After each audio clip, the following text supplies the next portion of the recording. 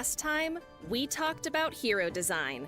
In this Dev Talk, let's take a look at the stage upon which Honor of Kings heroes perform, the Hero's Gorge.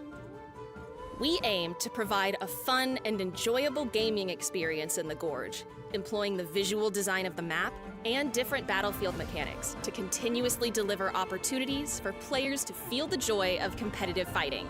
To this end, we are always seeking answers to these questions. What features do players enjoy most? How can we make a MOBA map rich and interesting? Speaking of the visual design of the Gorge map, we use 3 principles: clarity, uniqueness, and balance. Clarity means that the environment itself clearly conveys the battlefield information relevant to MOBA combat. From the very beginning of a match, the natural environment and special effects change, guiding the players along their lane. After defeating the Clash Lane's teleportation flower, players can teleport to the center of the other side of the river, allowing them to roam and provide support more quickly. Textures on the ground help to show the attack range of the crystals and the towers, the movement range of jungle monsters, and more. Uniqueness means that the Gorge is based on the unique world of Honor of Kings, integrating multiple cultures and their special traits and symbols to create a one-of-a-kind combat environment. The design language of the red and blue sides of the Gorge, curved and straight, are derived from our thinking on the world's cultures. The curves on the red side are inspired by the symbols of ancient Neolithic cultures, reflecting humanity's imagination at that time, as well as their observation and worship of nature. In contrast, the right angles of the blue side incorporate Eastern Bronze Age concepts of machinery. It was at this time that humans began manipulating nature and evolved technology to craft things themselves. The endless vitality of the Gorge landscape is also another important feature. We want the Gorge to be lush with all kinds of life: evergreen pines, fish swimming in streams and the river, and leaves swaying in the wind. Not only should it be abundant with nature, but there should be signs of human life as well. Human activity is a highlight of all forms of life, so the Gorge has a variety of human-made scenery: the stone of sorcery on the farm lane, broken bottles and jars, as well as other traces of the people who once lived there. Balance means that both teams have the same potential for victory, creating an atmosphere of fair competition for all players. The design language of both sides is different, but we work hard to ensure the overall visual feeling is the same, to avoid creating any psychological bias that might favor one team. From a standpoint of the design's visual intensity, the energy, technology, materials, etc. of both teams correspond exactly. Regarding resources, both teams' crystals, towers, and azure or crimson golems are placed in symmetrical locations on the map. Providing a fun, competitive experience for players isn't all about beautiful graphics. The design of battlefield mechanics is extremely important as well. The core design concept of the Honor of Kings battlefield is fun for all. Players on every lane can get a sense of achievement and recognition, creating an environment where everyone can have their highlight moments and contribute to the victory.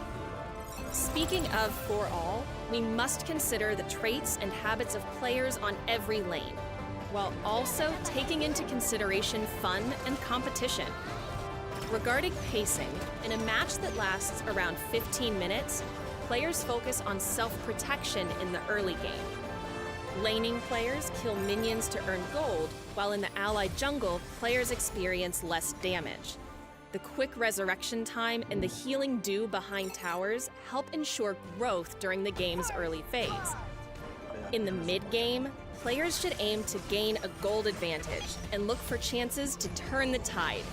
A fight over a core resource like the Overlord or Tyrant may be enough to break the rhythm of one side and give the other an advantage.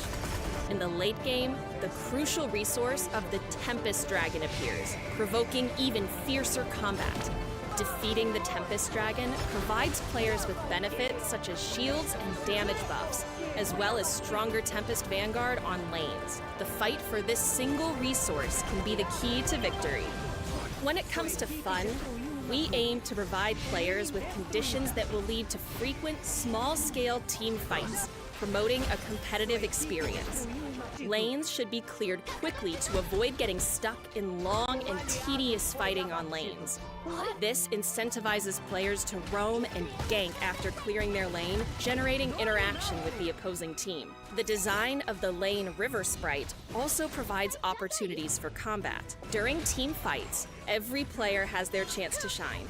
For example, support players may find it hard to get kill streaks, but they can still get the perfect crowd control feat from assists. In this Dev Talk, we have aimed to share the team's thoughts on battlefield design. We hope you will have a thrilling and highlight-filled combat experience in the Gorge of Honor of Kings and get a taste of the true fun of MOBA competition. That's all for this Dev Talk. Stay tuned for the next one.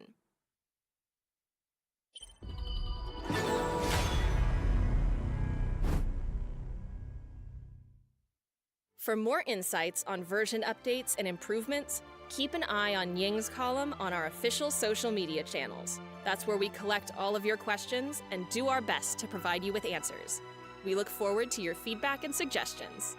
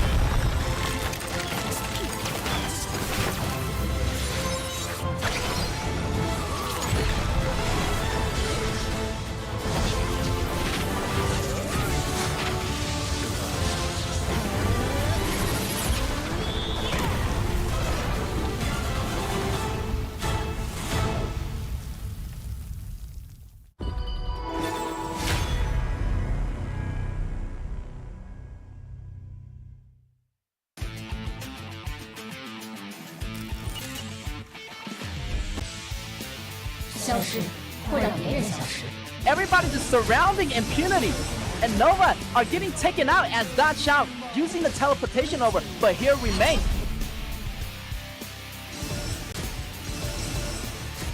粉碎他们！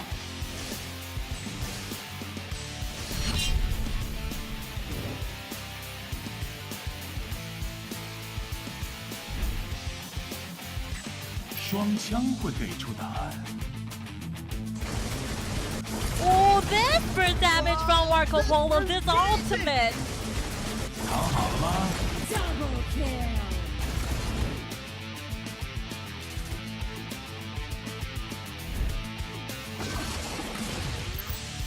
围猎开始，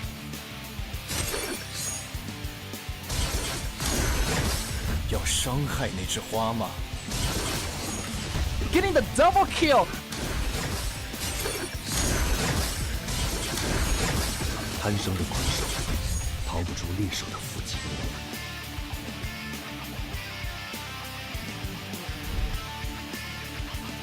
大小姐驾到，通通闪开！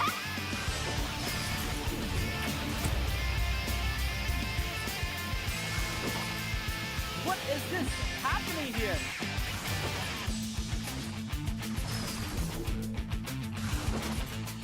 火力全开！ It will be the That's end. gonna be ace.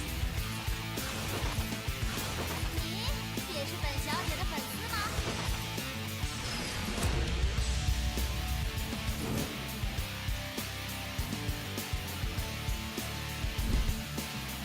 彼らの退路を断ちに向かう。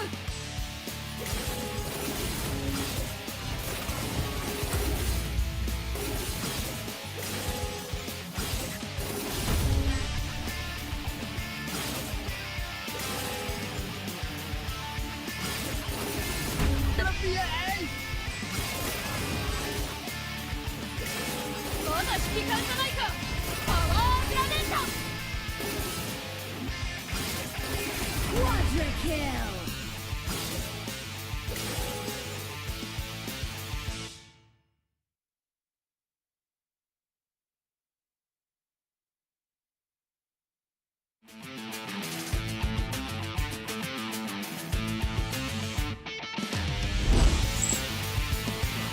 你在教我做事。 RCZ, they can just easily play around this Gyro, try to take more towers, but here comes Eugene. 确认击败，行动方案万无一失。喂，你挡住了，对面的身手。Double kill！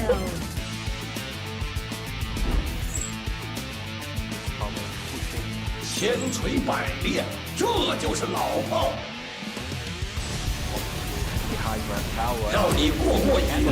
Played 需要帮忙吗？ and having a huge damage. Triple kill 黄忠丹。战神，除了横扫千军，老头还能做什么呢？干爆了！英雄登场！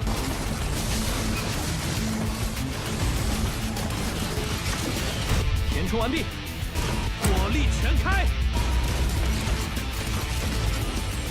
完美操作。准备好了吗？来点火爆的！伤口可不是什么值得炫耀的事情。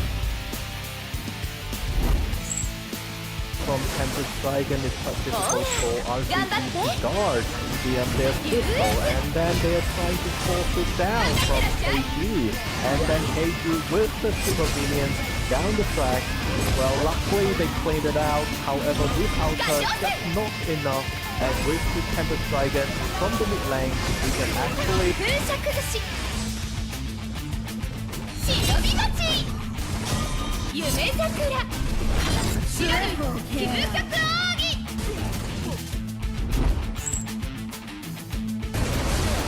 方寸棋盘便是我的天地，一死定乾坤。我退，还想跑，跑得掉吗？收官，逃离不可相让。他们完蛋了。 飞星。 Dear players, as the S1 finals come to a close, the much-anticipated 2023 KAW Season 2 is set to begin again.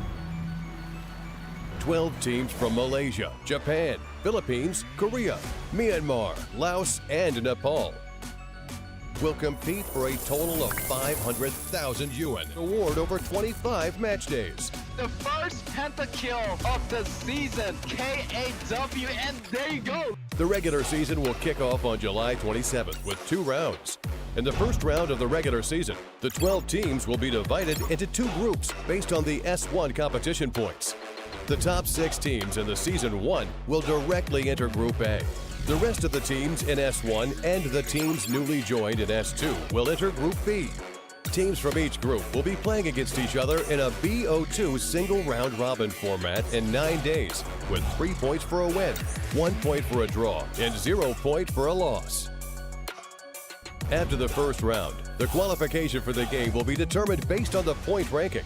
The teams ranked 5th and 6th in Group A and top 2 teams in Group B will compete for promotion and relegation format in 2 BO5 games on August 11th. The winning 2 teams will enter Group A in the second round, and the losers will enter Group B. The second round of the regular season will start on August 13th. All teams will have their past points cleared and will participate in a 9-day intra-group BO2 single round robin.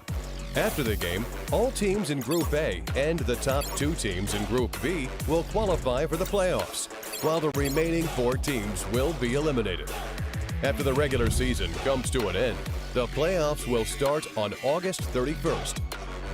The 8 qualifying teams will compete in a 5-day double elimination competition, as shown in the diagram, for the 2 tickets to the finals. The much-anticipated KAW League Season 2 Finals will take place on September 7th. There will be a BO7 single elimination competition, and when the game is at 3-3, it will enter the Ultimate Battle Mode. And then the first team to win 4 games will be crowned the Ultimate Champion. Finally, we are pleased to announce that the champion of the KAW Season 2 will be directly for the 2023 KIC Wildcard Qualified competition, and they will compete with teams from other countries and regions for a place in the 2023 Honor of Kings International Championship. Who is favored to win the championship? Let us look forward to it together.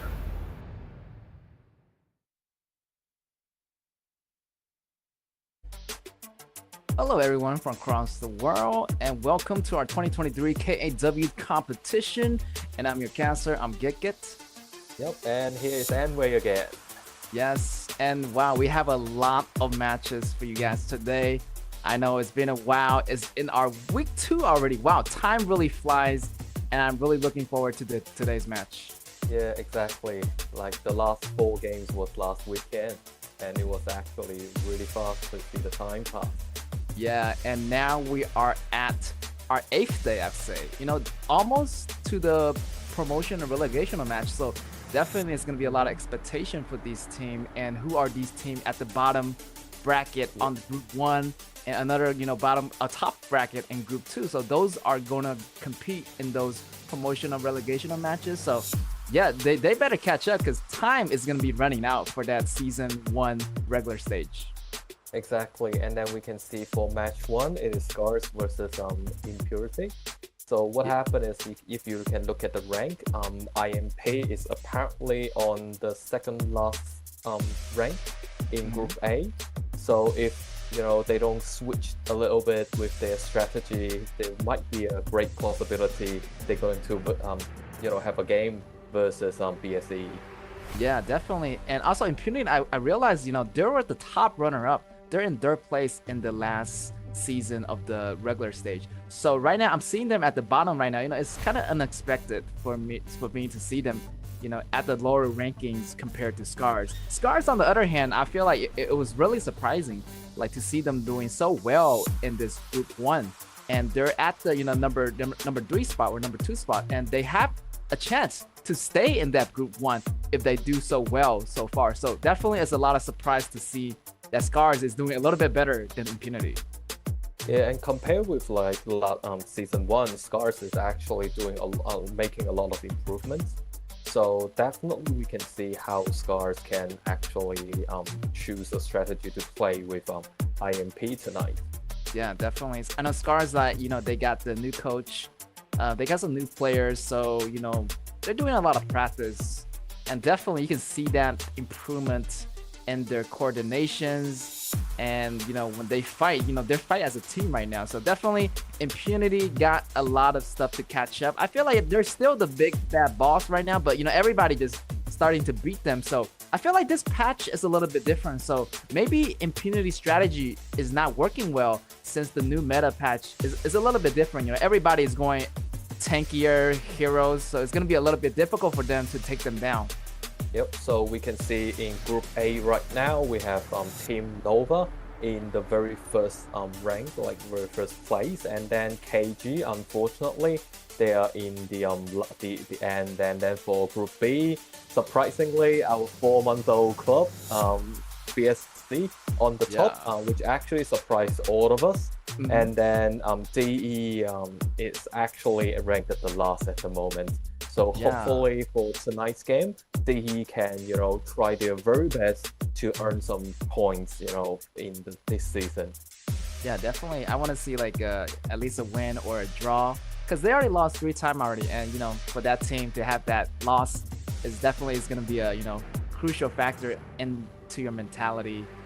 Losing 3 times in a row definitely going to put the daunting attitude on your team. So I'm hoping them the best of luck to win some matches tonight if possible. Let's take a look at the lineups here for the Scars. We got River still as the top lane, ASD mid lane, show support. Autumn is the famous ADC from their team, and also Fun is gonna be the jungler for that team. So yeah, a lot of surprises coming from this team, and I'm really looking forward to see how can they fight against Impunity here. Yep, exactly. And also I actually expect the ADC tonight, because we can see there are different choices he made in the hero pool. So somehow we actually felt that probably Scars can make us all surprised tonight. Yeah, and also not to mention, Impunity actually rotate out its ADC for Up. I know Up is the top ADC from last season. Even he got more MVPs than Autumn. So, Impunity got their ADC back for last season. So this might change the game a bit. Impunity actually, I'm looking forward to Up's performance, in this team. So it's like ADC versus ADC tonight. Yeah, definitely. If we look at the overall average like the average damage per kill, Impurity is actually doing pretty well. But however, if you look at the overall gold per minute, Scars is in the lead. So probably Impunity in the very beginning of the game should put much more pressure towards Scars tonight. Yeah, definitely. On that short term, I feel like Scars is actually winning in some of the categories here. The average kills per match. Wow, they got like more aggressive Scars, I know. So Impunity definitely need to step it up. And also, they're a little bit behind in those points. So if you want to catch up, definitely do it now. You do not have much more time. There's going to be, one more day next week. Then that's going to be the promotional relegational match. So definitely you want to get those points as much as possible. True. And if we look at, as you mentioned, the average kill per match, like you can definitely see the aggressiveness from Scars in this whole season.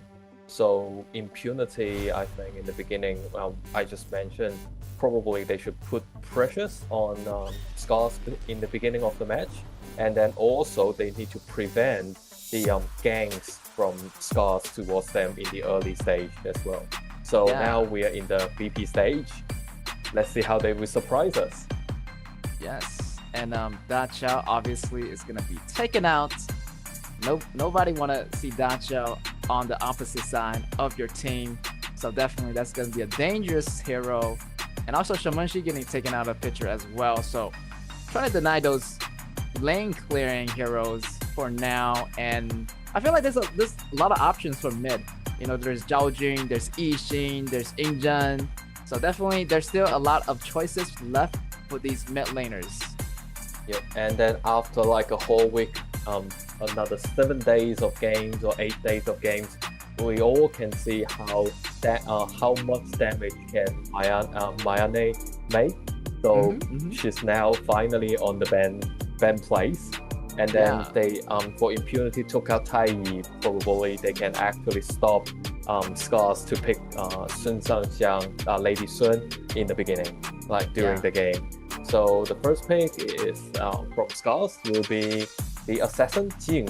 So that's the jungler, and then for Impunity they will probably lock down Zhao Jun, which can pose a threat with the ultimates towards Jing, and then we have Zhao Huaizhen to bear the damage posed by Jing in the game. Yeah, I feel like Scars over here is really confident. I know a lot of players are used to choosing tank as a jungler, but Scars just took that Jing right away, and I feel like they're gonna really try to be really confident with that assassin and try to do a lot of damage in that mid game.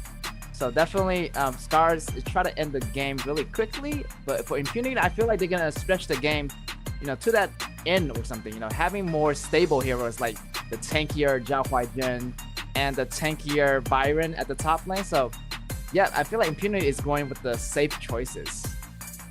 And also, for Byrons, we all can see how much damage Byron can do, like during the whole season. So Impurity in this way can actually use Byron to put much more pressure on the clash lanes during the game. And then the second ban from Impurity, Lu Bu out of the picture. And then Scars banded Sun Bing, a support hero, and then which can actually create quite a large HP regain. And then Lianpo out of the way, and also Luban Master. So through this picks, we can see Scars can actually stop some of the movements during the game from Impunity, and then Impunity got Ming Shiying Ming out. So probably we can see the ADC can be a very high damage ADC can be picked. Yes, and Lady Sun, yeah, definitely. I was thinking, they were choosing Alexio for their ADC for Impunity, but once Scars saw that they got main, they choose that Alexio right away. They didn't want Impunity to take away that Alexio, and yeah, banning away that Shenbing is definitely going to be a good choice for Scars, because you do not want to have that Shenbing on a tanky team, which is going to be a longer sustainability for that team, and it's gonna be a lot of trouble for Scars, staying in that battlefield longer than your opponent. So great ban pick from Scars, and a great, backup pick as an ADC. The Lady Sun definitely is gonna be a great pair with that Ming Xuan. Yeah. So like for Scars, it's more like a early stage group of hero, and then for Impunity, it's more like you need to wait at the last, because they need to prevent Jin cut the back to caught Sun Shangxiang right away, and then Lady Sun needs enough time to gain the gold's lead, so it can pose a much more threat to Scars at the later stage of the game. Yeah, I was thinking, Lady Sun, if everything goes well for this player up, I know he's gonna do a really good job, and I expect him to do a great job. He is the top MVP, so having that Megumi by his side, and I feel like that late game is gonna be really really important for Lady Sun. So let's see it. Scars on your left on the blue versus Impunity on the right on the red. Yep, and now we can see what Yixin can do in the beginning phase of the game, because we can see most of the time Yixin can clean out the minions a bit more faster than Zhao Jun. However, we can see Ming is going into the jungle and try to invade the jungles with Zhao Huizhen and Zhao Jun, and which they have been really successful. Yeah, definitely. Feeling Impunity are still being a little bit aggressive, like they are right now, and they're farming at a cool pace here. Now, having Lady Xuan getting the bottom lane, and also the mid lane getting those EXPs. Definitely, that Ming is helping out a lot towards that middle lane. Also, rotating to the bottom and helping that Lady Xuan as well. Yes, indeed. And we can see Zhao Jun is trying to go to the blue buff area. However, the blue buff has already been taken away by Jing. And what happened is, normally when Yixin got up to level 3 or level 4, when he got it out a bit more damage, he can actually go to support the farm lanes to pose more of a threat to the ADC from this side. Yeah. And also, that Lady Xuan, once he get those items, is gonna be really dangerous. And this player is also very dangerous. And you do not want to be in those positions. Once Lady Xuan get to that level 10, that mid game, once he get that Infinity Blade, the game is gonna be a little bit over, But everything has to go really, really well for Impunity, and they do not want to overstep this, And also in the early game, killing the mage minion in the farm lane to earn more gold is gonna be acceptable. But here's the dive coming in from Scars, but it's not gonna be successful, and Impunity up managed to get out of that one, just barely. Yep, lucky Lady Sun got out from the battlefield. But however, in the on the clash lane, Xiahou is on the clash lane, Scars actually got caught out of surprise by Zhao Huizhen and Lion. Yeah, and look at that, another kill here, but this kill actually coming back from Scars, getting that kill count equalized, and Shaolin just got caught in the open there, and multiple member Scars here, and we can see that replay here. River try to fight off 2 members by himself, and he's gonna use the ultimate just in case, but he is not gonna survive. The ultimate is gonna save him for that 1 second, but in the end, he falls to Impunity. So definitely first blood on Impunity, but they got them back on Shaolin. So everything looks pretty normal right now. Both teams are playing it really cautiously, and Scar just a little bit behind in go, since that first blood gave a lot more go to Impunity. And for Xiang Yu, he really needs to be very careful, because if he is somehow lagged behind, then the confront lane can be very tough for Scars at the later stage of the game, because he just cannot take on the damage from Lady Xuan. Yeah, also, he can't take the damage also for Byron. I would say Byron, later on, it would be another powerhouse to take down. And his damage is also insane, and skills a lot better, than Xiang Yu. Here's the timer steal, by the way. Here's comes Scars coming in, actually, got the kill from Impunity. Impunity started that timer, but, Mengfen was able to come in and actually just grab it and just go.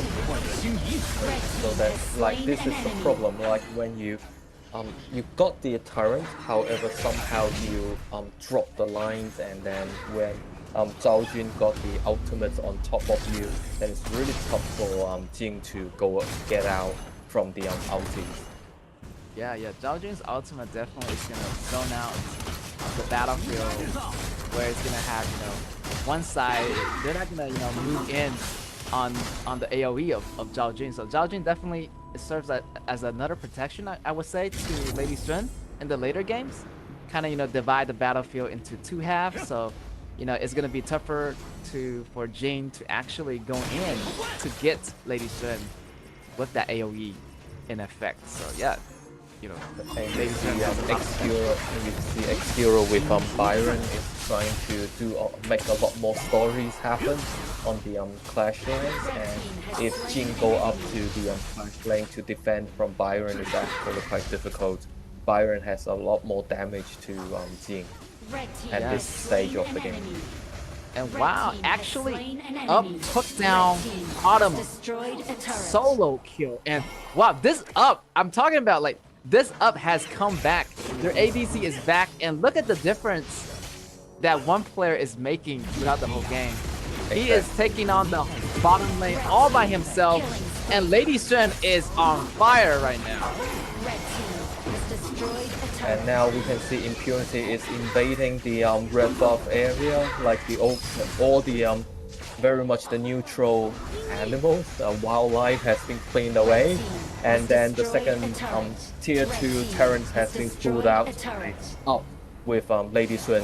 And Lady Sun is actually having a really good farm at the moment, so probably we can see a huge severe damage made by Lady Sun in the later stage of the game, especially after 8 minutes mark. Yeah, after that 8 minutes mark, man, like, those auto attacks is gonna hurt a lot. And even for Xiang Yu, I feel like he is not catching up, as you mentioned. Like, he's kind of falling behind a little, only sitting at 3k. So, taking Lady Sun's damage, it might be a devastating shot to the face. I feel like that tank is not gonna survive, and definitely that front line is not gonna do a lot of protection for Alexio. So, Lady Sun is gonna do a lot of damage. And right now, Xiang Yu goes down again to Lady Sun. So that's the problem. You can see and Impunity is going in again, although Jing is making a lot of damage, however cannot actually make things happen, make a difference. And then Yixing is in a very dangerous situation. Luckily, Ming didn't got the skill set on top of Yixing. So we can see Impunity at the moment is actually in a really good lead, which is about 7,000 gold lead at the moment. Yeah, that 7k lead is so significant right now. And look at that, Lady Sun just fighting off 4 member. He's not afraid of anything right now. This player Up, he is just leading the game for their team. And Impunity, wow, with that player just doing so well at the bottom lane, it just creates so much openings to go into that jungle, to go after the neutral objectives. And as we're speaking, the Vanguards is on its way towards that mid lane, towards that top lane. So definitely we're gonna see another tower fall here for Scars. And it's really dangerous for Scars at the moment, and you can actually see like the two tanks which is Xiang Yu and Zhang Fei, their goals combined together is not even with Lady Sun. So it's really hard for them to take the gun blows, the cannon blows from Lady Sun. Yeah, it's gonna hurt. Definitely, those goals are not gonna be on an even level. Their economic gap is hugely divided. Lady Sun got the damage, Lady Sun got the goal, And I feel like Scars, don't have that luxury to afford those items right now. So definitely, they do want to be on that defensive play. But, slowly but surely, I feel like, Impunity just gonna squeeze them out, choke them to death. So definitely, Scars need to make something happen here, or Impunity is gonna be at a really, really quick pace, and they're gonna be at a slow death for Scars. Yes, like you can see at the moment with like 10,000k gold lead, and then Lady Sun like both red and blue buff on top of her. She is very much unstoppable, and especially with the minions is coming to the high ground tower, pushing close to the high ground tower. So probably this tower will be gone. Yeah, I feel like Ishin has great CC abilities, but like he kind of lack of some of the clearing minions abilities. So definitely maybe Shamanshi, but Shamanshi was banned, so great BP phase on Impunity side. So definitely Zhao Jun has the lane priority here, and and Lady Sun, their new player up, and they're doing so well right now, and that just they're just backing up everybody. Like everyone is doing so well during their laning phase. So definitely Impunity has a huge lead here, and that they're gonna use this momentum. Maybe they're gonna try to end the game here, I would say. Yep, because with the super minions from the mid lanes and then from clash lanes, probably they can actually push down. But to guarantee the victory, we can see Lady Sun is making her way to the Shadow Overlord. So with the next round of Vanguard, probably it will be a lot better for them to get the lanes cleaned out by Impunity during the game. Yeah, I feel like Impunity is already 10k ahead, and they say that if you have a 10k lead over any team, I feel like you got this game in the bag. But still, Impunity doesn't want to take that risk. Definitely, they have that Overlord right here, and maybe it's really promising. They have super minions moving in, so this is the final moment. Well, they are trying to make something happen, and then Zhang Fei got a really good CC with Yixing. However, the super minion is moving right to the highland, and with the significant goal lead, is that nothing Scars can do. And then let's say a congratulations to the to Impunity for the very first win of tonight. Yeah, congratulations to Impunity, and wow, that player just really put Impunity back on the map again. With that fabulous KDA, that Lady Sun is doing a lot. Yep. We were actually thinking about Lady Sun to be a lot to create a lot more damage at the later stage of the game. However, all of a sudden we can see Lady Sun is actually making a really smooth progress in the beginning of the game in the laning phase. So also with Megumi helping out Lady Sun, those significant damage is just something cannot be taken by the tanks from the opposite side.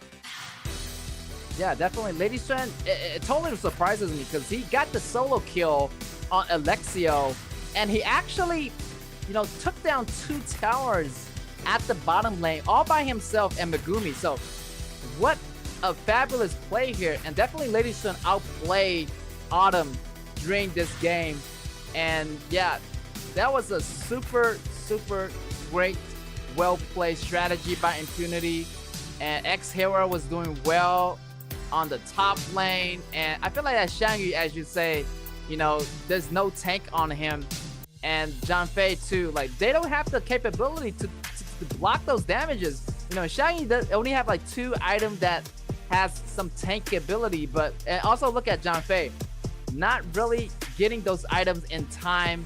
So definitely Lady Sun having that Ermo piercing ability, the whole team, it's gonna be like not a threat to Lady Sun. I would like to say poor Xiangyu, almost 5,000k. It's even less than the support players in terms of gold. So just it's just inevitable for him to bear the damage. And also you can see on the dashboard very much Impunity having an average even out damage from each player, so which is really promising. However, if you look at Scar's damage only can be done by Jing and Yixing. So the uneven damage made that actually caused some of the problems during the games.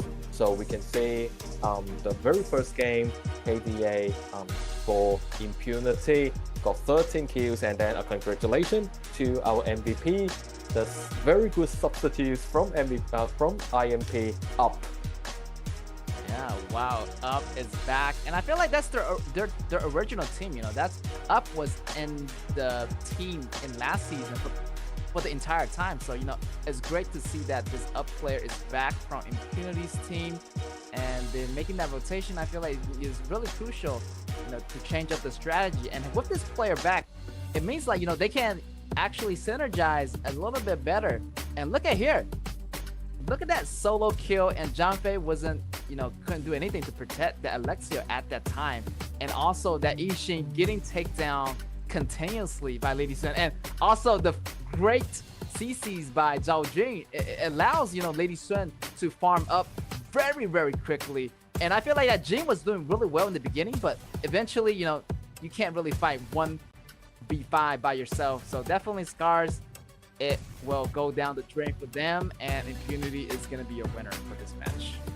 Yep, and the very big problem for Jing is that, if we look at the overall gameplay, whenever Jing is trying to make some damage and then to attack Impunity, she is always attacking the tanks and also attacks, the supports. So for Jing as a jungler or assassin position cannot really pose a threat to the ADC player. So this is something probably Scars need to consider a little bit for the next game. Otherwise, it might turn into a 2-0 straight win by Impunity tonight. Yeah, Impunity, like they had Zhao Huaizhen, they had Byron. Definitely, Jing could kill those warriors at the beginning, but eventually, later on, they were at a gold deficit.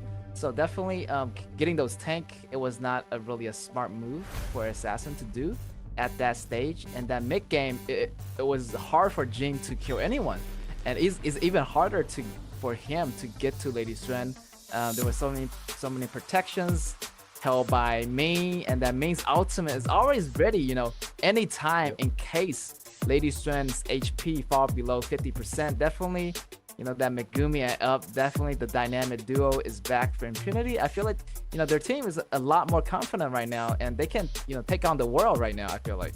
Yeah, and you actually can see a really good chemistry, like a team spirit in Impunity. Like whenever Lady Sun is in danger, as you mentioned, Ming is always preparing the ultimate for Lady Sun.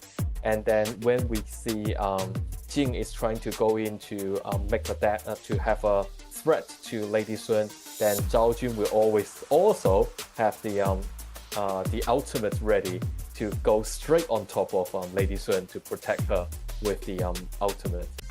Yeah, I like Zhao Jun's ability. You can use it as a defensive ability.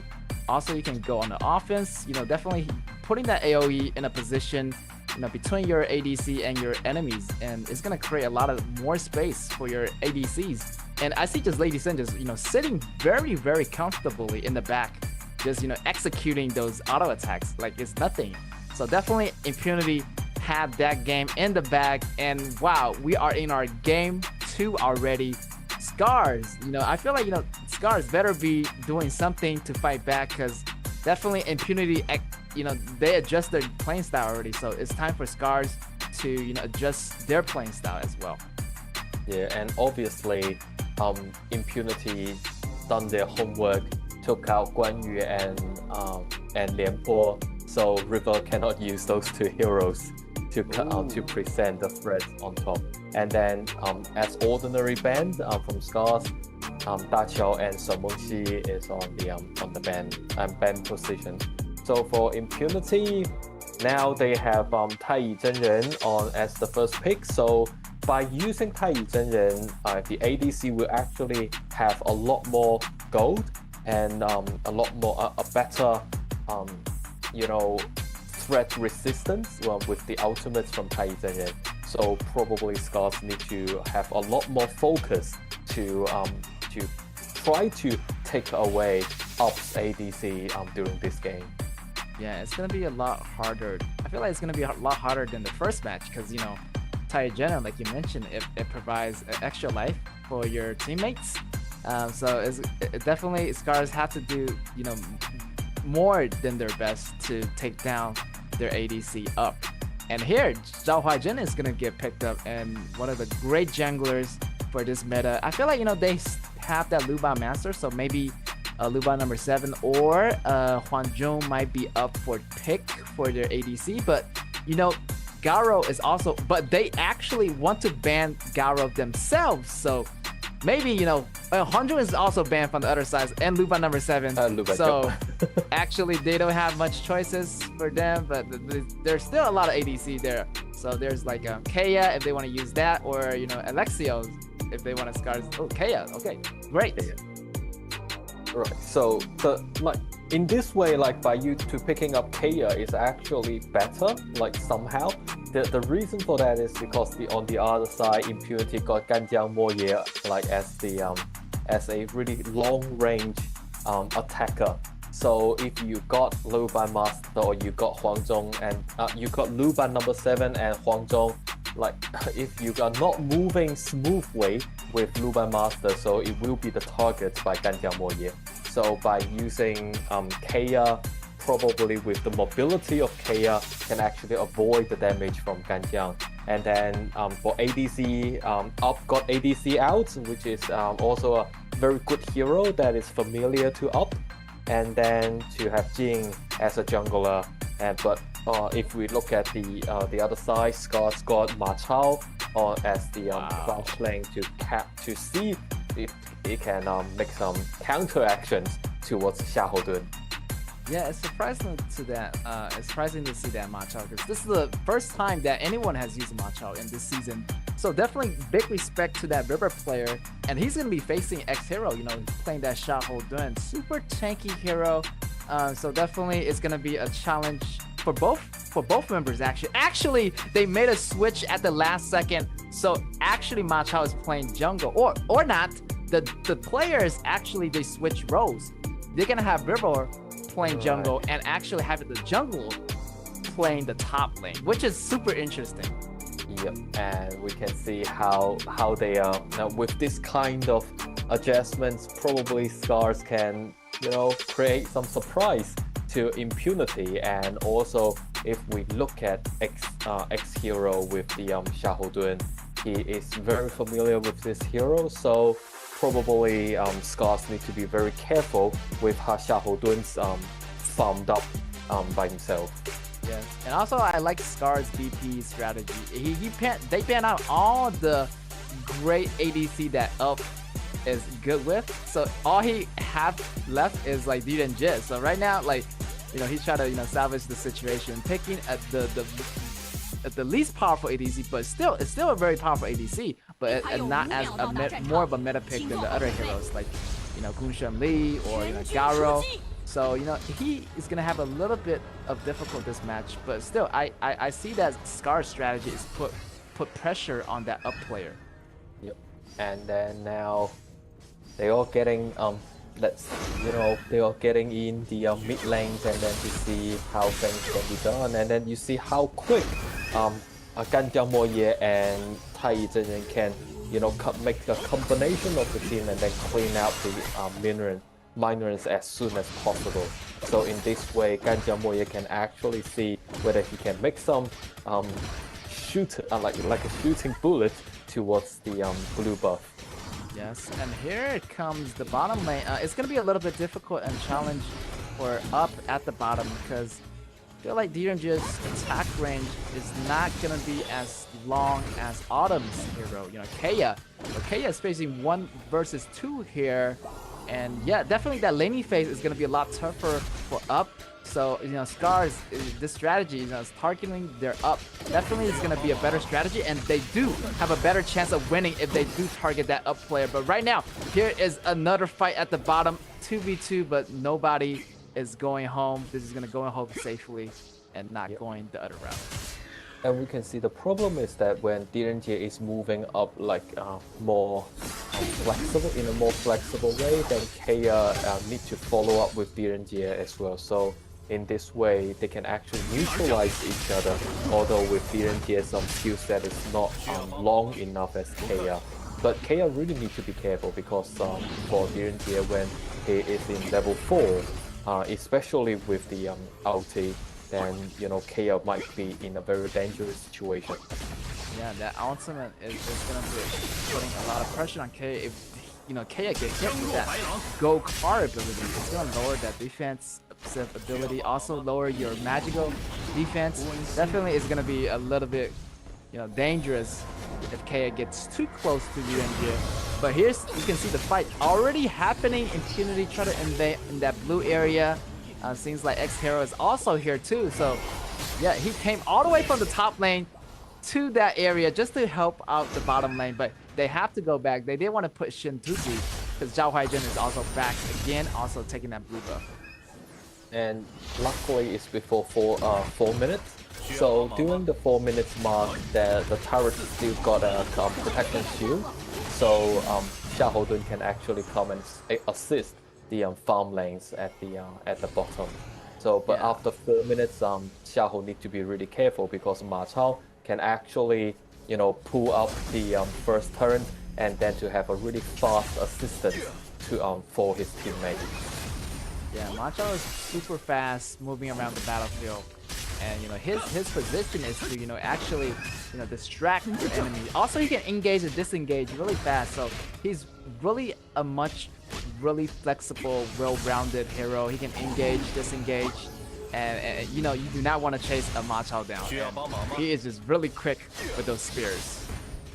And we can see Zhao Huaizhen is in the opposite, the jungle area and on the opposite side. However, if 4 of them coming into the jungle area, then Zhao Huaizhen will be in trouble. But luckily, nobody realized Zhao Huaizhen was in the in those areas. Yeah, I feel like he was just waiting for like an opportunity to get maybe their mage, maybe their ADC. But I was obviously thinking maybe he tried to get that Ganjian in that mid lane, but nobody was taking and falling for the trick. And look at him, Impunity diving a little bit too deep, but Megumi still have the ultimate available, and he goes in with the stun. Here's the first blood already here. Impunity got the lead, but Tyrant belongs to Scars. And we can definitely see how Megumi is not scared of death. So jump right away in and then to help out Direnjie to gain the first blood, like first gold. So in this way, Direnjie will be in a really healthy farming situation. And then we can see how Ganjiang is creating such damage. However, it's not enough at the moment. And then the first turret in the farm lane has been destroyed by Impunity. Yeah, I feel like X-Hero is really trying to help the bottom lane, try to like make to try to create an advantage for him, and that's what he did right there. He's doing it perfectly, getting the first blood for your ADC, and also at the top here, wow, look at Ma Chao almost getting a solo kill on that jungler, but Lin Fen managed to get away from that, and that Ma Chao is gonna be really scary towards that mid game where he get most of his items. But Impunity still, they're holding on right now.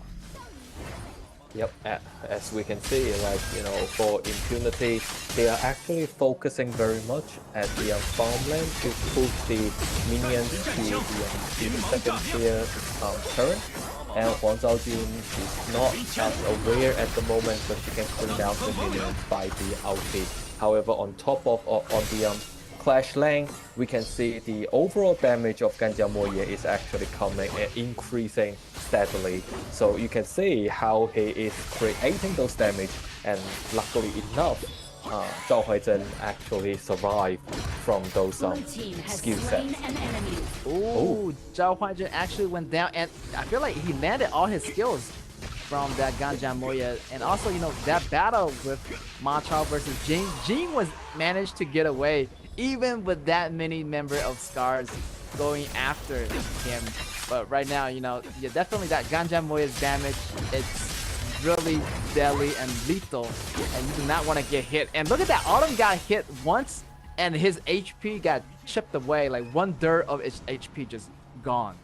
So it's like almost half of the HP, and then if Ganjamoye continue to farm in a steady way, then the damage will be unstoppable again, just like Lady Sun from last game. Yeah, and also, you know, I feel like Direnje's position is not gonna be as comfortable as the last game they play Direnje versus Lady Sun. So definitely you want to put more go and more focus on that Ganjamoye. True.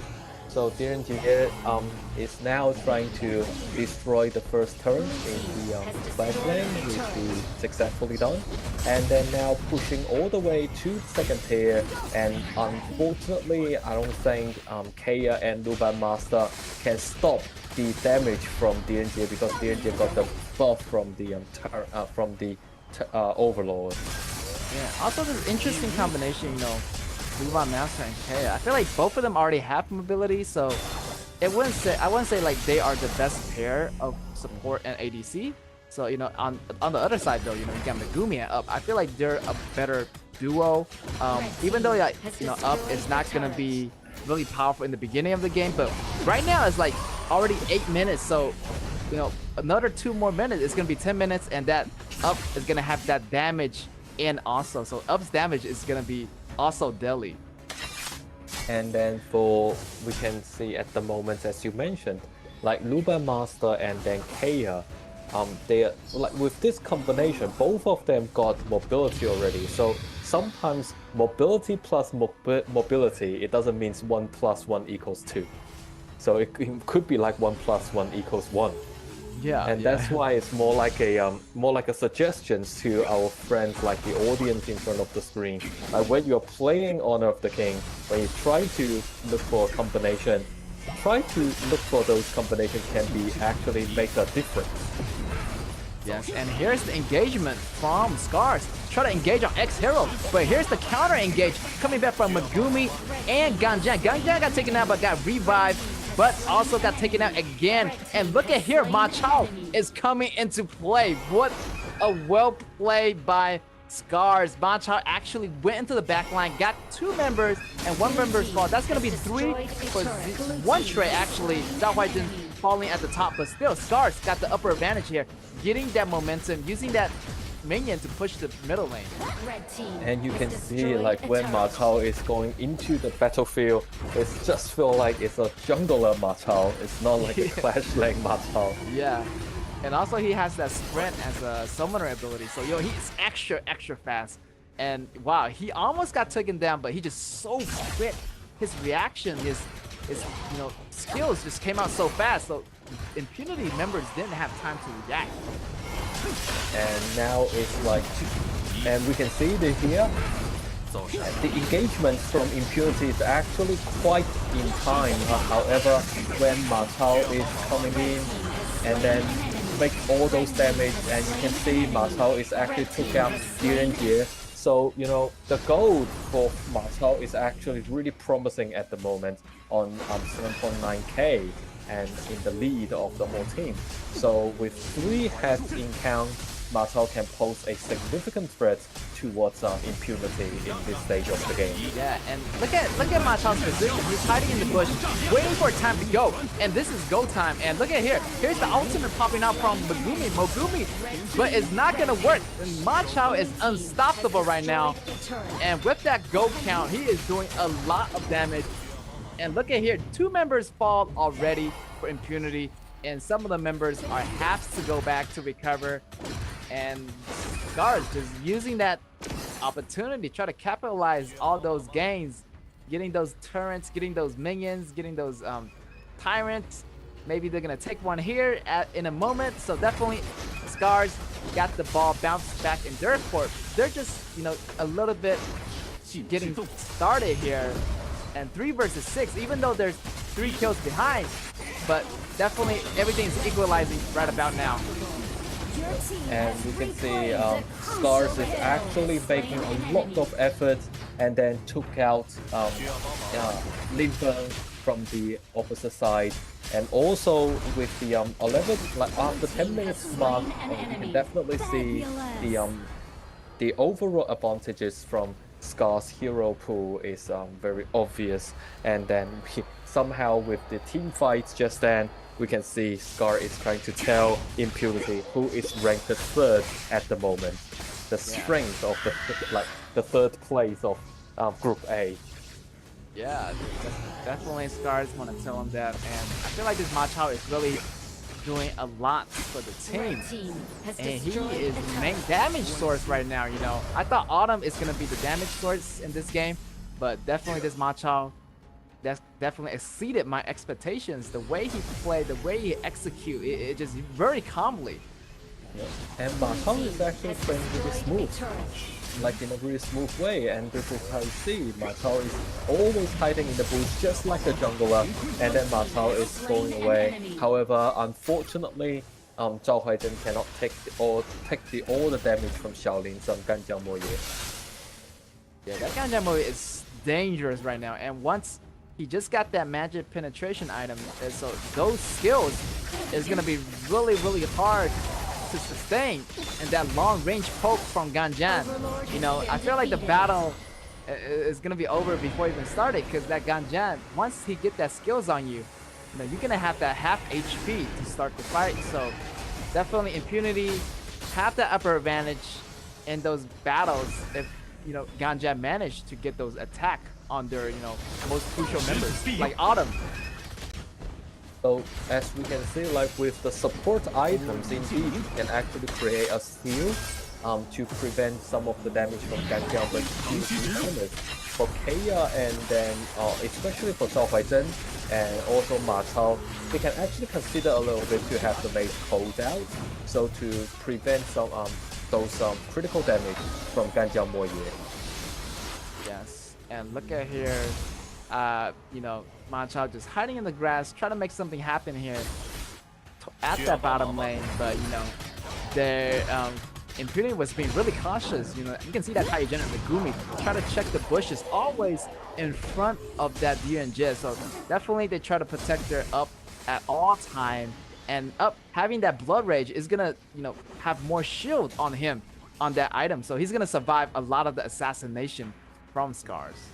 Yep. And then we can see, you know, Scars is trying to establish some of the team fight. However, they really need to be prepared for the damage done by Ganjiang Moye, because you can see Ganjiang Moye is on 9,000 K at the moment, and also with the magic penetration item presented at the moment, then the overall damage can be really severe towards Scars and in this stage of the game. Yeah, also Up's damage is really up there also. And here is the initiation coming from River, but blocked off by X-Hero. X-Hero is always in the front line, but he has to watch out for his position and also protecting Ganjiang, because, you know, that Machao is hiding there and he is making a move right now. Here's the battle happening. Zhao Huaizhen goes down first. Machao make his entrance, going back into the row, try to make something happen, but got taken down, and this might be it for Scars. Scars is falling one by one, and this might be the end for Scars. Yeah, and then the issue is, like, for Machao, I think for Impunity they actually sent some Machao is at the back, so Taiyi Zhenren was actually in the back presenting as a protection to Direnjie and also to Ganjiang. So unfortunately, you know, we can see Scars trying to fight back, make a comeback. However, at the end, all of a sudden, you know, the game is over.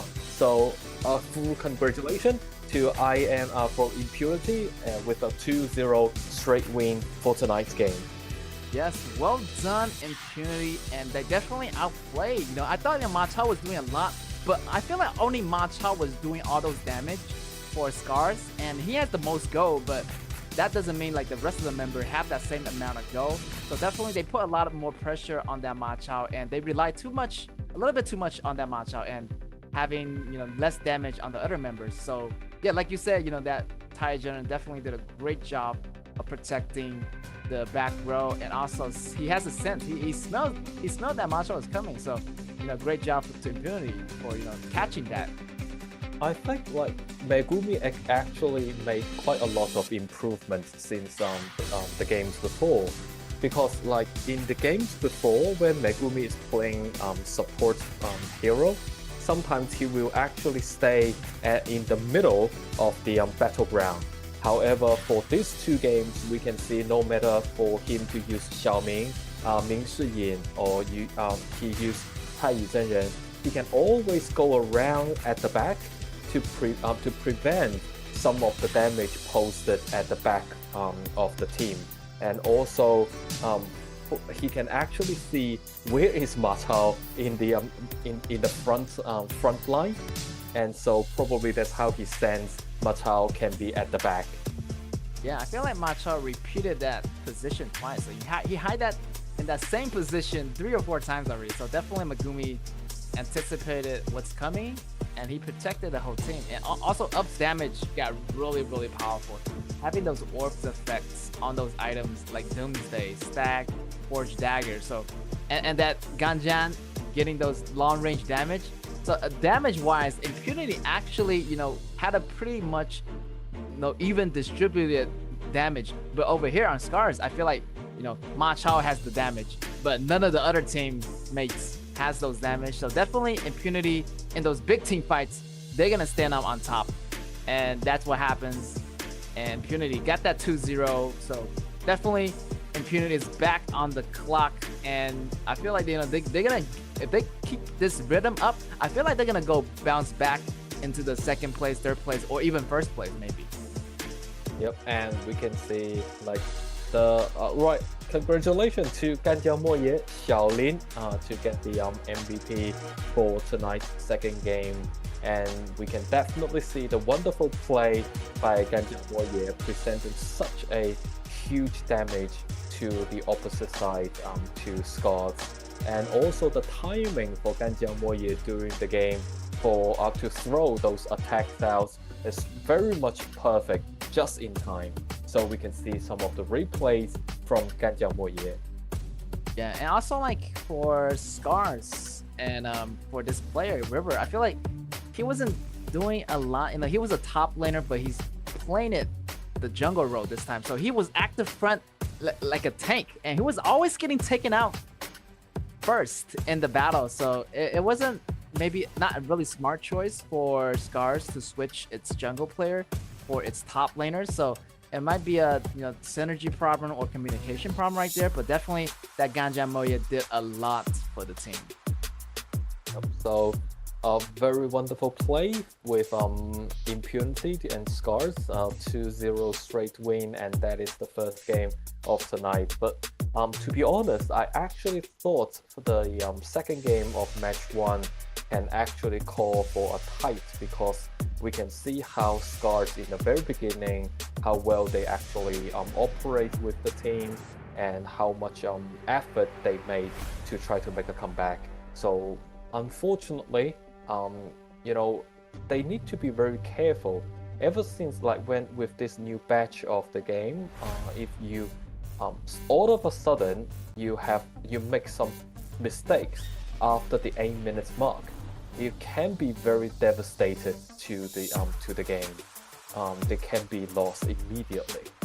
Yes, I totally have to agree with you, Mway. Definitely after the 8 minutes, the pace is going to be a lot faster, and one small mistake, it can actually cost you your blue buff area or your red buff, or even like cost you the Tyrant. So actually, making a mistake, either having one member of your teammate down, and I feel like that's what happens, to Scars.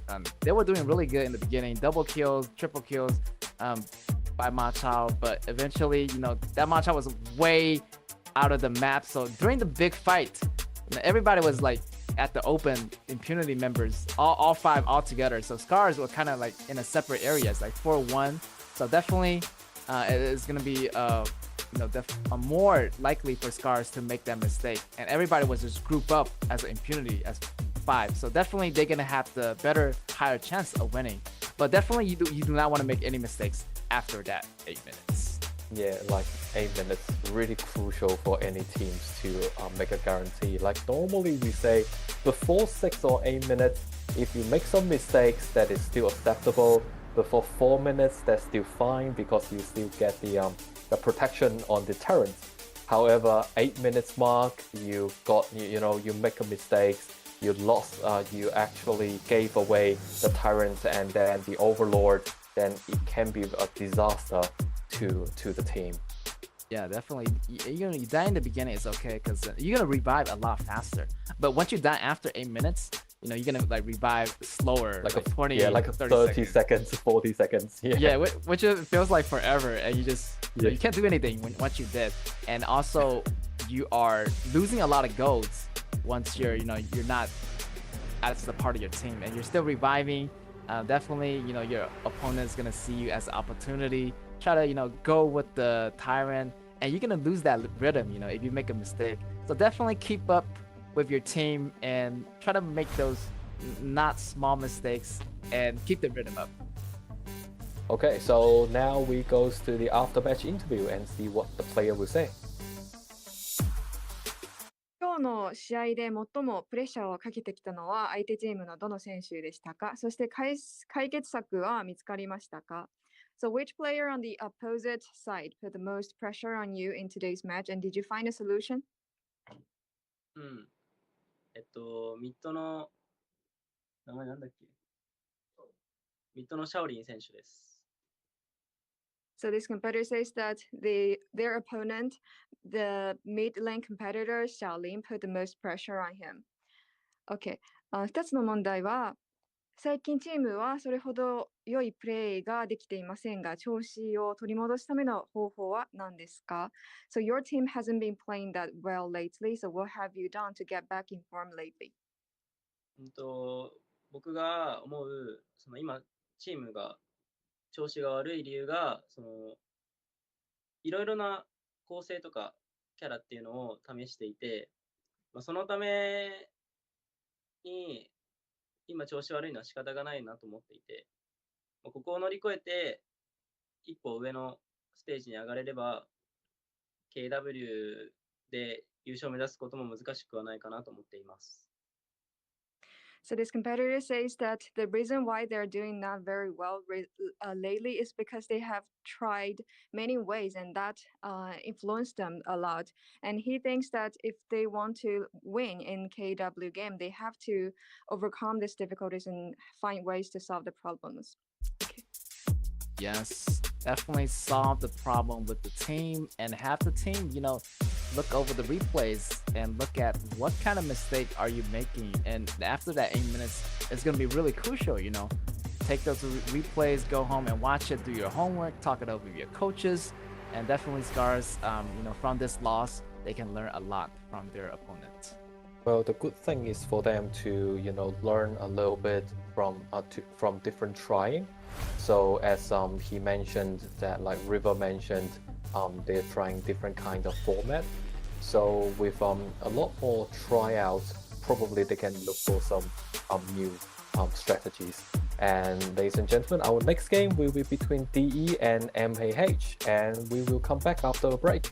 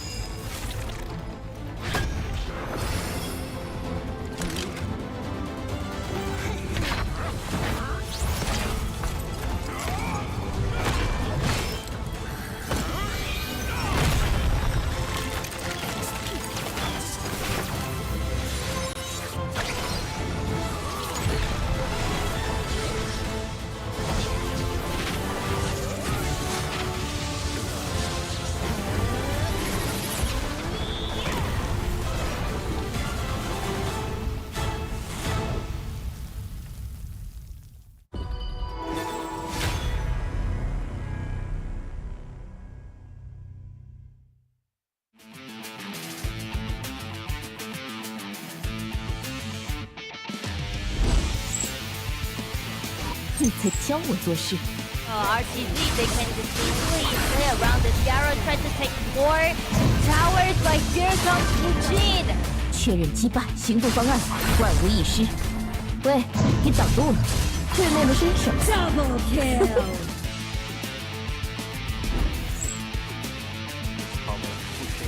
千锤百炼，这就是老炮。让你过过瘾。需要帮忙吗？ Triple kill, 黄忠丹。战神，除了横扫千军，老头还能做什么呢？干爆了！英雄登场！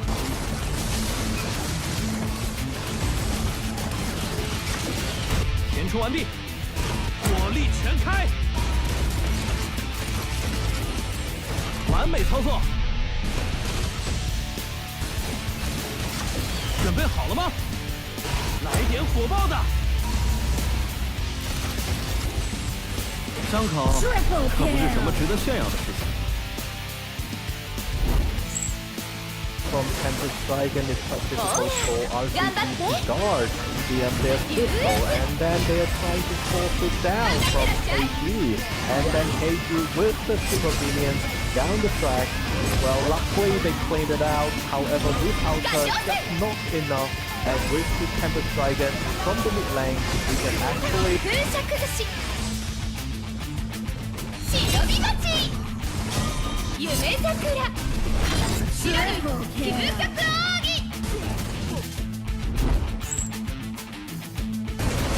来方寸棋盘便是我的天地，一死定乾坤。我对，还想跑，跑得掉吗？收官，逃离不可相让。他们完蛋了。 飞行。 Dear players, welcome to Honor of Kings. Born in 2015, Honor of Kings is the world's most played mobile MOBA with over 200 million registered users and 100 million daily active users. It has witnessed a total of 73 billion views of esports content in a single year, and recently seen international teams battling it out for a prize pool of $10 million at the 2022 KIC tournament. Since launch, Honor of Kings has been continuously refined and crafted to be the ultimate competitive game on mobile. Now, we are going to take you behind the scenes as we share some of the development ideas that went into creating the game. Let's go!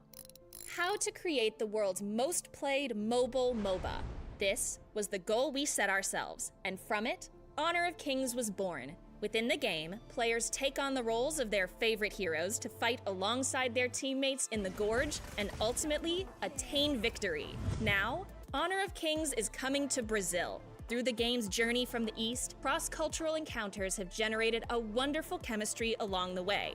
But what remains unchanged is Honor of Kings' core concept and the pursuit of perfection in game and hero design. These are constantly at the forefront of our thinking. At the early stages of hero design, the first things we ask are, what kind of experience can the hero give the player? How can we make our roster of heroes fully fleshed out and realistic? What kind of visual appearance, personality, and backstory do they have? And what type of weapon and combat style is most suitable for them? What are their strengths and weaknesses? Then, even deeper questions. What is the hero's mission? What are they fighting for? What makes film characters so beloved to us is that the creator uses an intuitive and visual story to bring them into our world. It's the same in Honor of Kings. To bring a hero into the player's world, we have to create their story, making them a vivid, vibrant, and living character, not just a generic persona that will be forgotten after a single glance. Ying was created in just this way. Though she appears to be just an energetic young hero, her background story is rich and vibrant. In the world of Honor of Kings, Ying was born to the prosperous and tolerant city of Chang'an. We wanted her to inherit the long history of Chang'an while also injecting fresh blood into the city. Born into a family of military generals, Ying grew up hearing stories of great warriors and eventually aspired to become a legendary hero, a torch to light up the ages. And welcome back, ladies and gentlemen, to our KAW Season 2 competition. And we have our match 2, and that's going to be DE versus MAH. Yep, and unfortunately, we do see DE is at the bottom, on the list. So hopefully tonight they can make a comeback, because as I mentioned to Get before, this is like this team I used to know. They were actually quite good, with the overall game performance. However, during the season 2 competition in KAW, somehow they just misperformed. Yeah, I'm not sure there's a miscommunication with their, teammates or some kind of network connectivity issues, but definitely, unfortunately, they do not have a single point on their rank right now. They're sitting at 0 points, and that does not feel good for them. And they are going up against MAH, also is a top contender in Group B. So it definitely is going to be a challenge for DE to, get this win from MAH. Exactly. So, from my perspective, I do want to see, DE can, overcome some of the difficulties, and no matter it's related to the miscommunication within the team, or, Wi-Fi connection. Hopefully they can find a better place, got a better Wi-Fi connection, like a better network, so they can demonstrate their true ability in our KAW Season 2's games. And we can see MAH, as Get mentioned, ranked the second at the moment in the top list. And then DE with still 0 points at the moment, ranked the last in Group B. Definitely get those Wi-Fi. Try to get to those tallest building in the country if you want to get those best signals. Definitely DE. Hopefully they can actually bounce back from this. They're sitting at number 6 right now, and look at the lineups: Swami, Doofy, and as you mentioned last time, we have an extra player sitting in for Lucky Leon, but Lucky Leon is back on the map right now, and he's gonna be in that team with Keto and Galaxy as their top lane.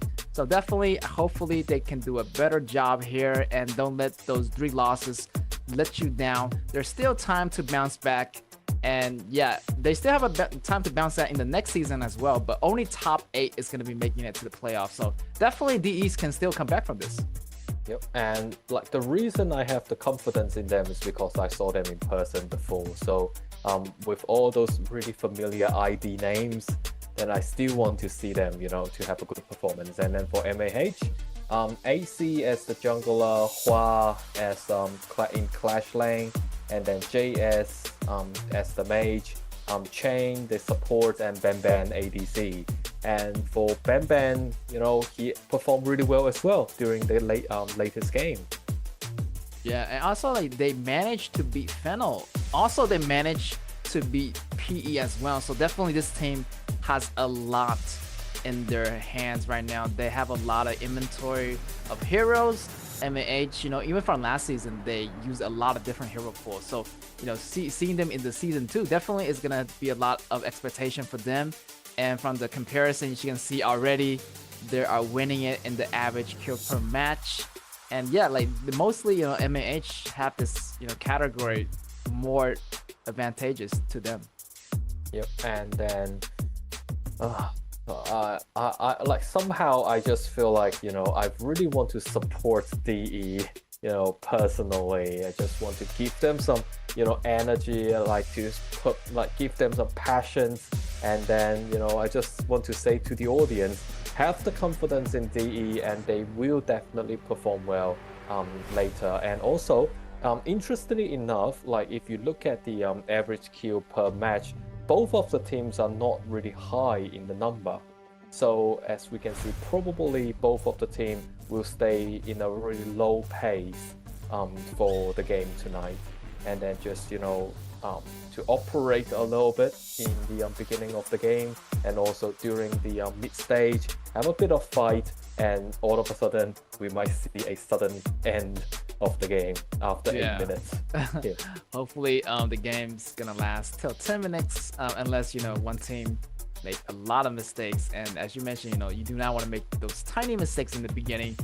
Definitely you want to win your laning phases, and once you win those laning phases, you're gonna have a higher chance of rotating and help the other lanes. So depends on which lane has the more advantage situation. You want to help that lane, try to capitalize those situations as much as possible. So DE don't want to rush in the beginning. I feel like their early game just went sideways for them. So definitely DE want to hang in there for that early game. Yep, they need to prepare themselves a little bit, because MAH can be put up against all of a sudden. So it really depends on how DE is doing the homework for their matches for tonight, and then see how they can actually resist a little bit from the ganks of MAH. Yeah, definitely DE want to try those more tankier, more meta pick. I feel like they're losing some of the choices on those ban picks, so definitely do a lot better on those BPs and try to focus on your early game. And dying less, it would be great, but always try to go for those neutral objectives. They can't be too reactive. They can't sit there and let their opponents, their enemies, just get run over them. So definitely want to take the situation and be proactive in those matches. Yeah, true. Just as you mentioned, they are not proactive enough during the last couple of the games. And especially in the beginning stage, when they were having a game with PE, they were actually playing pretty well, but at the end they couldn't hold on to the overall advantages. So at the end they were actually got overthrown by PE in the game. So for tonight, we do see both teams got a pretty average gold per minute, standing on like 2,800 and then 3,100. So with the really steady gold per minute, probably both team can actually farm in a really peaceful manner, other than establish a lot of fights in the beginning of the game, like what other team has done. Yes. Hopefully it's gonna be all peaceful in the beginning of the game, and everybody try to get their items before that 8 minutes mark. Then, but I'm not sure if MAH is gonna go in with the game really peaceful. Maybe they seen their past games. MAH knows that. Also Galaxia as a top laner, I feel like he's always getting targeted. Like in the previous game, DE versus Fennel, DE versus BSE, like Galaxia was the lane that just got slaughtered, and that lane just went down so fast. And I feel like MAH might be targeting that top lane, as we might say. So yeah, a lot of preparation DE need to do here and try to protect that top lane. If that top lane falls, it's gonna be not that advantageous for your early game in the beginning. So hopefully we can see more of a love and peace situation in the clash lanes. So for DE, the very first ban goes to Gui Guzi, and then Shen Mengxi on the opposite side. So by taking away Gui Guzi, DE can actually slow down MAH's pace a little bit. But it really depends on DE. Probably they can also, after banning Gui Guzi, they can choose to ban Sun Bing as well to slow the speed. Yes, I do have to agree. Gui Guzi and Sun Bing definitely gonna speed up the pace of the game.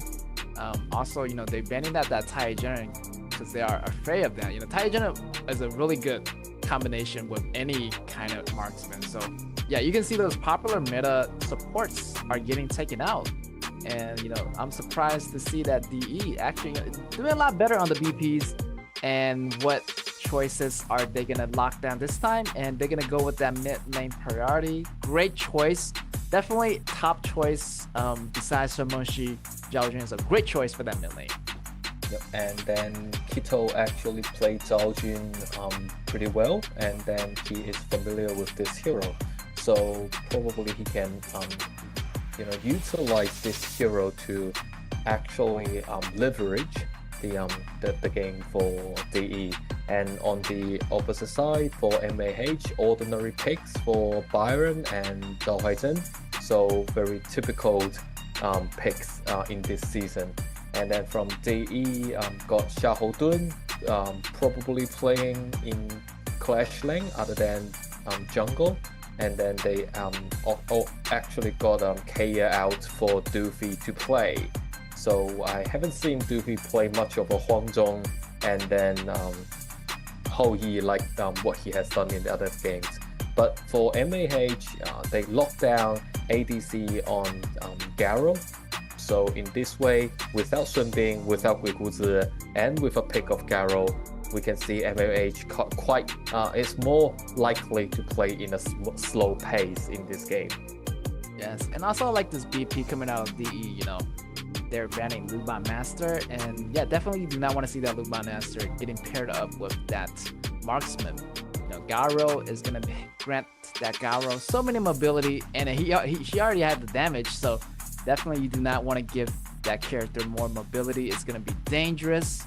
And also, you know, over here, that Galaxia is going to be playing that Xiahou.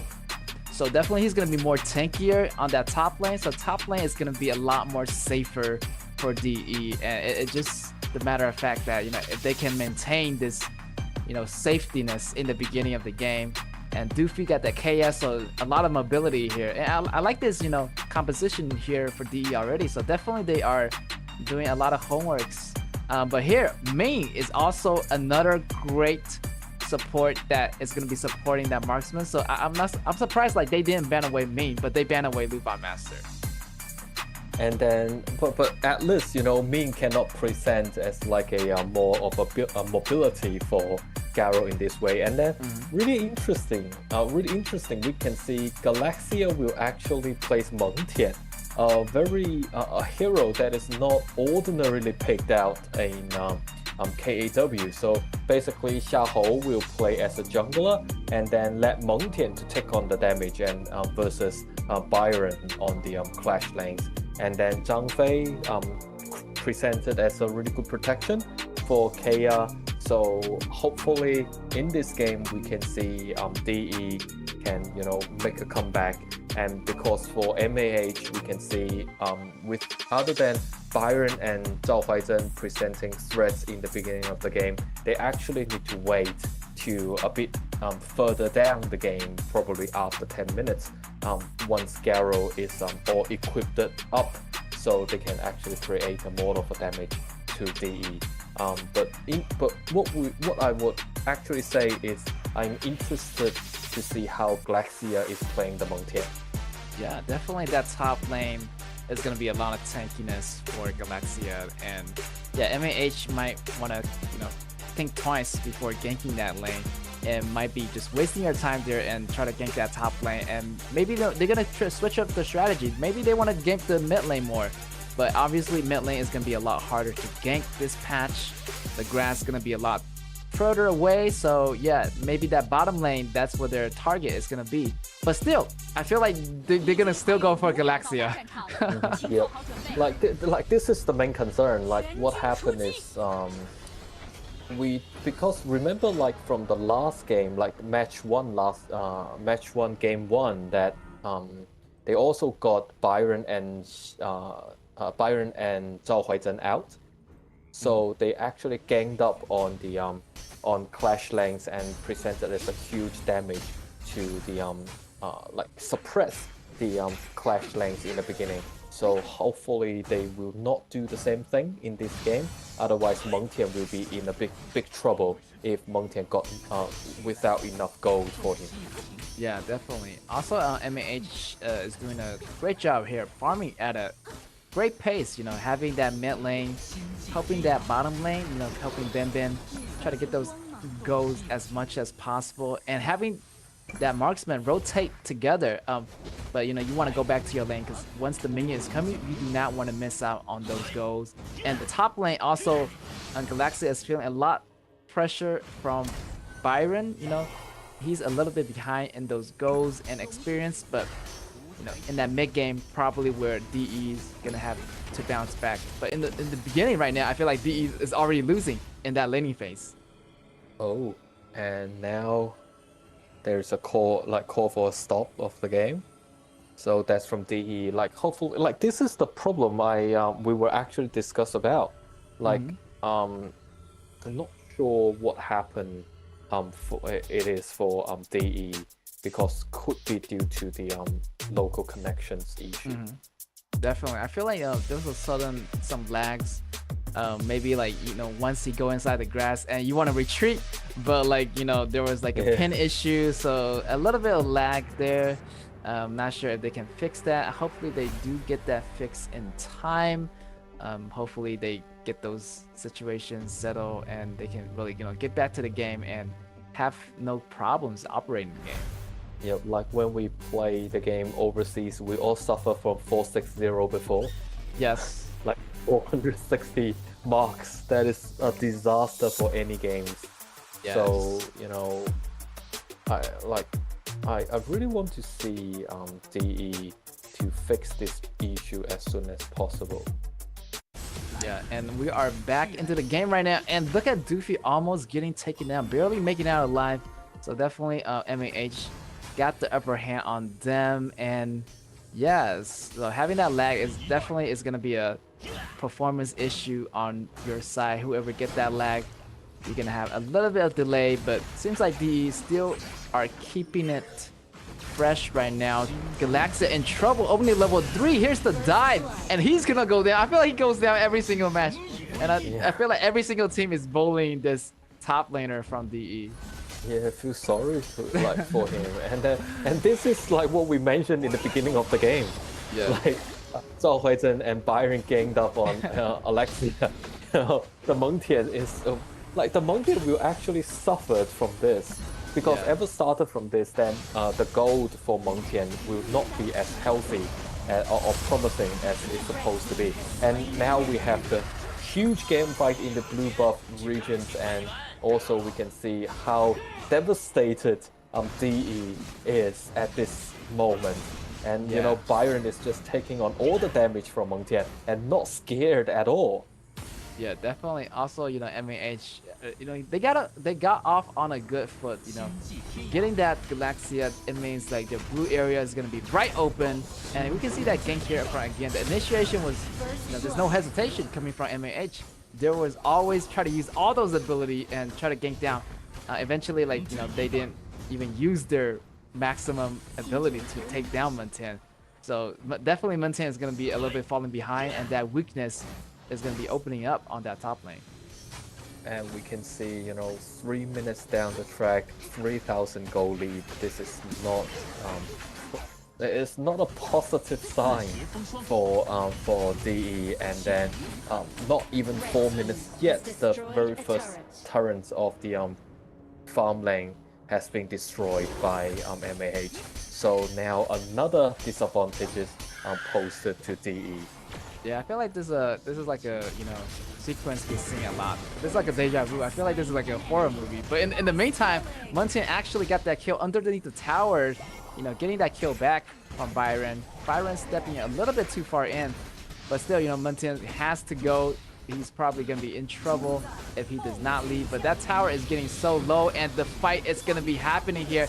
Look at that Ben clicking away those arrows, but Galaxia is here to help, but KS falls already to the arrows. And oh my god, Ben is very much on fire.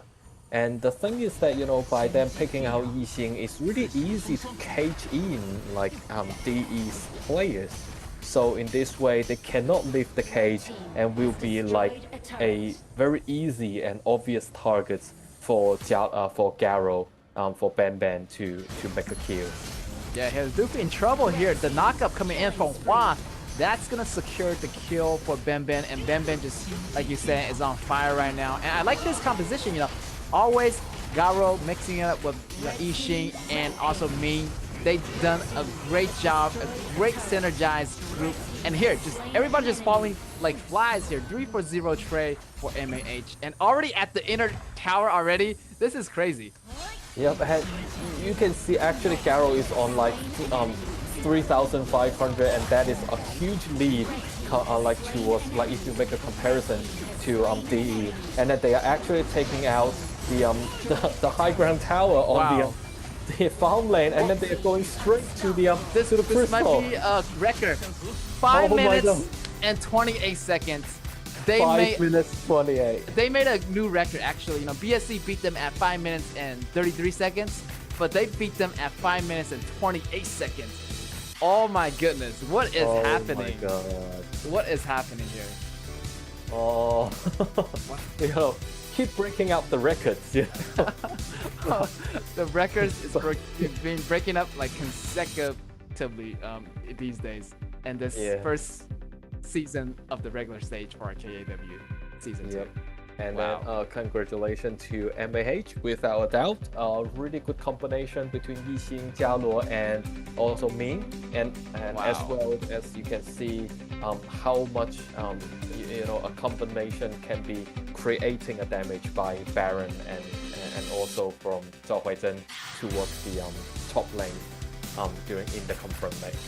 Wow, I am just speechless at the end. Like, what?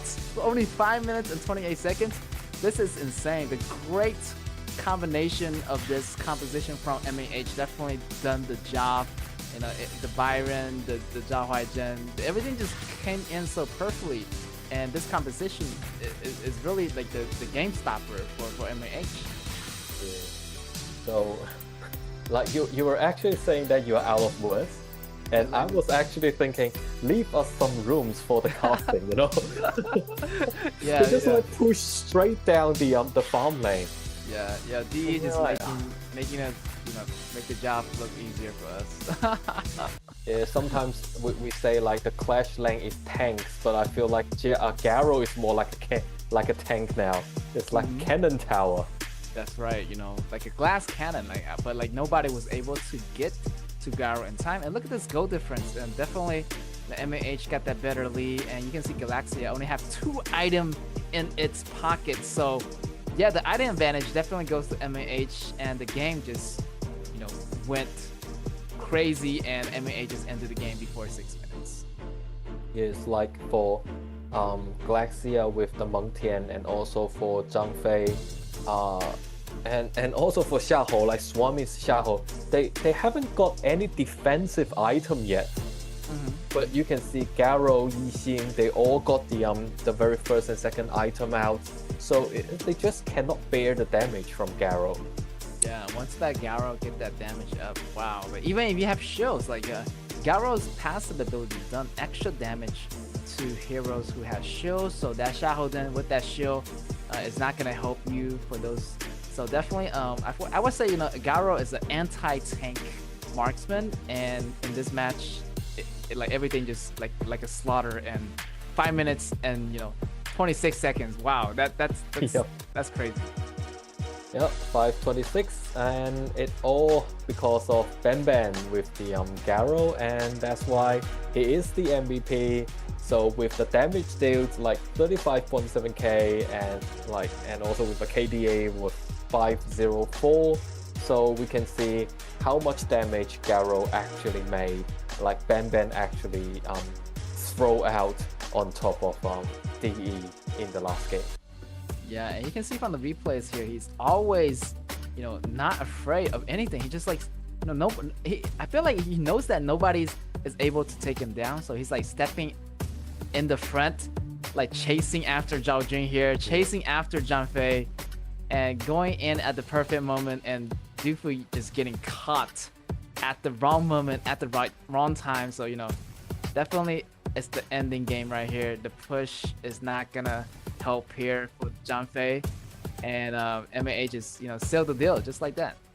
Yep, and really smart for MAH to play. You see, when normally the tier 2 turrets has been pulled down, then that will actually slow down the pace of minions.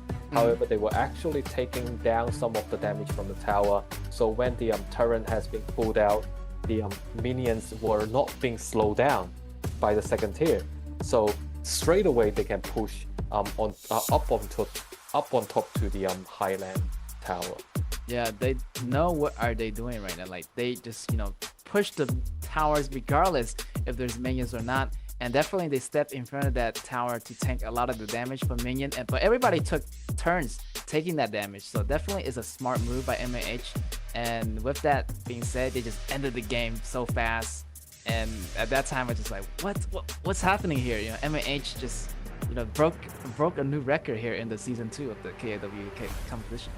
Yeah, you look at Garo when she was having those arrow fire out, and then you actually can see, like when you mentioned, Garo feel like, you know, nobody can stop me. And it's like, you know, I've got Yixing and Xiaoming at the back, like back me up, and then got Zhao Huaizhen on the side, so she got nothing to scare of. Yeah, definitely those two warriors are a powerhouse right now. You know, Byron and Zhao Huaizhen, those two warriors, they serve as a tank also. So at the same time, also they serve as a bodyguard. Those CCs are more than capable of helping out for Garo to secure those kills. And it's just like a madhouse. Everybody just went in there, the whole squad, and you know, Garo started cleaning up everybody, and eventually, you know, the game was over. And hopefully, you know, the second game, DE managed to survive longer, or you know, they have to do something here because it's round 2 of our game 2 match. Yeah, and then we can see DE is banding out Zhao Jun. So in this way, Zhao Jun will not be picked by MAH to pose a threat, you know, in during the game. And then Sun Bing, Zhao Huaizhen got taken out. As we can see, I think in the recent 2 days of games, Zhao Huaizhen and Mayane always been, you know, on the ban pick. Because from the very first week, people can already see what kind of combination and what kind of damage can be done by both both heroes. Yeah, and MHA over here, and they're gonna switch sides. So MAH is gonna be on the blue, and while DE is gonna be on the red. And already MAH has that bomber cat, so definitely mid lane priority has to go to MAH. And I'm just, you know, feeling scared for Galaxia here because the mid lane priority, MAH definitely has the upper hand here. And once that mid lane rotate, and he's gonna target that top lane. So Galaxia, he better watch out. But Galaxia's like, yes, I do have like the Byrons to help me out a little bit, but on the opposite side we got Arta to play. I'm just wondering, do you think Arta will play jungler, or he will be on the Clash lane? Ooh, I feel like he's a better jungler, you know. He's tanky, but also, you know, I feel like he's a flexible hero. You know, he can't flex the top or flex the jungle.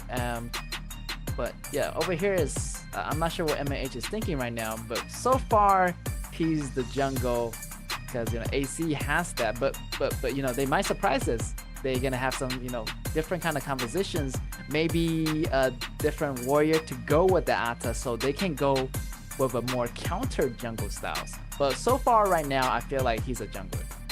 Yeah. And then on the other side, Swami got Kai out, so another a bit of tanky hero and presenting a better damage after the mid stage of the game. But we can see for D, when they're picking up heroes, they actually following up the lanes. So Byron for warrior, Swami got the jungle, and then Kito got the Xiao Qiao. So pretty much we can actually estimate Doofy will pick a ADC out, and then Plunky Leon got the support. Yes, and yeah, this interesting ban here. And also, you know, they playing Xiao Qiao. You know, if I was MAH, I would add Prince of Lan Ling to this. If, you know, Xiao Qiao is on the other side, but you know, it's really up to them to what they can choose. I would say, you know, they can go more assassin here. They already have Gunshan Li as the aggressive shooter, so I feel like MAH is gonna go all damage here. They're just gonna have one Ata and the rest of the character all damage.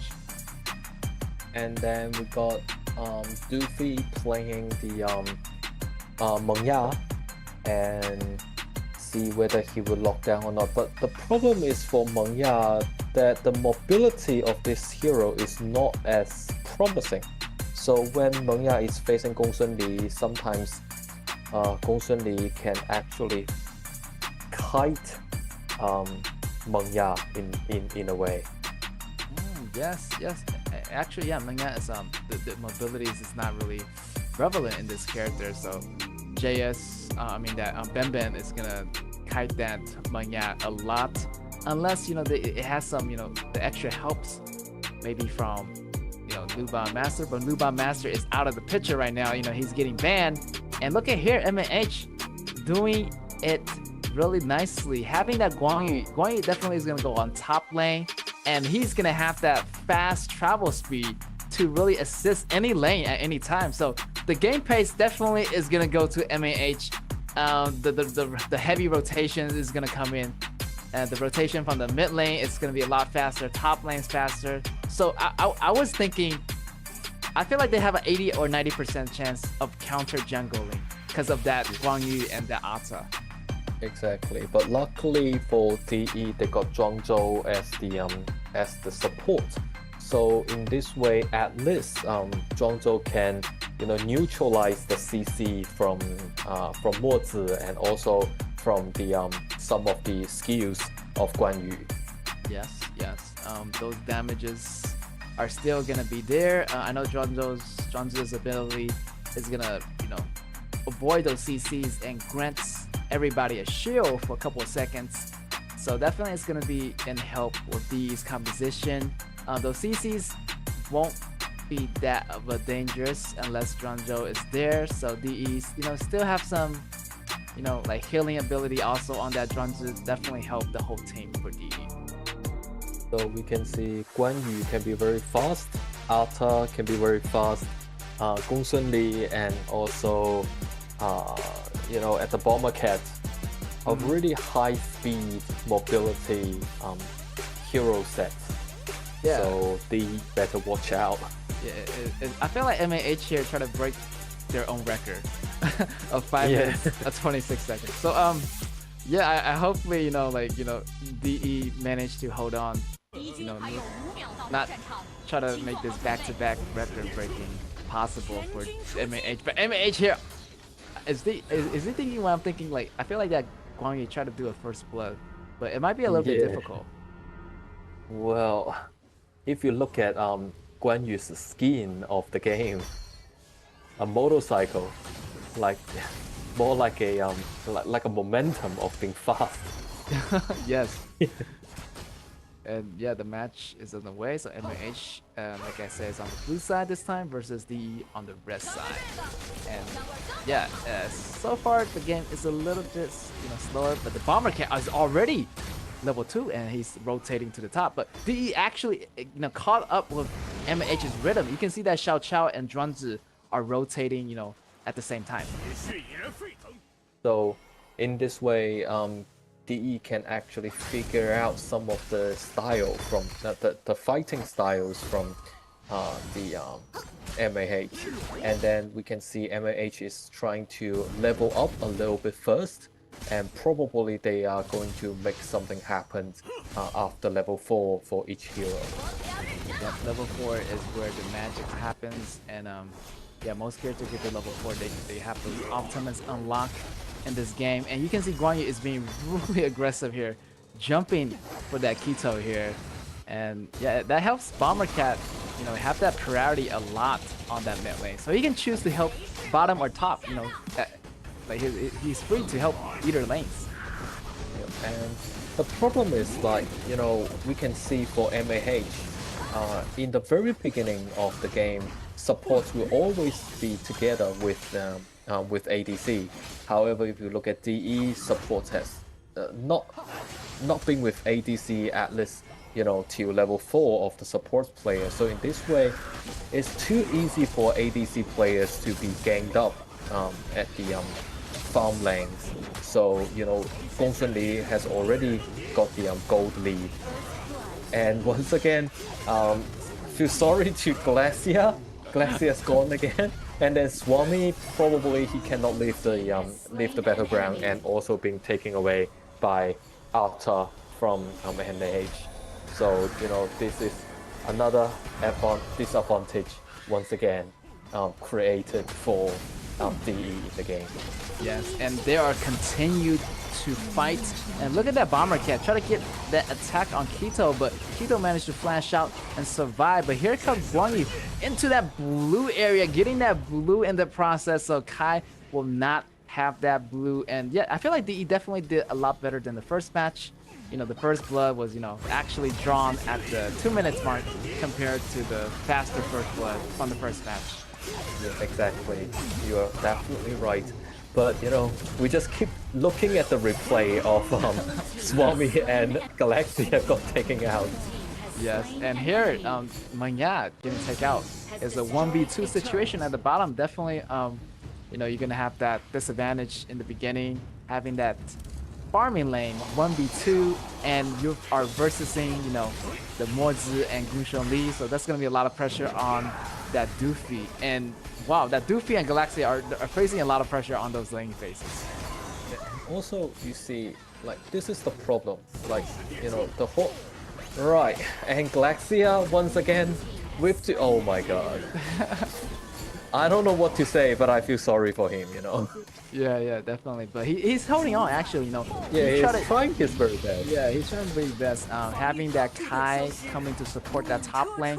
But once you support that top lane, your bottom lane is going to get... So you have a choice here. You either give up on this bottom lane, or you help the top lane. But I feel like both lane are just getting annihilated. Here's JS right now doing a lot of damage, poking damage to Xiao Chao. Xiao Chao still try to hold on. And yeah, I feel like their mid lane is doing slightly better than their side lanes.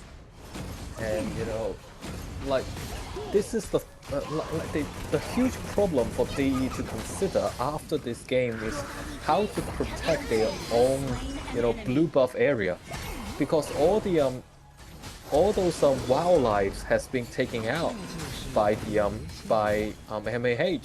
So basically, the ADC from MAH farmed in a really good manner. Yes, definitely. Gushon Li is on fire right now. Look at that, popping in with the umbrella, getting that kill on Byron, and with that frenzy, the damage is ridiculous. And they're gonna use this advantage, you know, keep on pushing, keep on invading the jungles, have that goal just snowballing for the whole team.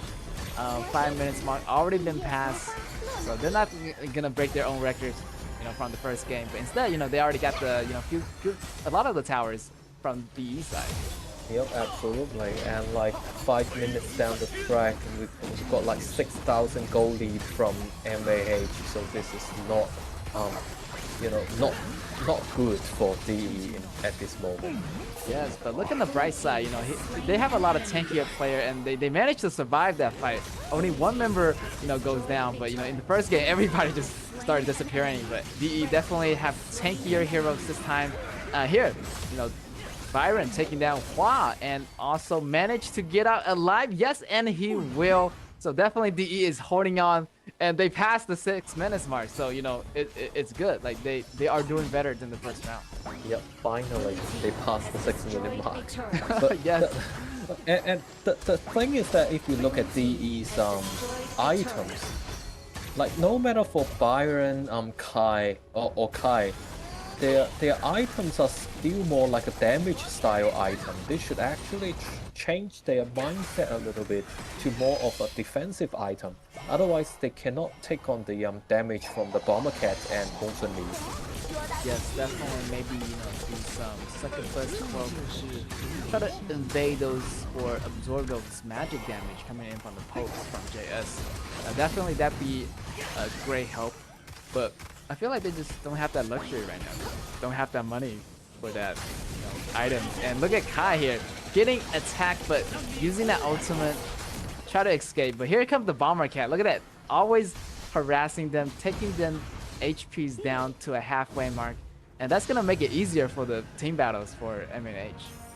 Yeah, and then with as the DE cannot secure on either the tyrant or like the overlord, then this will be a, you know, disadvantage. However, we do see, you know, DE is trying to fight back, and then they are making a lot of effort. But with the such a huge gold lead and gold difference, it's quite tough. You see, like Bomber Cat, you know, always, as you mentioned, like take their HP down a half. And how is this round? Okay, they still survive, but the HP is not healthy. Yes, and then they have like, yeah, they have like overlord from the other 2 lanes now. Oh, this is trouble for DE. Overlords is at the doorsteps, and the towers are just, constantly getting taken out. Or 2 towers getting taken down, inner towers, and this is the end of the game here. I feel like the game can end any time, but DE are just struggling to hold on for their lives right now. One member gets taken out, Doofy goes down, and still no minions yet, so MAH still have to do this the old-fashioned way, try to push all those towers and end the game the safe way. What MAH can do now is just to have some HP regain, to have a better looking on their HP bar, and also to take down the Terrans for additional buff on their attacks. So in this way they can actually secure better for their win. Yes, DE are just struggling to hold on right now, but I feel like they're doing a lot better than the first match, and they're making progress. They're making a lot of progress. Doofy with Lucky Leon, and yeah, those team fights definitely the CC won't be affecting them, but the damage is coming in from Ben. Those you can't really defend because those are straight up damages and they're not CC, so it's gonna hurt that Ben once that damage comes online. Yeah, exactly. Like if you look at Ben, it's not just about the damage. It's more like also got the critical damage as well. So anybody from DE can be taken out by any time. Ooh, great movement by Galaxia. Galaxia actually flashed in towards Ben and took out that usually just like that. Great strategy, by the way, by Galaxia, but good efforts, I will give you that, but the game still not gonna be in your favor for DE. DE has to go down, and here is the game going to MAH, so congratulations to them for taking the 2-0 perfect win. And then about another 5 seconds, then DE can actually make their survivals up to 10 minutes. So still a very good game for DE, and a warm congratulations to the victory to MAH. A 2-0 straight win for their tonight's game. Yeah, MAH definitely put another 3 points into the ranks. So, they're gonna stand a little bit closer to that top 2 position. Maybe you wanna stand in front of Fennel right now. And actually they are, in front of Fennel right now. So the question is if Fennel can defeat, BSC today. So if not, MAH is gonna be ahead of them. So definitely MAH and BSC might be the top 2 teams, have the potential to go into that promotional and relegational match. But, we have to find out. There's still one more day of the battle next week, and today it's not over yet. Yeah. And what I really worried and concerned about is when BSC watched tonight's game and then look at MAH's record-breaking time, 5:20. What was it, like 5:28 or 5:25? Yeah, 5:26. 5:26. Oh, 5:26. And then BSC is like, okay, another record to be breaking. Yeah. So like Fennel will be in a deep trouble. Yes, definitely gonna face the more aggressive BSC after they watch this MAH battle versus in the DE. But still, congratulations to MAH. Yeah, they have the potential to make it into that Group A, so to speak. So depending on the Group A people, can they hold on to those places? It's a good thing that those matches are going to the promotional regulation matches, and those are going to be BO5. So definitely, I'm hoping to see more games from either teams or from either groups into that match. Exactly, like you're definitely right on that. And also for Group B's team, especially with the teams in the 3rd place to the last place, they still got some chances, but they actually need to adjust really fast because the games are not enough for them to make a comeback if they cannot make their wins during the season. Yeah, and this season is like so much different from the season 1 because we're playing a single Robin intra-group match, so definitely it's gonna be a lot quicker. Every team is gonna go fight against every other team only once. So the next time they're gonna do that is in the season 2 of the regular stage. So the pace is gonna be a lot quicker. So it's gonna be obviously more competitive and you can obviously see that who is the the stronger team and who is the weaker team. So a lot of pressures is getting out for both sides here. Yep, and the MVP for this game is Hua's Guan Yu, a motorcycle Guan Yu, presenting a lot of damages and also fearful feelings to the other team by moving all around the map. So with a KDA of 5-4-1, and you can see Guan Yu is really strong in the game. And now here's some replay and see how smooth Guan Yu's move is. Yeah, I feel like that player, Hua is really quick with that character. The reaction, he knows where to assist. Like he just come out with the motorcycle, as you say, looking all fierce and fearless, and he just moving around the map gracefully, and nobody can stop him right now. Yep, and you can see how Guan Yu is actually pushing, the angles for him to pick is actually really smart, because he can always push the opponents out of the damage area, damage zone from the turrets, and then which can actually protect himself by it. Yeah, also that ultimate here, pushing 4 members by himself with 3 members by him, so everybody just getting grouped up, and it was a perfect chance for Guan Yu to move in with those pushes, and that double kill definitely well deserved for that player, and MVP well deserved for MAH's player Hua. And wow, MAH taking the perfect win 2-0, and yeah, and wow, DE definitely have a lot more stuff to do. They have to learn about their early game, and Galaxia, I feel sorry for that guy, as you mentioned. He's always getting targeted in the beginning of the game, and I feel like the first blood always is gonna be on him. Yeah, so probably later on, in the next stage of the game, or like in later phase of the game, probably Galaxia can, if you look at the way he plays, he still plays quite aggressively in the beginning. So in this way, he actually left a huge room, like a space at the back, for the opponents to gang up on him.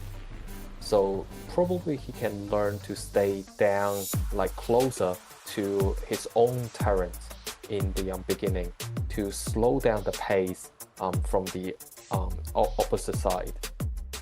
Definitely, yeah. At the beginning of the game, you don't want to overcross that line where the minions intercept. You just want to kill the minions and come back to your towers and kind of, farm your way safely, and you don't want to overstep too much, because you overstep, your enemy is going to know, and they're going to catch you off guards, and, once the first blood goes down, you're already at a disadvantage. So that's a mistake that maybe DE, that top laner, want to suggest, learning more about. But he, as you say, he's playing really aggressively too. Like at the end, he was actually, he solely just take down Gunshan Li at that final moment. I thought, I feel like that Galaxia's player still, he still have gas in the tank. I feel like he's still capable of what he's doing.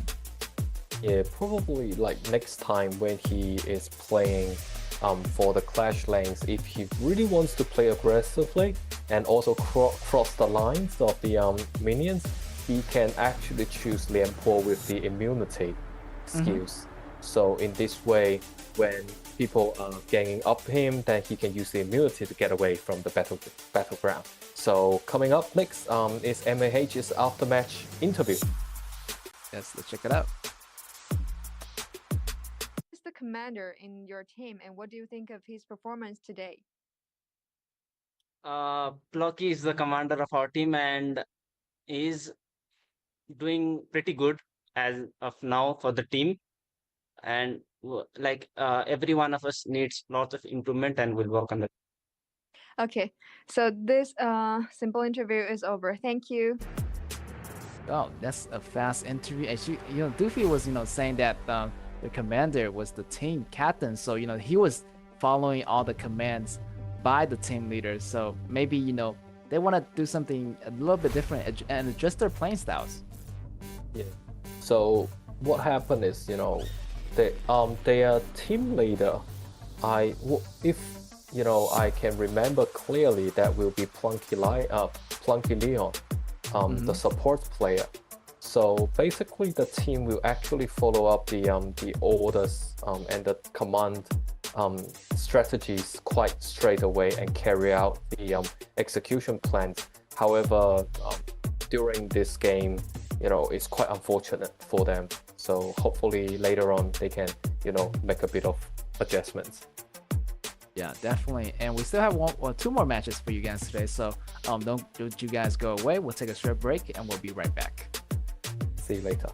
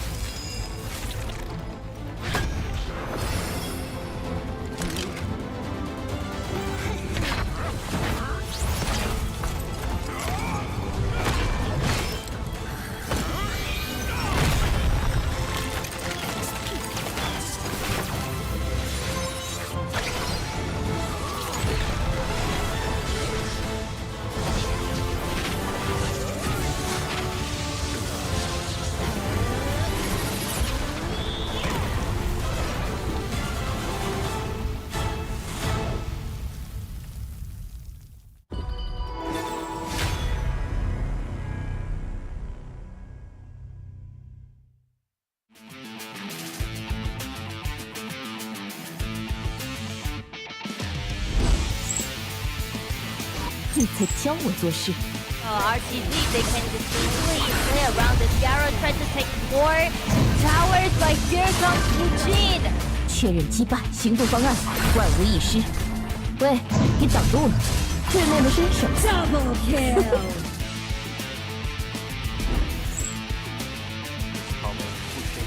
千锤百炼，这就是老炮。让你过瘾。需要帮忙吗？ Triple kill, 黄忠，战神。除了横扫千军，老头还能做什么呢？干爆了！英雄登场！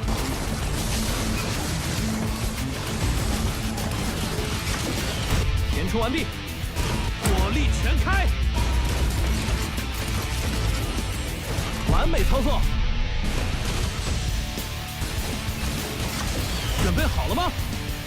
来点火爆的！伤口可不是什么值得炫耀的事情。 From Tempest Dragon, it's quite difficult for RPG to guard their pistol, and then they are trying to force it down from KG, and then KG with the super minions down the track. Well, luckily they cleaned it out. However, this outer just not enough, and with the Tempest Dragon from the mid lane, we can actually.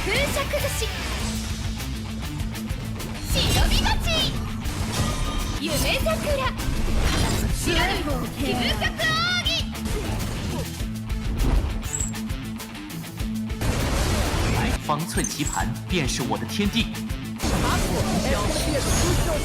一死定乾坤。我对，还想跑？跑得掉吗？逃离不可相让。他们完蛋了。飞星。Yes, welcome back, guys. Back to the match 3 of our KAW Season 2 competition, and it's gonna be PE versus Gluck. And yeah, I feel like they're both of them at low position number 4 right now, so definitely maybe it's gonna be an evenly match between those two teams. And then the issue that for me and some of the question I concern is because I actually had a really high expectation with Gluck. Because as we mentioned before, you know, they're supposed to have quite a lot of experience with mobile games.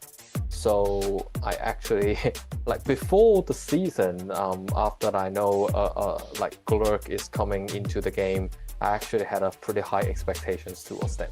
So you know, now they are in like both of the team in number 4 position. So let's see how Gluck can adjust a little bit and then to have a better fight with PE tonight.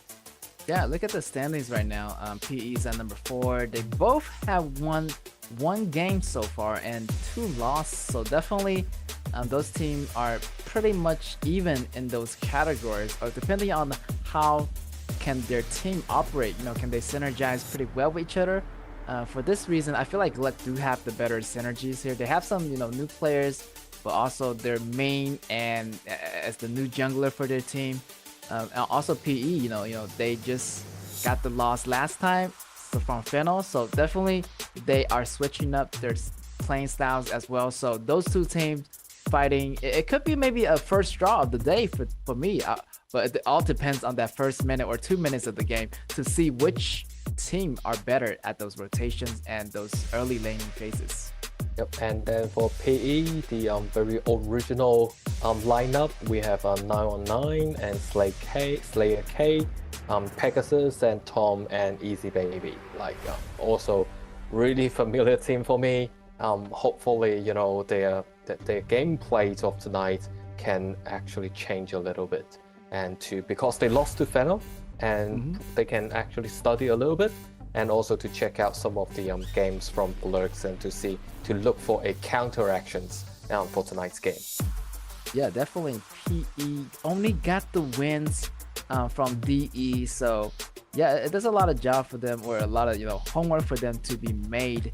Definitely, they do not want to go easy towards Gluck, because Gluck is also an aggressive team here. You know, you got Mean, their jungler, he's the commander of the team. Also YK, also, you know, playing as a support, is the commander. So those two commanders is going to be calling the shots, and Gunhei as the laning phase at the bottom as the farms lane, and Lua top lane, and Destiny as the mid lane. So those 3 lanes, they got a lot of stuff going on in those 3 lanes. So definitely most likely your commanders is going to be either your jungler or either your supports.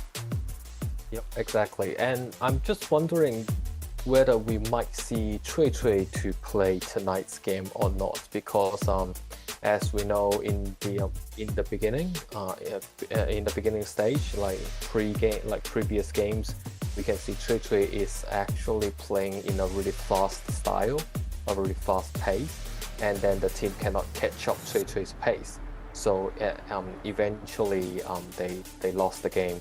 So I'm just wondering what's the chemistry it is at the moment for this team.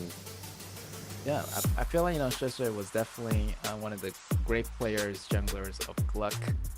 Maybe they, you know, have him stretch out, just, you know, have him take a break for a while, and having Ming maybe have a better synergy, have a, you know, a more stable pace with the other players. But hopefully, you know, Shui is able to come back once those pace on those other players caught up with Shui. Definitely a lot of those players need to work, since your jungler is going to be a different player. So maybe this time Gluck is working a bit more well with Main. Once their pace, you know, get more rhythmized, their pace caught up, then they can actually put Shui back into the game, and they're gonna have a more accelerated games towards the game. Yep, and we can see the average kill per match from each team. Paradise PE is on 10 and then Glurk on 5.6. So in this way you can actually see PE is more like an aggressive team, and then Glurk is more like a slow pace, organized team, which look for opportunities in later stage of the game. Yeah, I feel like Glurk just have the vision of winning. I feel like they're not fighting too much. They're always farming. That's why their total goals is a lot more than PE. And look at their average damage per kill. You know, they're doing a lot of damage. So definitely they're using those goals to buy those items, which meaning they're gonna have higher damage. And yeah, I feel like that damage per minute, that's where it is at. Those auto attacks coming in from those marksmen from Glurk. Yeah. So PE really need to prevent some of the high damage heroes such as Sangguan like the assassin mage, and then to avoid Glurk to pick out heroes like Gong Sun, Lady Sun, and then Gong Sun Li or even Garo. Yeah, definitely those are the dangerous marksmen, and those are the really prevalent choices so far. You know, I've seen DNJ like maybe like 1 or 2 times, but Garo like 10 times. There's like Lady Sun, also there's KAW, Gunsheng Li. I feel like those are the top 4 marksmen for me, and the rest of the marksmen I feel like they're just not that prevalent this season. So definitely those meta picks is where the damage is at. So having those items, definitely it would be a lot better if you get those meta picks. Exactly. So I think this game can be a really good game, because like both team evens out, and as you mentioned, probably we can see like a one-on-one draw. Hopefully they give us a great show. They're both sitting at 4th place right now, so yeah, but Glurk lost the game last time to I think to RCG or not. Oh, actually they lost the game to Fennel. So Glurk actually used the Prince of Nanling strategies against them, but it didn't work out that well. So definitely maybe Glurk may have to adjust some playing style too, and hopefully they can actually get this point back from playing against PE. Absolutely.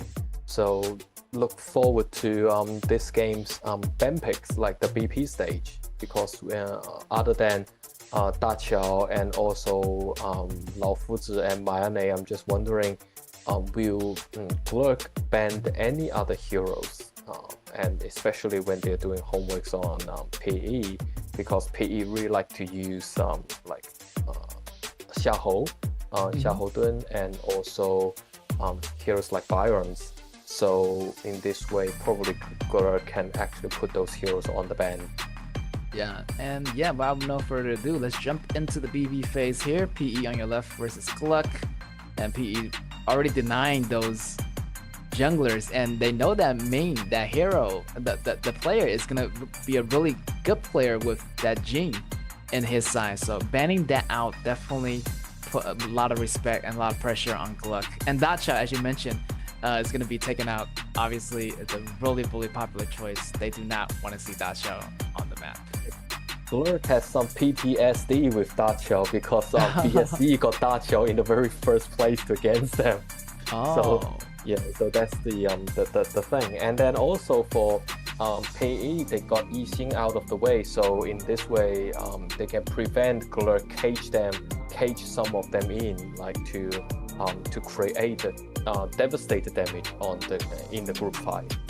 Yeah, that Yixing is super dangerous, and wow, pairing up with that KAW is gonna be extra dangerous. That's why PE banned that Yixing out and have that Zhao Jing with that pair up with Xiahou already looking really good. And definitely you want to separate that Shunbing from that Xiahou as well. Having that Xiahou and Shunbing on the same team, it could be a lot of great synergy. So PE definitely a great choice on their side. Yeah, so normally you don't let your opponents to get Xiahou with Shunbing, and you don't let them get like Shunbing and Baiqi. Because all of these heroes will have a really good HP regain, and with the second skills of Shunbing, the HP bar will be just enormous. Yeah, definitely. Those HP bars is gonna be gone, but it's gonna recover like in an instant. Yeah, instant. So definitely you don't want to see that happening if you're on the opposite side. And with that pick, Alien is gonna be the new hero. I heard a lot of great things about this new hero. It can really be really tankish, and also at the same time it can do some damage as well. So Alliance, I think in this new badge you can play it as a warrior, and sometimes even we see people play Alliance as an assassin. Yeah, it could do a lot of things. I feel like he's a jack of all trades. Like he just has everything. Like he's an assassinate. He can jump up in the sky. He can like move with the second skill, and the first skill he can like knock up and also immunity. Wow, like the man has everything. Definitely a great choice if you want to rank up on this patch.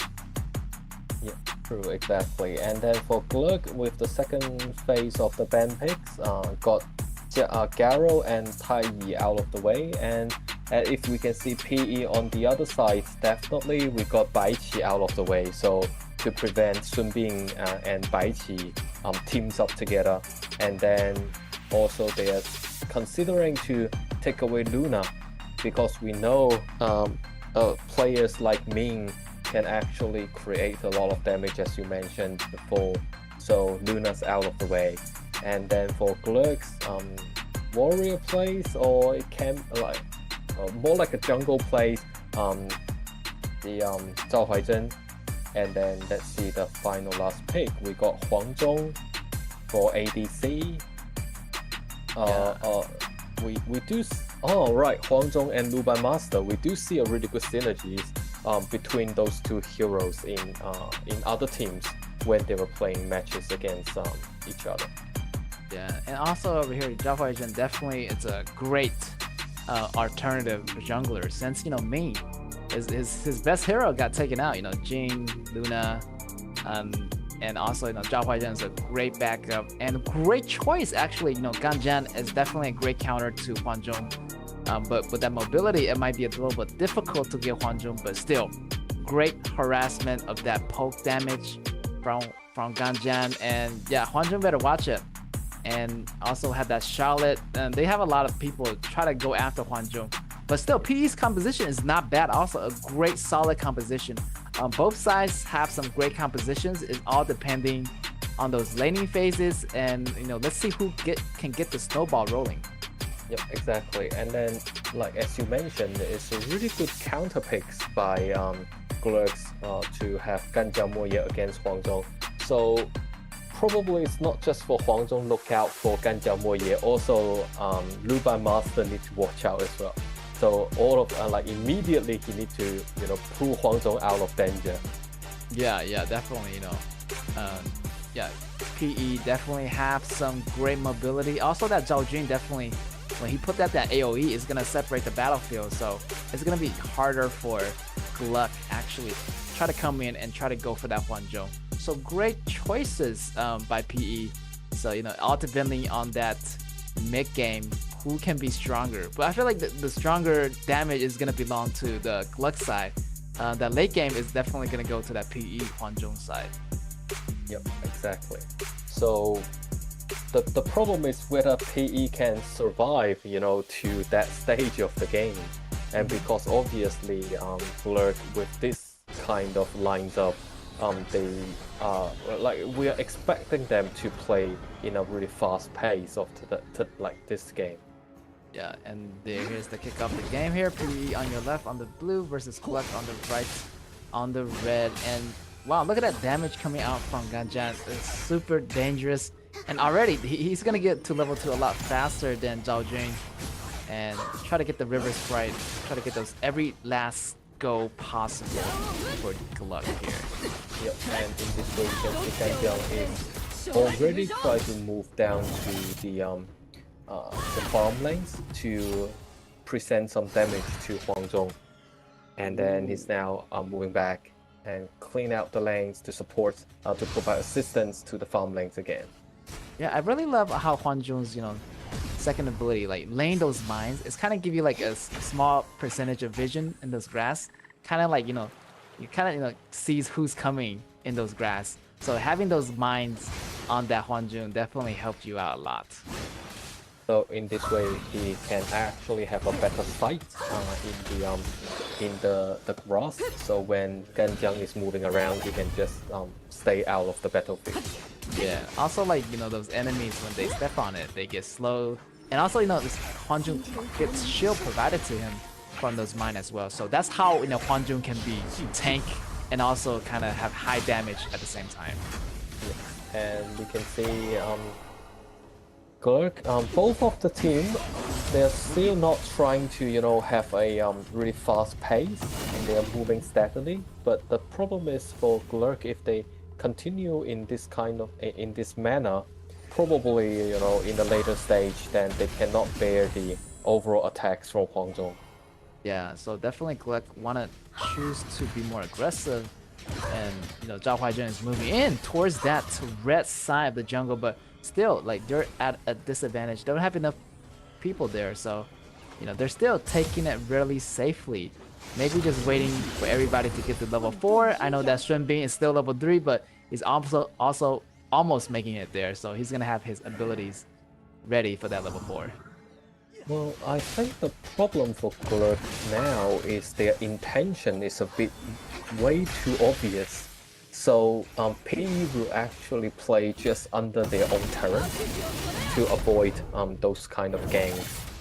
You know, so Gurk can actually play with some strategy first, and to, you know, make some bait out to you know, hook the opposite side. But with Ganjiang's the ability, you can see how much damage Ganjiang can do already.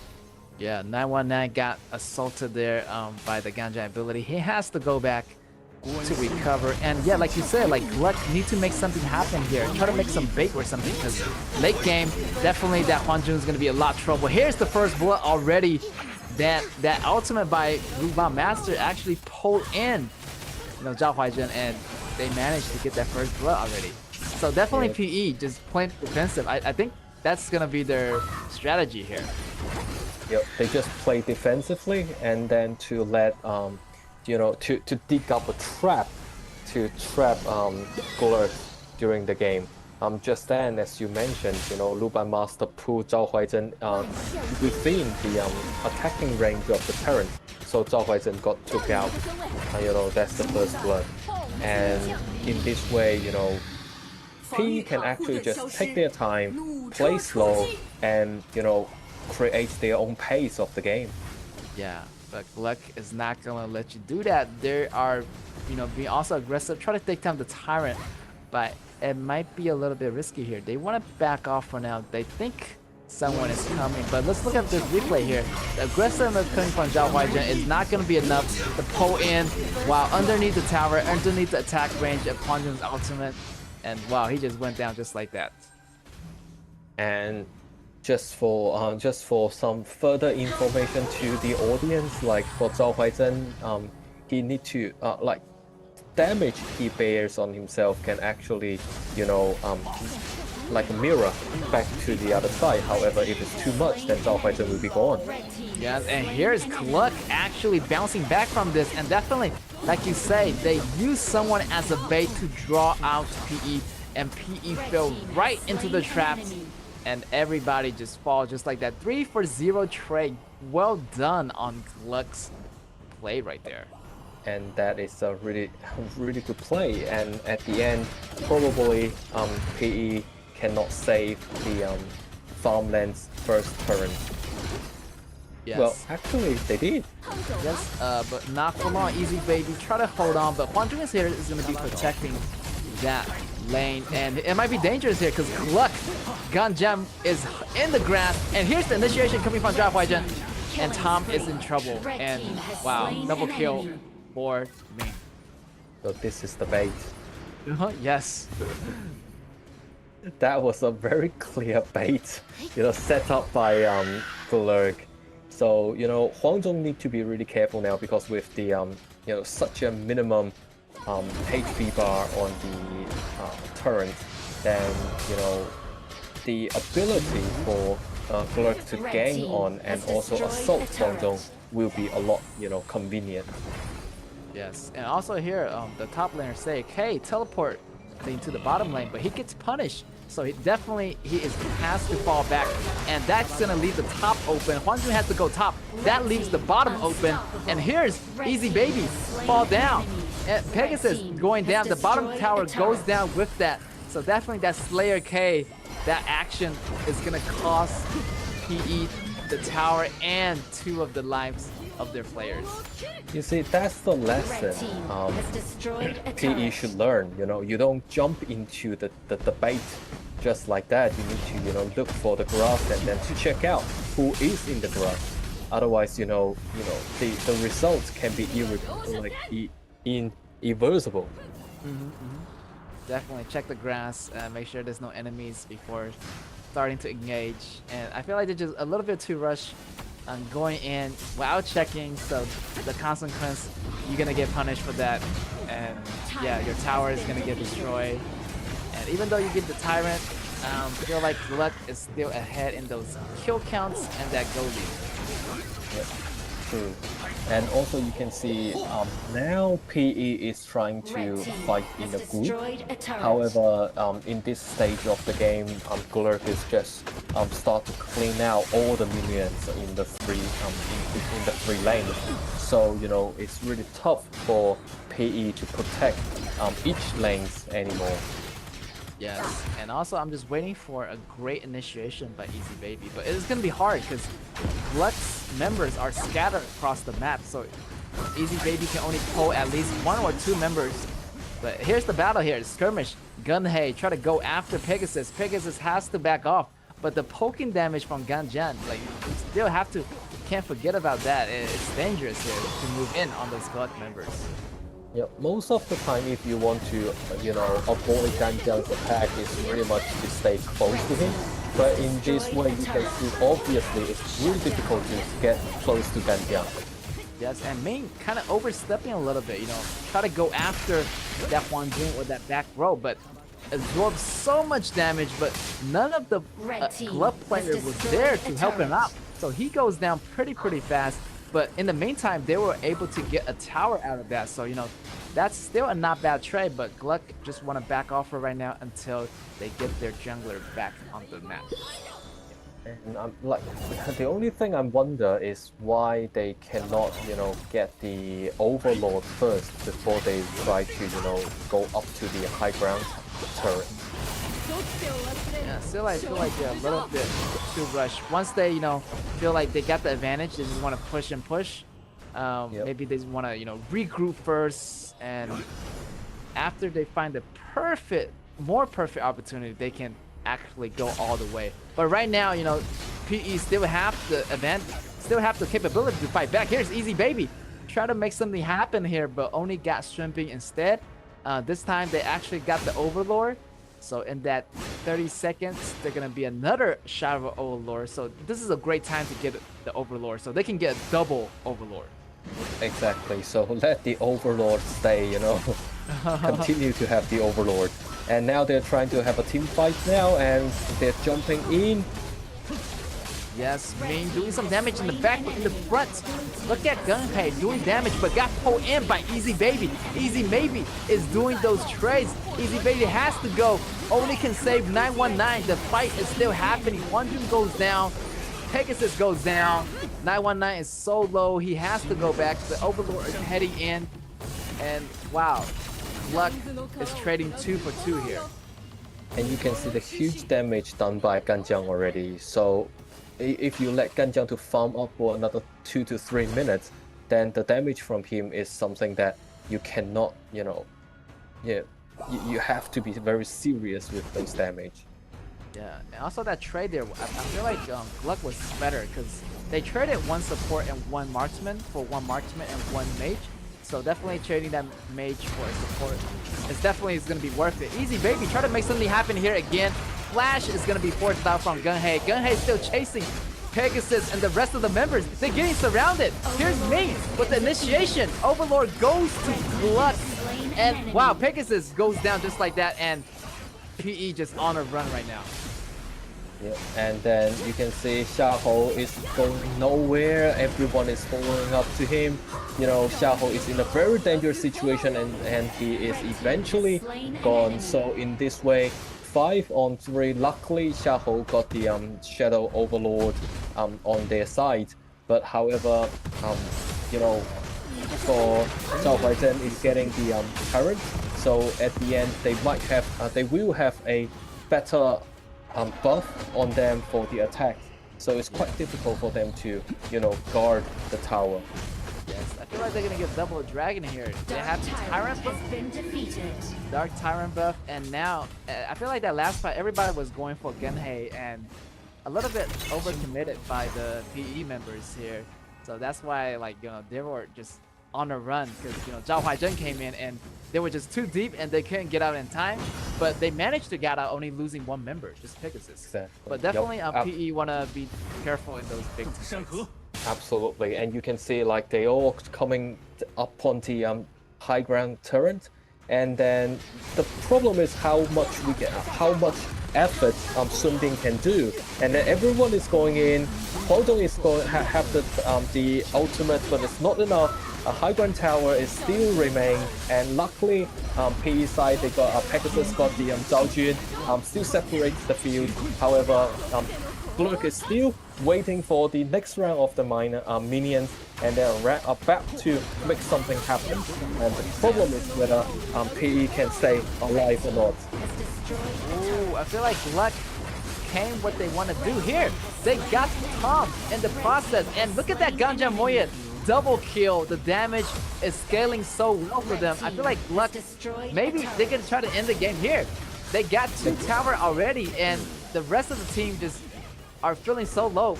Pegasus almost falling to death here, and the minions are coming in, and I'm not sure if PE can hold on to this game any longer. Yeah, especially with Sun Bin with the HP regain, you know, it's quite difficult for them to guard anymore. However, luckily they still hold on to it. But you know, if you look at the farm lane, you know, the minions coming, and then it might be the ending of the game. But Huang Zhong coming down with the ultimate.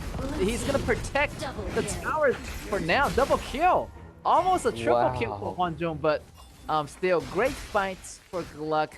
But they have to back off because Huang Zhong is back in the game. Yeah, but we can see definitely a really good sense of resistance and the spirits of resistance presented by PE in this stage of the game. They did not give up on anything. So this is the spirit of the esport, you know? That's right, never give up until the last moment. And PE just doing everything they can to secure those lanes right now. Try to slow those minions down and build up those farm items. Maybe, you know, a successful battle, PE is able to bounce back from this.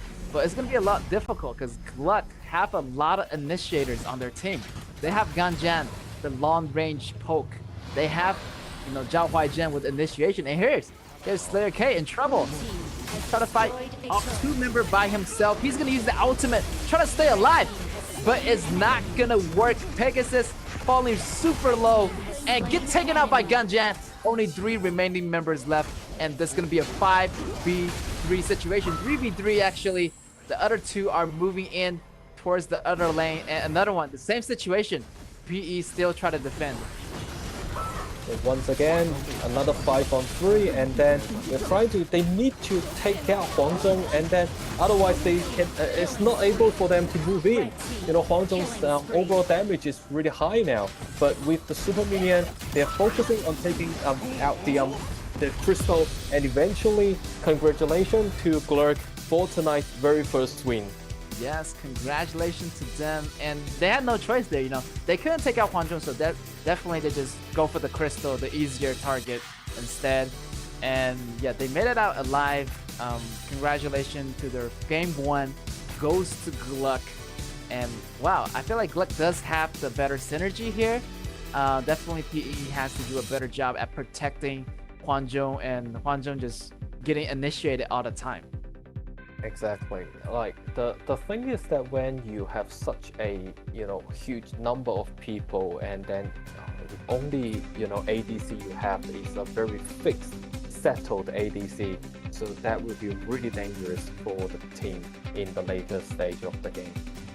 Yeah, I feel like that Shenbing also helps a lot. I feel like he just was there during the whole battlefield and kept everyone alive and kept everybody going back into the battlefield, so nobody has to go back, and everybody was just staying, being really sustainable, and great job for that support, from Gluck. Yep, and also you can see how much Sunbing's HP regain can help the team. Like every time we can see where Huangzhong is, trying to have a huge damage on their teammate, and all of a sudden you see that HP bar, regain immediately. So it's actually, quite difficult for PE to stop the group fight posted by Blur. Yeah, and also those initiations, coming from Zhao Huaizhen was also really, really good. And KAW in the background, and definitely that long-range poke from Ganjian. Ganjian was a smart choice, getting picked up by Gluck. And even if Huangjun sit down at that position, Ganjian can actually switch his position and switch his targets. So, yeah, I feel like Ganjian got that 5-1-10. Great KDA, by the way. But also, definitely, the KDA-wise scores is going to be looking a lot better on the Gluck side. Yep, and as we know, like Ming is one of the commander in the team, and his KDA on 846, then that is a really good result for a commander. And also, we can see when he is jumping into the field, and all his teammates is supporting him. So most of the time, Zhao Huaizhen can walk out in a safe way. Yeah, definitely. Also, I feel like that Slayer K, was just too much not with his team. He was getting taken down at the first place, so not much tankiness from Slayer K, and he was just getting focus fire by the rest of the club members. So definitely have your tanks follow closer to your marksman, so he can do a better protecting. But at the same time, you want to have that vision control too. So, but Gluck always take down their top laner at the very first moment. Yeah, like for the very last team group fight at the end. First of all, let's congratulate Destiny to have the MVP. Definitely a really good play with Ganjiao Moye, a KDA as you mentioned, 5-1-10, and the damage is just enormous, tremendous damage made by Ganjiao Moye. Yeah, almost 30%, and that's almost 30% of the whole team's damage. And wow, all his damage, it has a high accuracy. He hits its targets on time. And definitely that Zhao Jun was getting taken down a lot. You can see the KDA from their side, PE's mage is 1 and 5. So definitely he died a lot to this Ganjian character. Yeah, and then Ganjiao also with his huge damage can take out any character immediately, in an instant. And so look at that damage. Wow, 919 cannot face those damage, and Ganjian's passive also he will continuously to get stronger after every single kill. Look at that flash precision, flashing in and getting that crucial kill at the last moment. I feel like that was the kill that got the push that they needed to win the game. So definitely Destiny did a lot of the heavy lifting for the team. Yeah, and to be honest, for this is the very last game fight, and you do see the alien, which is Slayer K, got ambushed by Zhao Huaizhen. So he should be a lot more careful, because that was in a really critical time of the game. Yeah, that's right. I feel like he didn't want to waste that ultimate. So definitely he used those abilities a little bit too fast. He didn't want to use that ultimate, so that's why maybe it cost them the game. So that consequence, when you see your enemies, you have to get away. You do not want to get ambushed, and I feel like he just getting ambushed, like you say, and he goes down. Then once he goes down, the rest of the team, it was a disadvantage of numbers. So definitely the advantage goes to Gluck here, and yeah, congratulations to them for the first game win.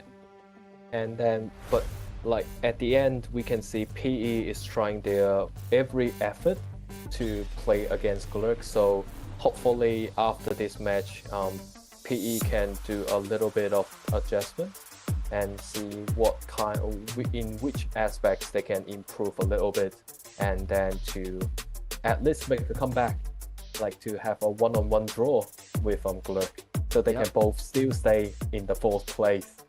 Yep. But Gluck is not letting go. They want that perfect score, but PE, may have to make some adjustments, like you say.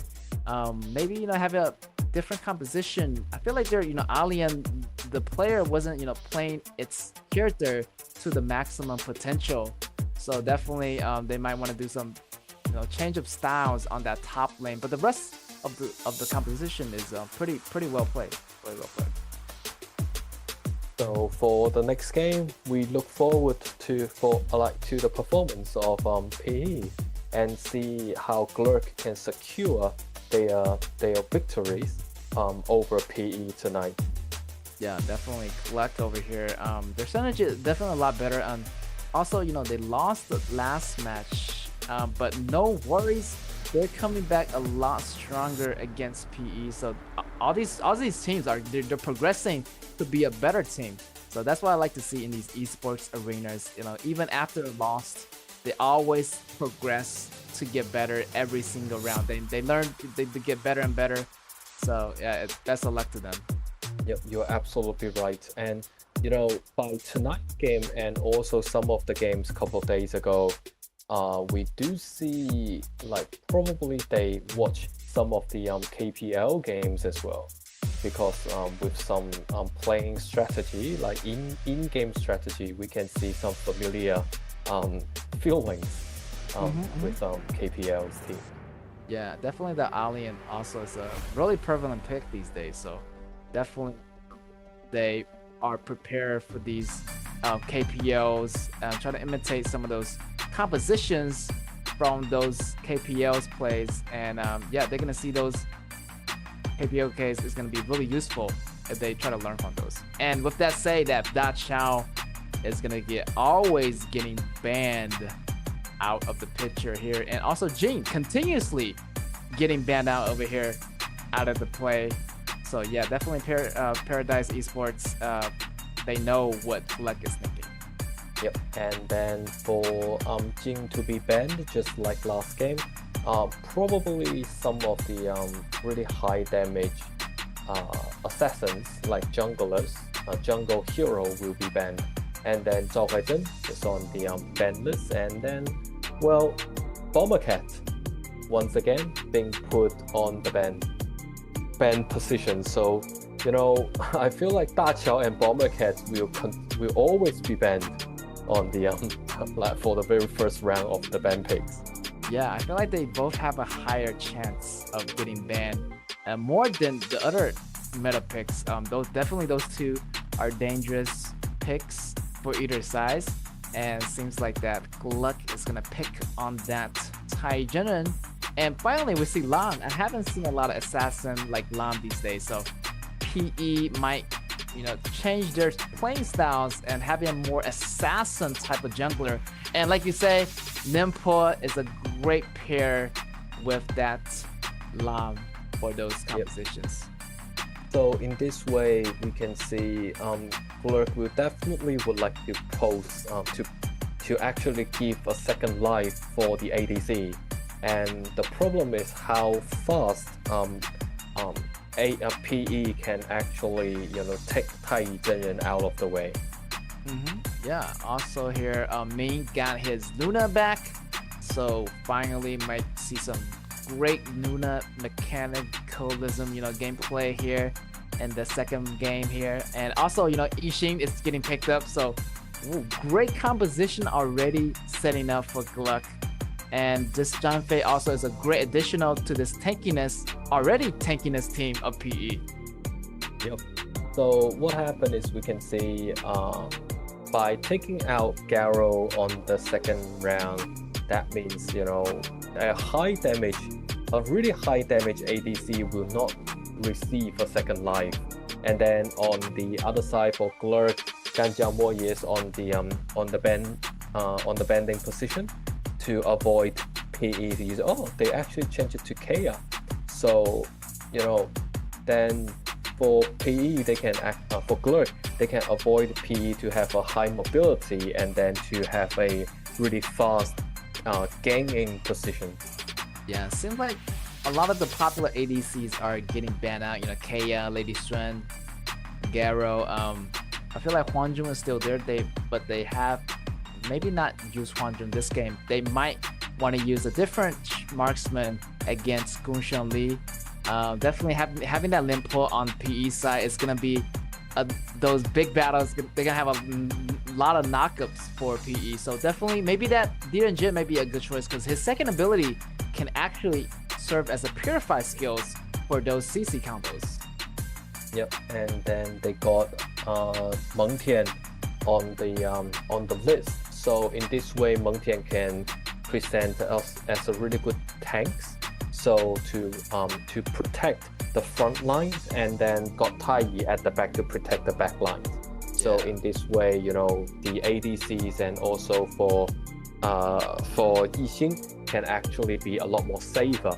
However, if you look at the other side for PE, they got Lian Po, they got Lan, they got Gongsun Li. They all really good poking heroes. And then you have Yin Zheng at the back to serve as a supportive attacker. So in this way, they can actually start fights in a really early stage of the game. Yeah, definitely. PE has that early advantage where after Limpo's ultimate, they can just go ham everything. Like they can just go in and do everything and get the job done. Over here on Gluck, I feel like they need to get to like mid game. Maybe that's where their power is gonna be more better. But still, PE definitely have that early game advantage. The John Fei's ultimate, the Limpo's ultimate is gonna be brutal. Like anybody getting hit with those, it's not gonna survive. So definitely, Gluck might want to be more careful in the early games. Yeah, like for Lian Po, when he's using the ulti, it's like a dynamite. So, yeah, you don't really know how. And it also, like in the really beginning, Lian Po can actually clean the line really fast, and also to have a faster level up. So that can actually present as a threat to Meng Tian in the beginning. Yes, definitely. Gluck on your blue side, ladies and gentlemen, and versus Paradise Esports on your right on the red. And I expect the top lane to be a lot peaceful because since both of them are tanks. But here's, Destiny try to help out the top lane right away. But I'm expecting a lot of action from this Luna over here because Ming is gonna be really aggressive with this Luna hero. It's just we really want to see how aggressive will Luna be compared with Lan. Yes, 919 is playing Lam here, and here's the 1v1, but the help from Destiny. Oh, come on, yeah. Whoa, Slayer K got the kill of the first blood, but Destiny got that kill right back. But the first blood still belongs to PE, and yeah, the game just accelerated right there after the first blood. This is the good thing to to use Lian Po because the the skill set 1-1 is can create a really high damage to the opponent. Yeah. And here Pegasus getting to level 4 and using the ultimate to drive the rest of the club members away, and Lam just going all over the battlefield looking for opportunity here, try to make something happen here. 919 against Gunhei, but almost try to get that, but the purify effect from the second ability, he's gonna use it to get away from Lam. And then you can see both teams are actually playing in a really aggressive style at the moment, so it really depends on how they can balance the team fight together with the with farms. So they need to look for a balanced ratio. And all of a sudden you got Meng Tian coming into the battleground and then took away Gongsun Li. Ooh. Yes, I feel like Meng Tian came all the way from the top just to help the bottom lane. And I feel like he doesn't have that, you know, he does have that lane advantage. Like he's pushing a lot. And here, blue team actually getting another kill. So definitely Gluck is doing a lot better than I expected. I thought that at the beginning they were just, you know, falling behind, but Gluck is actually, you know, adapting pretty nicely to PE's composition. Then also you can see how good to have Direnjie, especially with the second ability of purifying. And here's the flash coming out from Pegasus. He's managed to survive, but they're getting pushed back by Gluck, because Gluck, you know, letting go of the top lane and Muntian coming help the bottom lane, it means a lot, and they can have that extra pushing power they needed. And look at here, 4 members pushing back on the rest of the members of PE. PE just on a run right now. Yep, and I thought on the top lanes we can actually see a really good fight between the junglers from the both sides, but eventually we didn't see that happen. But unfortunately, Lianpo cannot go away from the cage, but he actually escaped it. But Luna came in the back, but well, that is why, you know, to choose Lianpo, he is really tough. And also with the immunity, he can always get away from the battlefield. Yeah. Also his passive, you know, does a lot of damage reduction. On top of that, he's tank. He's probably the tankiest hero I know in the game, so always get that hero as a great choice for that top lane. The Tyrant is gonna go to PE actually. Actual PE got that Tyrant at the last moment, stealing it away from Gluck, and this might be the cue for PE to fight back. Yep, and Luna is in huge dangers, and then Luna's trying to get away. But in this, at this point in time, with the with PE, they still want to get the second dragon, like to go to the Overlord. But at least they now have the Tyrant's buff on top of them. They can actually create a lot of better damage than expected. Yes, YK try to activate that ultimate, try to stay alive. Everybody cage in the cage of Yixing. Yixing able to get that help, and Luna is dancing everywhere. Double kill for Luna. Great job, and might get a triple kill actually. Oh, that third kill goes to Direnjie, and that's a 3-for-0 trade, and I feel like PE just lost that battle. They step into the battle at the wrong time. Their positioning is gonna be like not as well as compared to Gluck. Yes, exactly. And then, you know, this is the timing. You know, it's all about the timing, and then they push all the way down in a straight line, which can be really dangerous for the ADC at the back. Yes, and look at Ming going into that red fearless. And I like this Muntian, you know, after choosing this Muntian, I feel like, you know, it frees up a lot of the space. And I feel like this Luna can travel anywhere pretty much. And you have Muntian, you know, stay with the whole team. So creating a 4-1 push and having Luna be more free. I really like this. Yep. And then, as you say, like Ming is playing Luna in a really active way, and then Luna is basically flying everywhere, and then Gongsun Li got caged in, and then unfortunately Zhang Fei's not there fast enough to provide a protection. So Gongsun Li is actually in a really downwind situation at the moment, with Blur 6 minutes down the track with more than 3,000 gold lead. Right there, Zhang Fei activating the ultimate just to save his life right here, but he's not gonna have the ultimate for the next battle. So definitely maybe it's gonna be an action for Gluck to do is to push those towers. Zhang Fei doesn't have that ultimate, but Slayer K's still have the ultimate in the bag. So definitely Gluck still have to play it more safely. You know, they want a safe win, not to rush this. And we can see Destiny playing really in a really serious facial expression. So we can see how, you know, how serious he is with the Yixing he is playing. Yes, and look at that, he got caught again. Getting one of the members of PE there, Easy Baby goes down, and getting that kill is gonna be Gunhei. Gunhei having so much gold already. I feel like that Tai General give him a lot of gold at the beginning already, so his gold is stacking up right now, and his attack is more lethal right now, and you can see him, how fast he take down the torrent, how fast he take down the minions. So you know that DNG is also dangerous.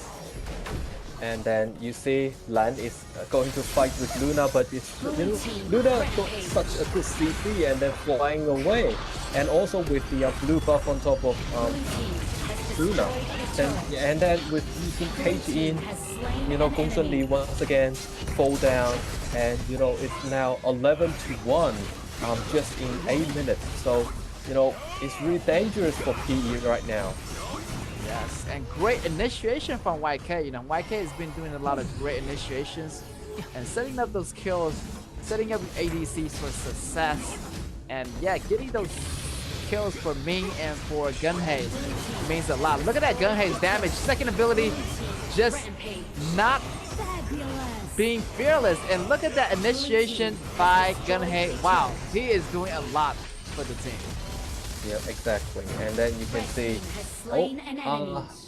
finally we can see Yixing is being taken out. However, Luna is still in the jungle area trying to make something happen, just waiting for Lianpo. And Lianpo apparently, you know, with the lack of gold and not enough item, just got taken away by Luna. Yes, and also Danfei might be the same story.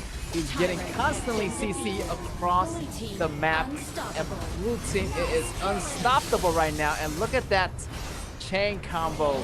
Wow, the moon slash from Luna, it is so beautiful, and he's playing this hero with precision and gracefulness. Yeah, you can definitely see Ming is really familiar with Luna, and then you see Luna is trying to, you know, get those three, like 1-on-3. However, you know, got Yixing once again, cage in all of them, and then take one, about to take Lianpo out of the way.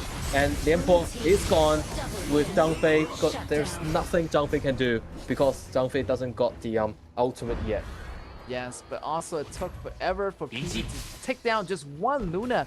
They're forgetting they still have Jit on the table. And look at that auto attack. Lam is not going to survive that, and he's going to go down. The inner tower is going to fall down. High ground tower already gone. Minions are in, and 4 members already down, but 2 is going to be reviving pretty soon.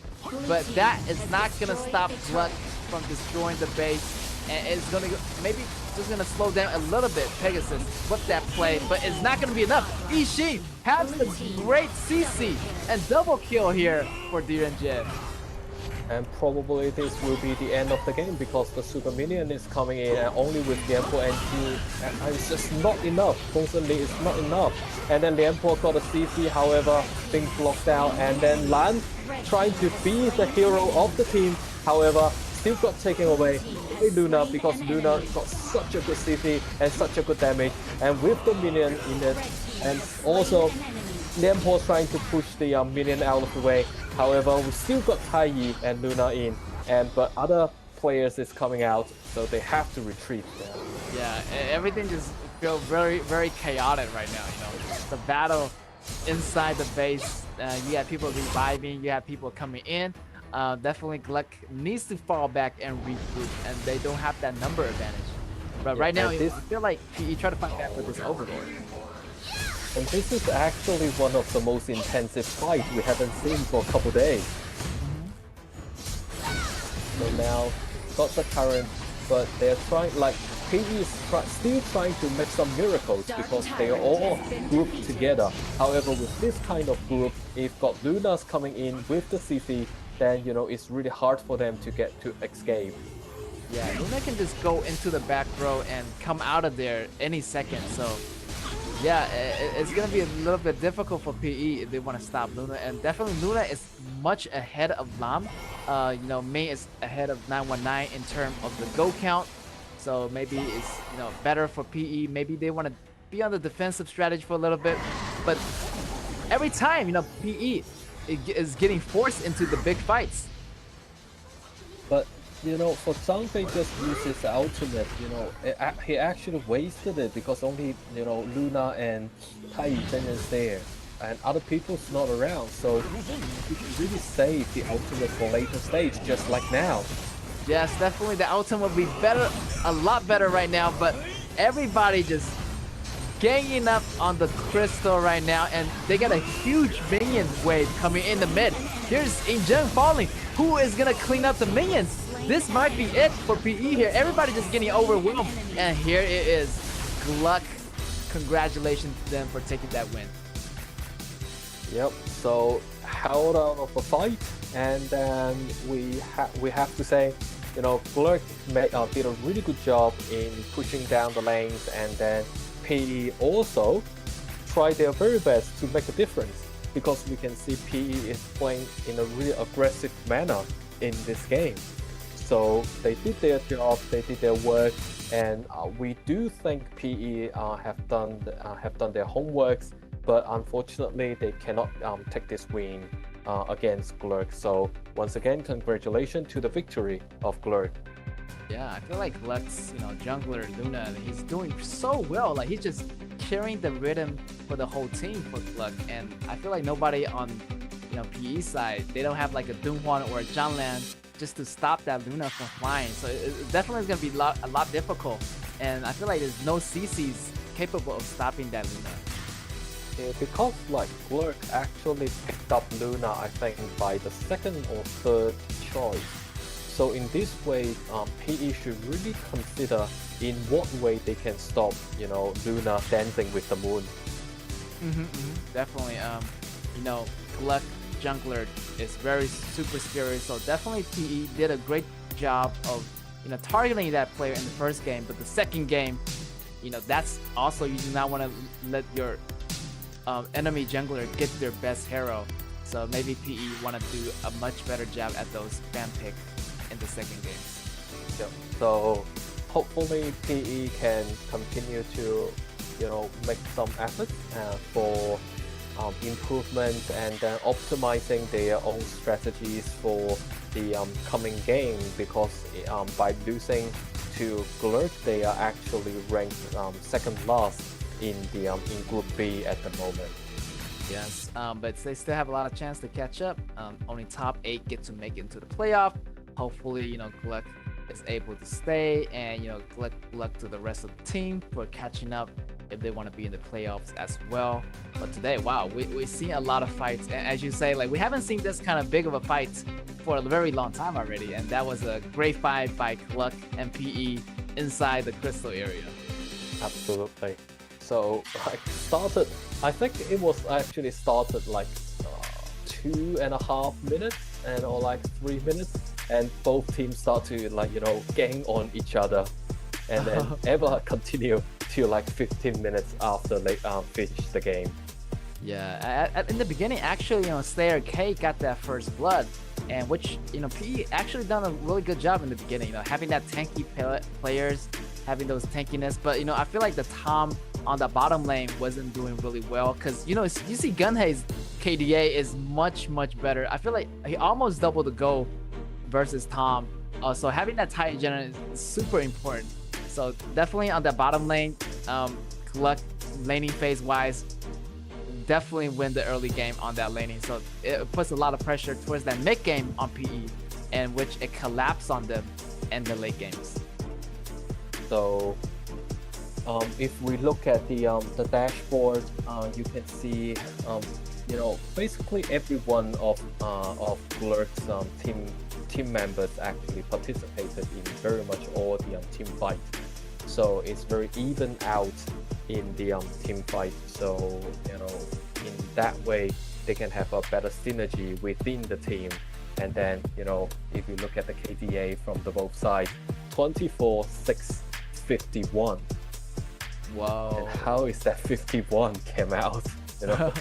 Feel like that's the assist for all of the teams.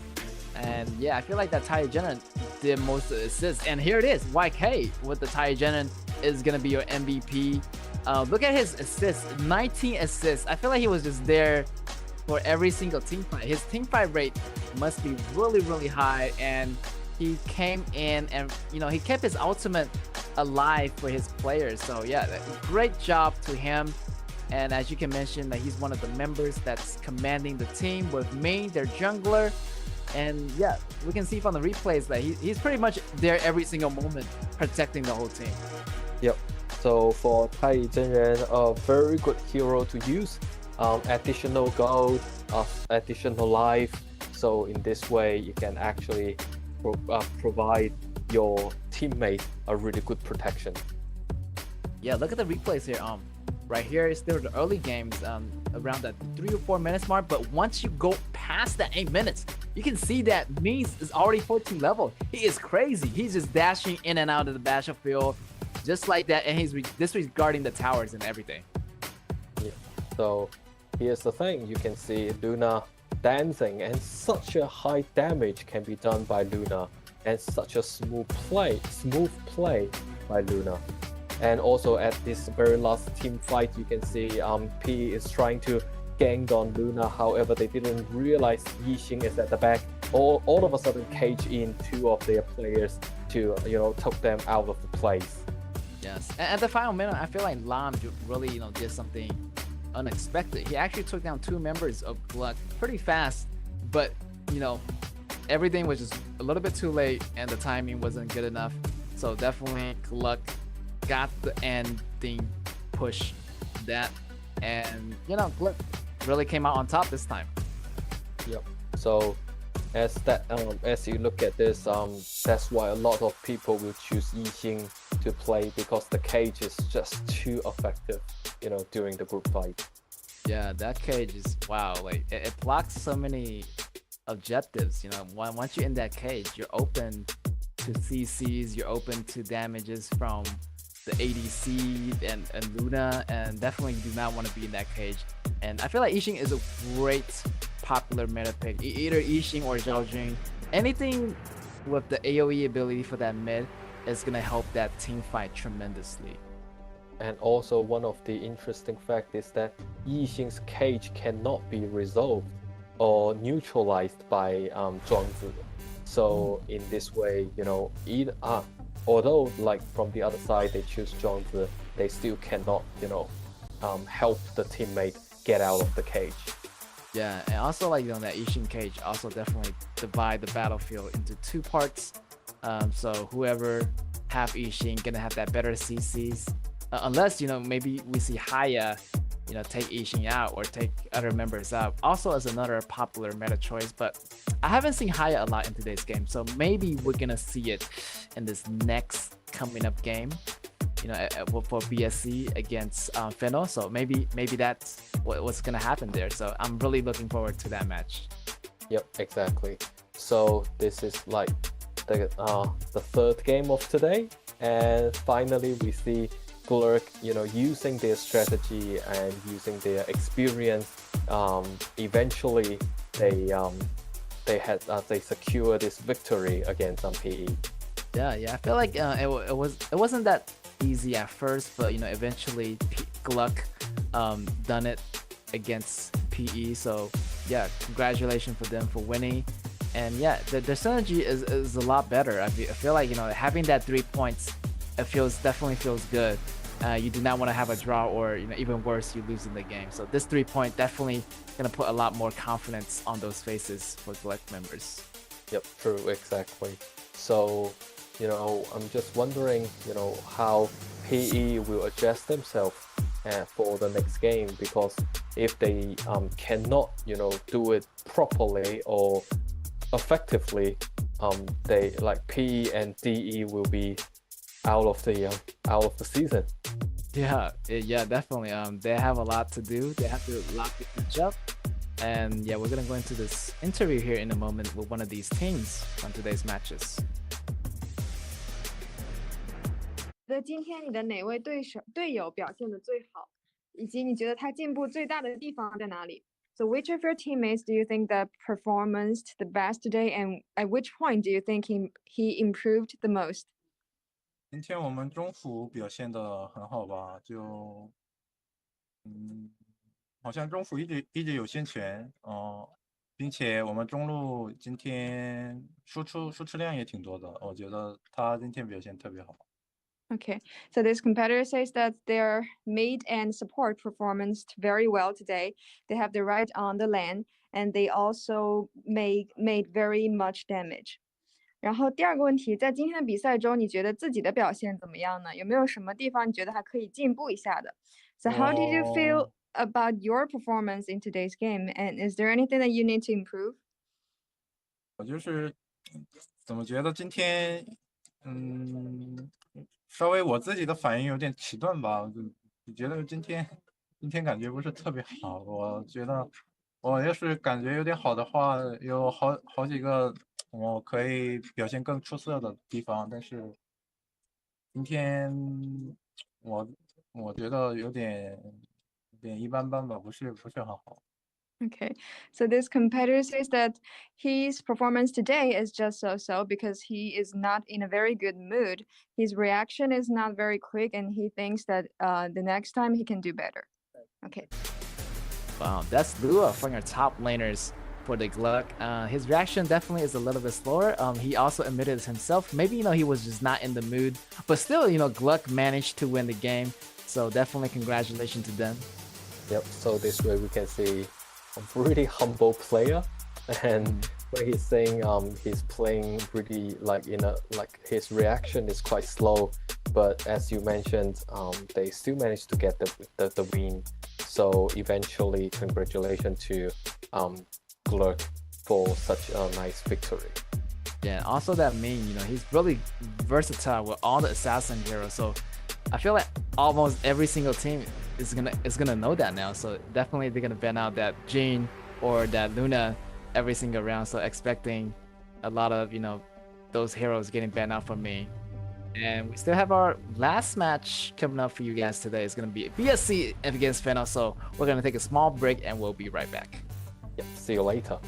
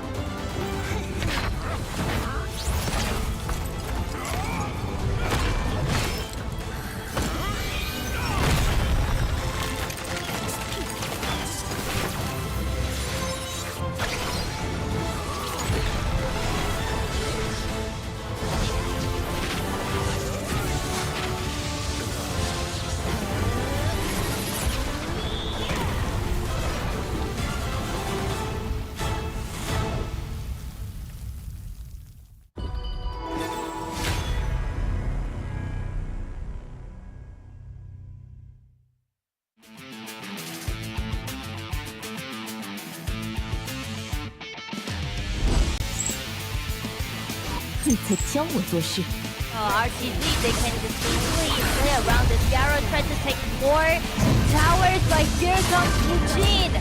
确认击败，行动方案万无一失。喂，给挡住了，对面的身手。Double kill 。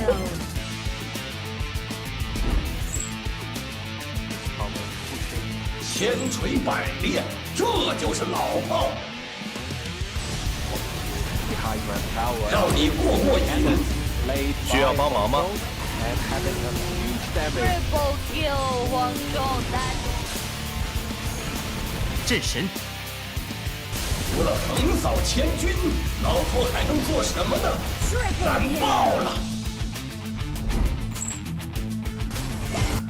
英雄登场！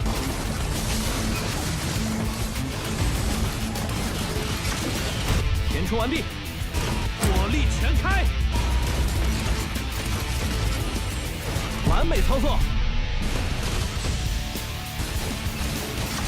准备好了吗？来点火爆的！伤口可不是什么值得炫耀的事情。 From Tempest Dragon, it's quite difficult for RPG to guard their pistol, and then they are trying to force it down from KG, and then KG with the super minions down the track. Well, luckily they cleaned it out, however this outer just not enough, and with the Tempest Dragon from the mid lane, we can actually...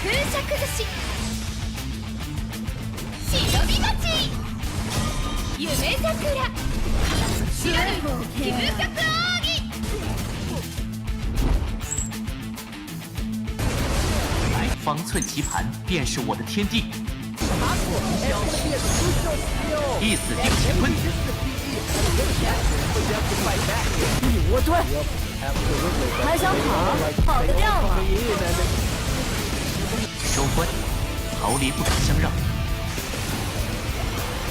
他们完蛋了。 飞行。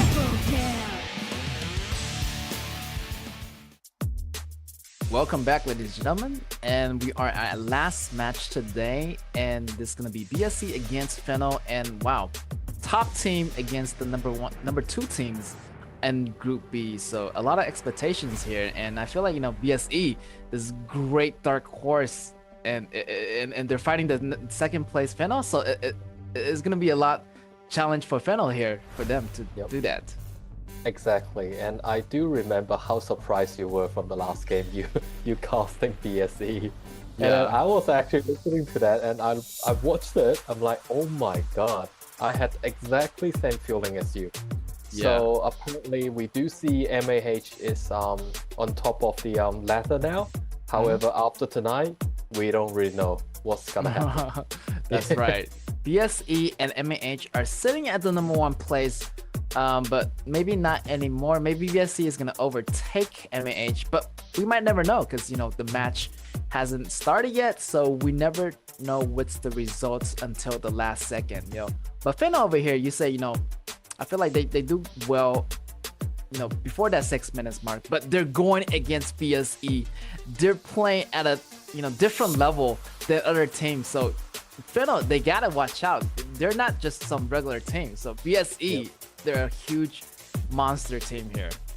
Yeah, get as you say, like for Fennel, from very beginning we do know Fennel can play really good 6 minutes game. And also during the other game that we were casting, they actually made a comeback, a pretty good victories as well. However, they're now playing against BSE. 6 minutes. I don't even know what's gonna happen. Within 6 minutes. Yeah, definitely. As you can look at the data comparisons here. Average kills, pretty much similar, but it all comes down to that goals per minute. Look at that BSE getting that advantage. Definitely, they're gonna have that higher goal, which meaning they're gonna able to afford more items, and damage per minute also in that category is gonna go to that BSE. Total goal maybe belongs to Fennel because BSE end the game so quickly. Like they don't need to have that much goal. Yeah. They can just end the game, and they get the job done right there and then. And also, by looking at average damage per kill, the reason BSE and Fennel got such a huge gap of difference is because, for Fennel, they need to wait after 6 minutes. So when all the items are out, and you definitely have such a high damage. But for BSE, they finish every game in a really early stage. So the damage is way more than enough for the beginning stage. Yeah, that's right. They just have the item. They do what they gotta do. They just get the item, they get the job done at the quickest time possible. They just end the game ASAP. They give no chance to their opponent to fight back, and I feel like that's BSC styles right here. Yeah, every time I just feel like they really want to go get the nice supper. You know, finish the game and go have some barbecue later. You know? Yes, definitely. I But feel like like, BSC is playing like yeah, that.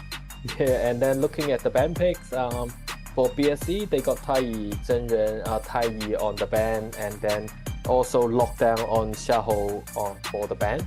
And then on Fennel side, the Ordinary, Daqiao, and Bomber Cat, Song Xi. Yeah, those two like always gonna be on the ban pick, either one game or the other, but you will never miss those two on the ban picks. And here is gonna be that great meta pick coming out of BSC. Definitely locking down on that Zhao Huaizhen is gonna be a great jungler for BSC. And BSC, wow, they are trying to end the game like they say they would. Yep. And then if you look at Fennel, if they don't pick out Mayane, then Mayane might be became like a Zhao Huaizhen Mayane combination from BSE. Yeah. I feel like that Mayana is a great counter to that Kea. And yeah, right there, speak of the devil, they're gonna pick it. And I feel like that Kea is gonna be a lot trouble. And I feel like he's just, gonna face the dirt if that happens, when that Mayane goes in, that top laner, Xian, and wow, everything's gonna go sideways and downhills for Fennel. Fennel better do something about this Mayane here. Also for Kai, if Mayane play as like as the counter, like from the confront lane, then that will be alright. But if Mayane plays as like a jungler against Kai as a jungler, then Kai won't stand much a chance in the beginning stage. Yeah, Mayana is known for the early damage, so much damage in those skills. And yeah, I feel like this one, Mayana is gonna be the top lane. She's gonna be a lot better there. And Zhao Huaizhen, the meta is gonna be those top lane Mayana and also jungle Zhao Huaizhen. And let's see what BSE is gonna add to this. And Ganjian always, been a popular choice lately. And against Zhao Jun, I feel like it's a great pick. But and then for now we have Su Lie as the support. Then we can very much be sure that BSE is trying to have a huge fight with Fennel in the beginning. Yeah, I remember like BSE chose Su Lie last time with Marco Polo, and they ended the game around 5 minutes versus DE. So if you see a Su Lie on the other side as a support, you are bet that they're gonna be super aggressive right off the beginning of the game. Yep, and especially Su Lie is like, originally got a 2 life, on top of him. It's not like Taiyi. So, he can actually stand up and then continue to create a lot of damage to the other team. Yeah, I feel like he's a real man, like, at the game. Like, he just has 2 life. Who has more than 2 life in the game? Only him. And BSE with that combination, wow, Su Lie with Mayane with Zhao Huaizhen, that's a lot of CC combo right there. Like, I can't imagine if Fennel step into that. It's gonna be devastating. Yeah, and then a lot of CC combined with Ganjiang's ability, so a lot of damage can be done. So Fennel, I do feel worried about them, especially in the beginning 4 or 5 minutes. Yeah. Towards that mid game, also I'm worried about that Kea, because that Mayane is gonna, definitely go for that marksman, and you gotta watch out for those angles where Mayane jump into the battle. Even though that she got debuffed a little bit, but wow, her damage is still up there. So Fennel, a lot of threats are coming for you. Yep. So now we have our very last match of today, and this is the game 1 for between BSE and Fennel. So let's see how Fennel can, protect themselves from the attacks of BSE. And then we have on the blue side BSE and the red side Fennel. Yeah, I'm just waiting for that Su Lie to do a lot of the engagements for the BSE side. Since, I feel like Su Lie is the main tank of this game, and he can take a lot of damage and still survive, after he stands up. So a lot of tankiness here for BSE, and also, you know, a lot of CCs, and that's gonna help Garo and this Ganjian to land its damage easier. So yeah, Feno, they have to do something about that mid game. They're the real man. Yeah. So like, we can actually see, you know, for each game that BSE play, they will try their very best to level up to level 4, and then all of a sudden they will, you know, present a threat to a certain lane that they picked out. So Feno need to be really careful with that 3 to 4 minutes mark. Yeah. Also over here, Feno has a Shenbing. I wouldn't say Shenbing is bad, but you know, having that soft support leaves no tank. I feel like Kai and Charlotte, Charlotte is like not really a full tank. So Kai is the only tankiest hero on Feno's team right now. So it might be a little bit dangerous for Feno. And look at that 1v1 on top. Mayene always taking, already taking that half HP away from Charlotte.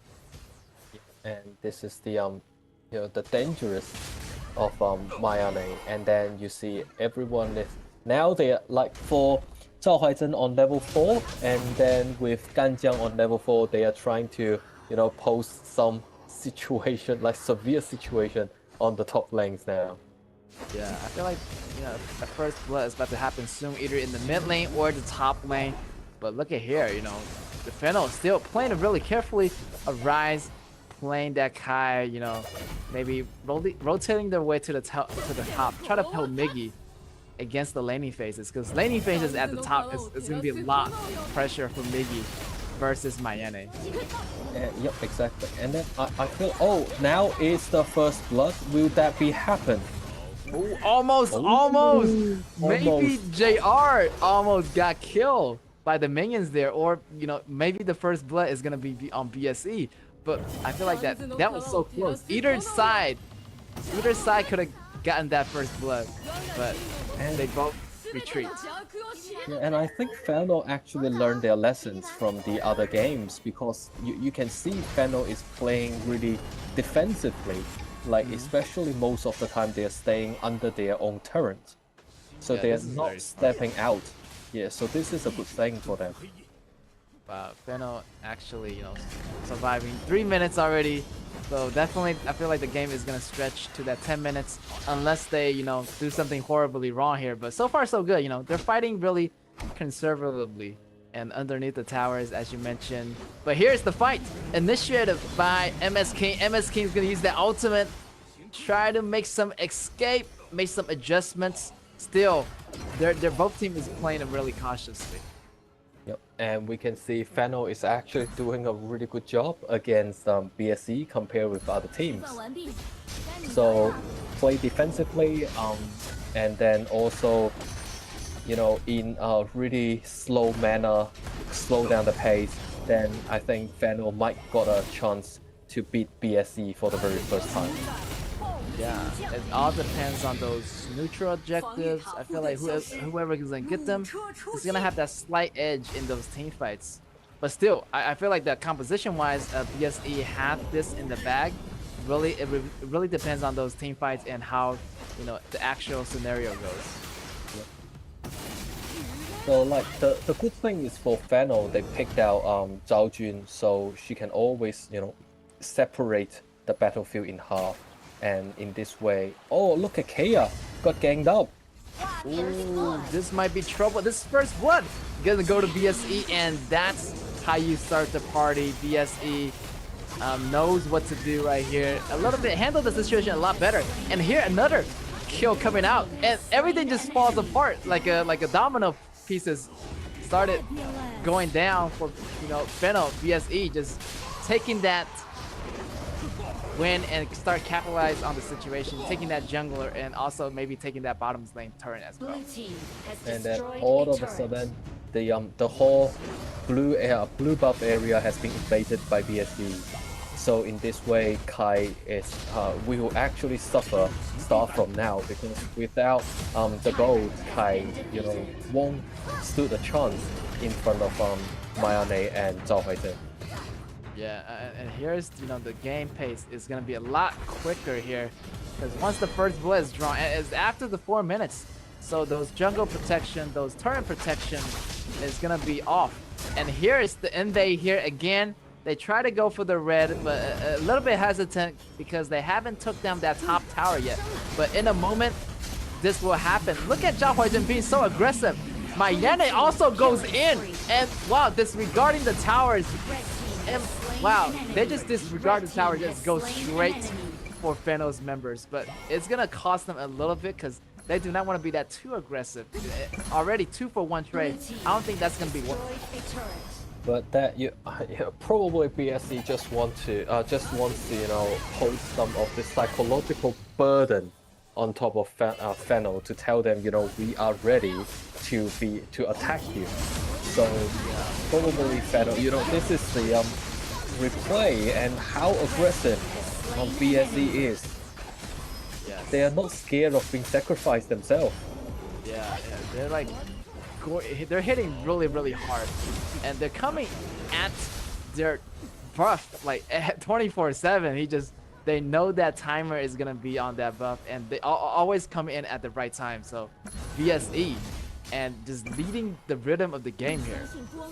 Yep, and then they're now going to the Overlord. And if they can get the Overlord, at least they can they have the Vanguards to help them out. See whether they can destroy the tier 2 towers. And wow, BSC is actually so quick to adjust. They were regrouping. It didn't take that long for them to fight back again. Here's one of the members getting caught, but it's okay. MS King goes down, but the rest of the members are still standing. Fennel try to make a fight back here, maybe try to go after the mirror turret, but they don't have the minions, and the Vanguard is gonna be at the BSC side right now. And to be honest, like, Fennel is really lucky. They have Zhao Jun, but Mayane came in and then took out the ADC from Fennel, and then now their lack of ADC and lack of attacking damage, but they need to protect their turrets right here, right now. Yeah, Mayane did her job perfectly. He was just get out, got the job done, and didn't want to waste a single time.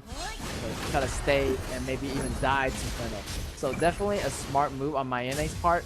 And here, BSC is back on the map. They have the dragon. They're going for that blue again. So constantly you can see that like they are countering jungling almost every single chance they got. They're always doing the counter jungle.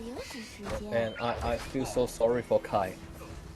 He has been, having blue for a very long time. And look at here, like, Sule always just giving BSE such full of vision and giving him like a lot of protection here. And here, Garo got the damage. The mid tower is almost gonna go down. So that is another point that we are making. BSE are so fast with the rhythm. And look at here, Mayane on Kai. And wow, Mayane is an assassin here. So basically, Mayane will keep the opponent in and then have Garo at the back keep the damage up. So also we can see Garo's overall gold is definitely in a really positive condition. Yeah, also their tower is looking really good here for BSC. BSC has 4 towers, and look at Fennel only have 1. But look at Mayane, 1 versus 2, and still managed maybe to get the kill on Azar. And almost, but here comes Zhao Huaizhen with the cleanup here. Shenbing goes down, Azar goes down. Only MS King got out of that. Well, this is actually the very first time in the whole season we see BSC have a game that is over 10 minutes. Yeah. And I feel like Fennel did really well against BSC. Try to hold on and try to slow the pace down for them. Exactly. So, I think this is the homework being prepared by Fennel. Right here, Fennel still trying to make something happen, but I feel like map control wise, definitely BSE have that power in that category where like most you can see that from the mini map, like most of the maps are blue, like the blue minions are pushing in on the Finals side, and that means BSE is gonna have that more vision, and more vision means they're gonna have more control, and definitely those team fights they have a better chance of winning. And here Garo, damage is coming up online, and wow, look at that tower just go down just like that. Right now, and also we can see Garo got the oh, they have the hounds.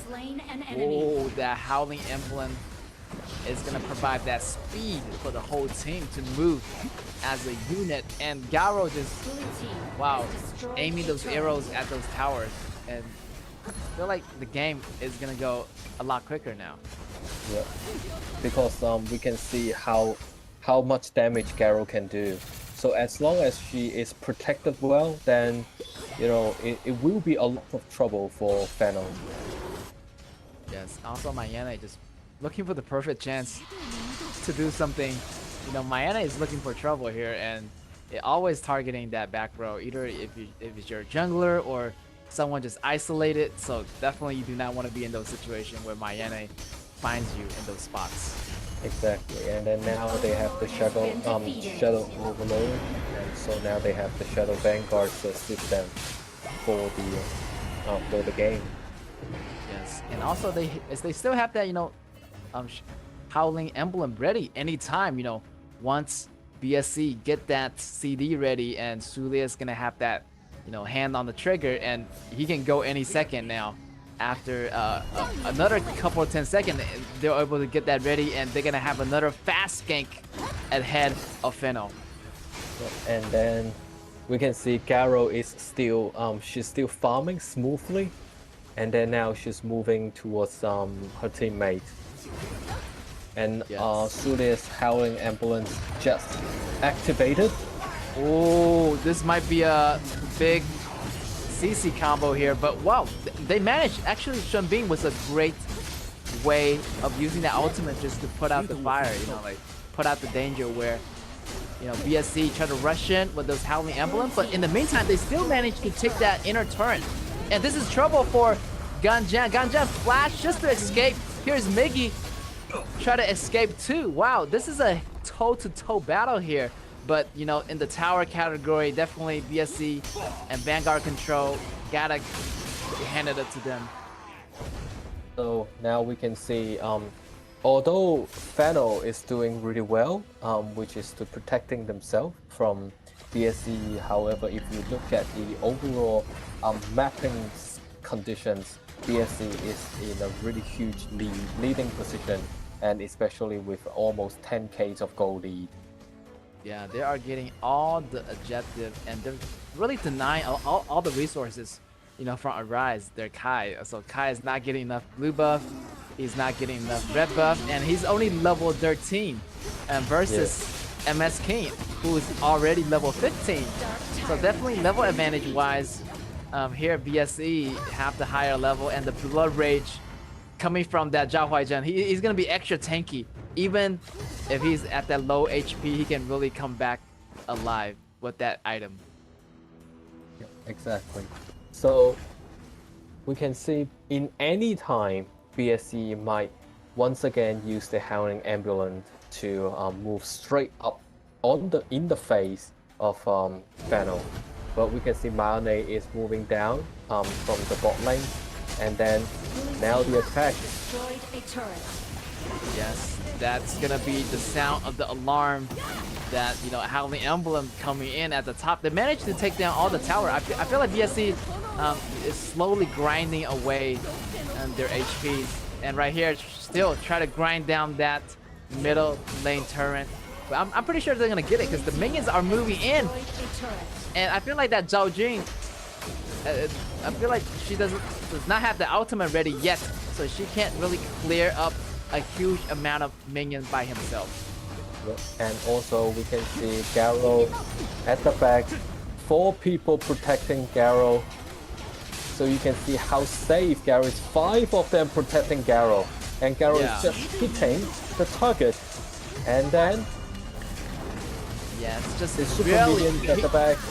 Whoa, here it goes. That was the end of the game because, you know, all they need to do is take down the crystals and Garo just aims straight for the crystals. And you can see that Sule just used his life to guard Garo, jumping in front and just knocking up all of the members of those enemies. And wow, congratulations BSE for taking game 1. So now Fennel needs to consider, like, for the next game whether BSE will play in a fast pace or a low pace now, because you know, this is actually the very first game that we witness BSE to play for a 15 minutes game. Definitely, Fennel really, you know, held out their time.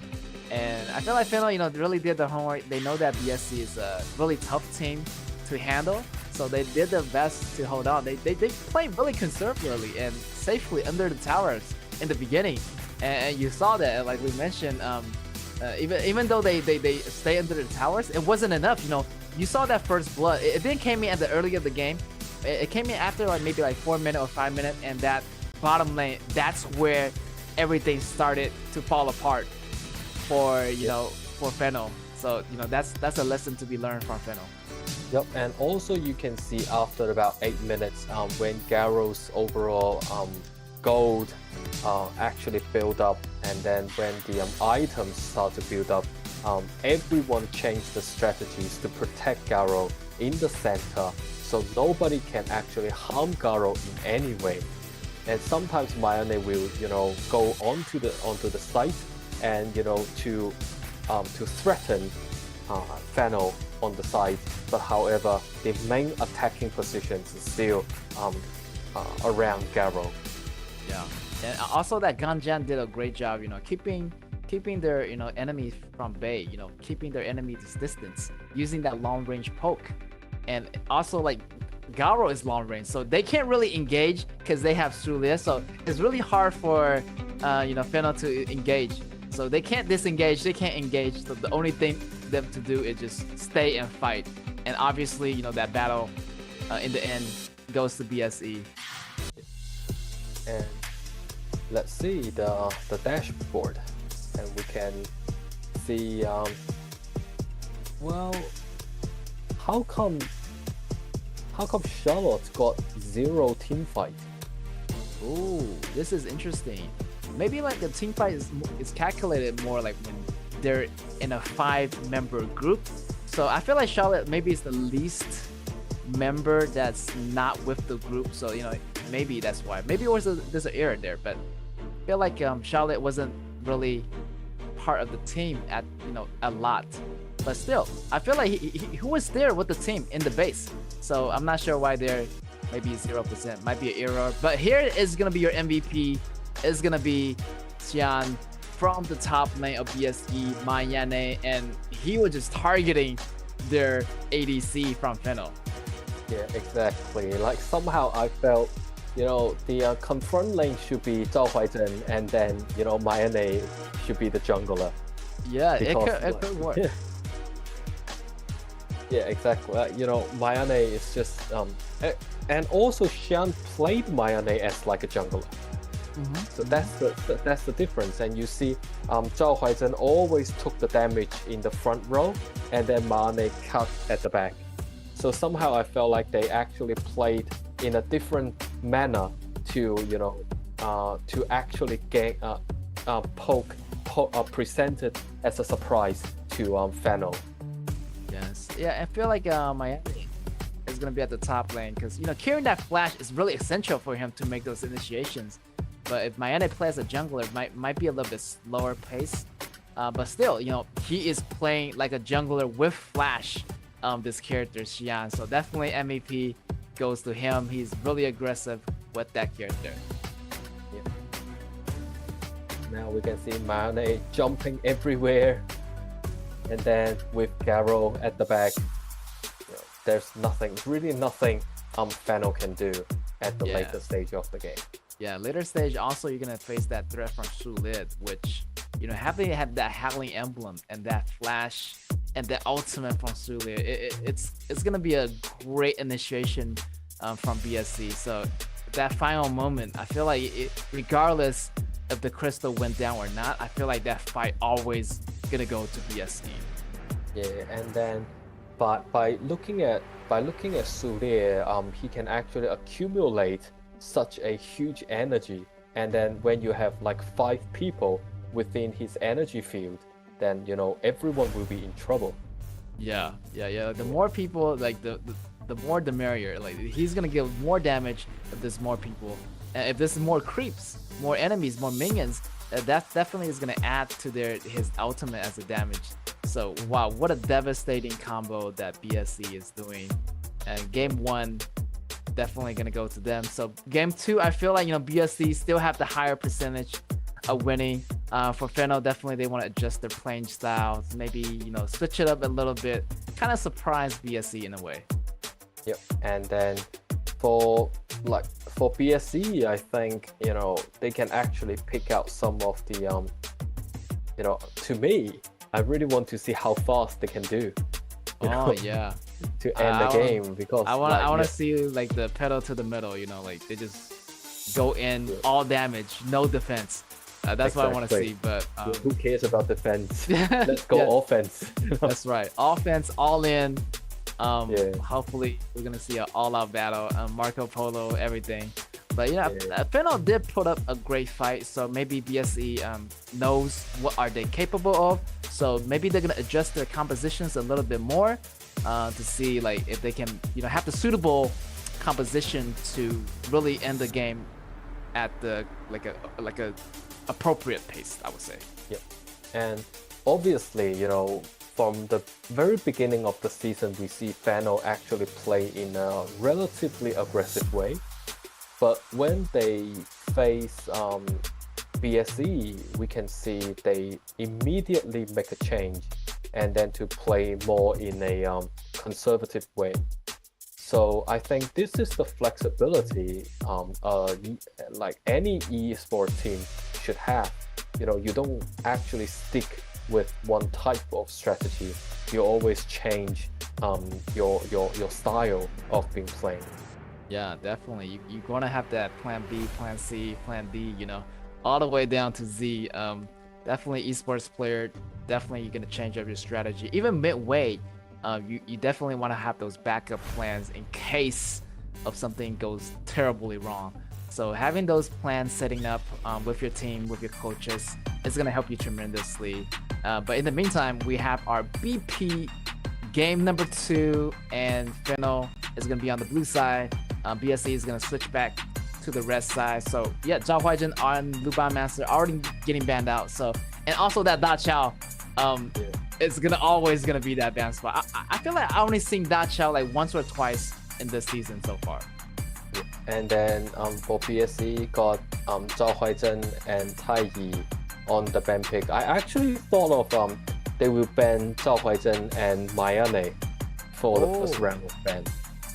Yeah, but and then we have Fennel show off their Zhang Fei as a support, because Evelyn's can play Zhang Fei in a really good way. But we can see from BSC, Byron and Xiahou, 2 tanky hero. Definitely we can see BSC is looking for a fight. Yeah, I feel like this is the battle of the tanks here. 4 tanks, getting out of the table. Yeah. 1 Shamanshi already getting picked up by Fennel. Great pick on the mid lanes, definitely priority wise. They got the priority here, but here, they still have Zhao Jun if they want to pick it up, or other heroes for that mid lane. Yep. And then now we can see the Bomber Cat from the Fennel side. So in the beginning stage, they can actually speed up the line clearance during the mid lanes, and then provide a certain assistance to other lanes. But for BSC, once again, we would like to say really fast pace type of combos, and then also you have Sun Bing to team up with Xiahou. So Xiahou and Byron will have a really huge like a HP bar during the game. Yes, BSC's composition is looking really good right now, really solid. You have 2 tanks, warriors. With that Shenbing, that's gonna be like they're gonna last a lot longer in those fights. And also, you know, Baichi over here, maybe, you know, with that Zhang it's gonna be a lot of tanky, but you know, maybe not as well as the tankiest from the BSC. With that Shenbing, it's definitely gonna help BSC side. Yeah, and to be honest, I really want to see BSC to pick another 2 tanky hero out to get another Lu Bu and then get an Arta. So 4 tanks with Sun Bing. Oh, that'd be really really fun. Maybe that will work, you know, in a aggressive composition, but I feel like they're still missing a marksman and a mage. So definitely you want to have that, you know, proper positions. And with that, JR is gonna play that Gunshun Lee. Definitely a great composition. If they choose a great top laner, they already have Byron, so they need a mid lane. They almost got the perfect composition here, like from last season. So definitely BSC over here try to end the game as fast as possible. So for Fennel, they have Alien to play. Also, they will have Baichi to play jungle, and Alien plays the confront lane. So in this way, Baichi can actually clean up the jungle area in a really fast speed. But look, you can see after the BSC lockdown on Sun Bing, they have now Yang Yuhuan. So really tough, like for for Fennel to play BSC in this game, because you know the HP amount is just huge. Yes, but BSC over here, you know, they got Yang Yuhuan, and with the help of Shenbing, that's like double HP regeneration. And wow, I feel like BSC is gonna, you know, last a lot longer in those big fights. So yeah, Fennel have to watch it. Like if they're gonna go just fighting forever, BSC is gonna fight those fights immediately. You know, they're gonna have the advantage of staying alive. Just let's see like which burst damage is gonna be better, the Fennel side or the BSC side. So as you mentioned, you actually got like 2 HP regenerations hero, and you got Xiaohou passive ability regain HP, and then for Byron, like as much enemies that he can hit, he will actually regain HP again. So I don't even know how long, you know, for Fennel can survive in a big fight with BSC. Yeah, I feel like Fennel has to, you know, really chip away those HPs before the fights even happen. So definitely a lot of bomber cat pressure is going to be on that hero, Shenwen Shi. So it's his job to chip down those HPs before the fight. Let's see if he can do so. And we have Fennel on the blue side and BSC on the red side. So let's see how fast can BSC do, and what kind of team fight or big fight can BSC present to us. Yeah, this is a great opening by BSC, by the way. Like they're opening having their marksman in the mid, so that marksman is definitely is gonna help that top lane. You know, getting less pressure, putting off of him. So BSC is actually doing really good opening. And actually, Byron is fighting 1v1 with Miggy, and wow, they're pretty even so far. But the knockup might be coming in, but both looking pretty even in those fights. Yeah, lucky Byron got his way out of the dangerous zone, because everyone is trying to gang up on him. Yeah. And now we can see JR is going back to the bot lanes, and then with Yang Yuhuan. So like, you know, this is the good thing, like, because Yang Yuhuan and teams up with Gongsun Li, they can actually clean any lane in a really fast speed. Yes, and here's the ultimate from Baichi.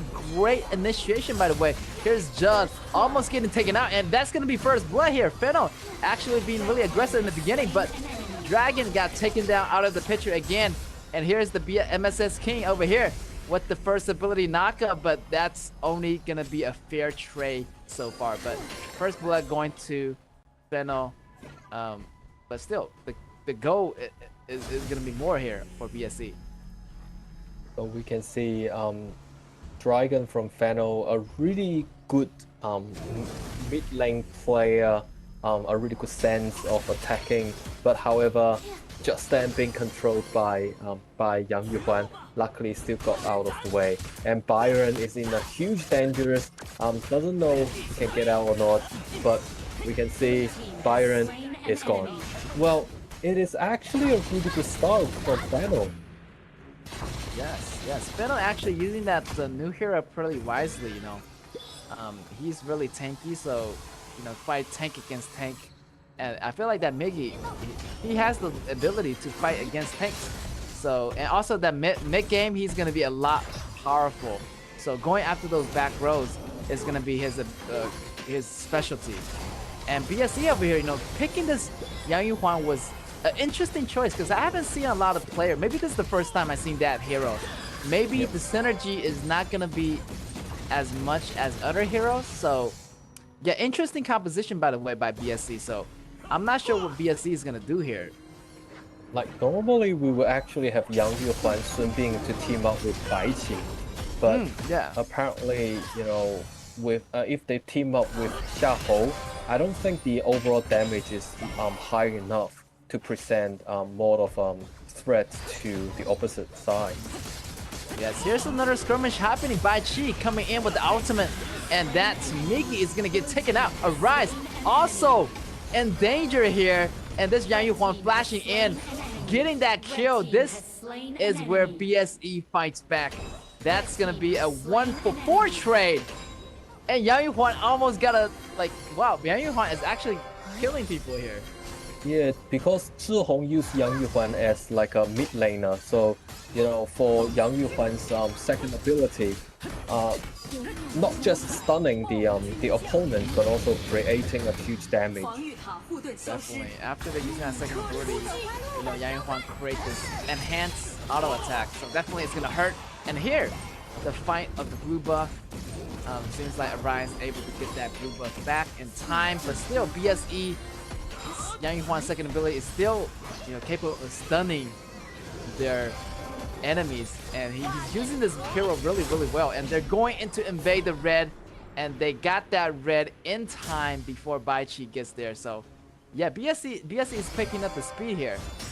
Yeah, and obviously we can see, as Get you mentioned, like they using Yang Yuhuan in a really, you see, like really familiar with this hero. And great way of creating those mini stuns, and that creates the opportunity for a lot of those attacks to be landed on that tank. So definitely 6 versus 3 here in the beginning, and the Tyrant is gonna go to BSC here. I think like by Zhihong, like by choosing Yang Yuhuan, Zhihong actually, you know, posted himself as like a surprise for Fennel, because I don't think anyone from Fennel will guess, you know, Zhihong will choose Yang Yuhuan as a mid laner, because most of the time apparently people will use Yang Yuhuan as like a support. But all of a sudden a huge team fight just happened, and then, you know, Mengya vanished out in the thin air.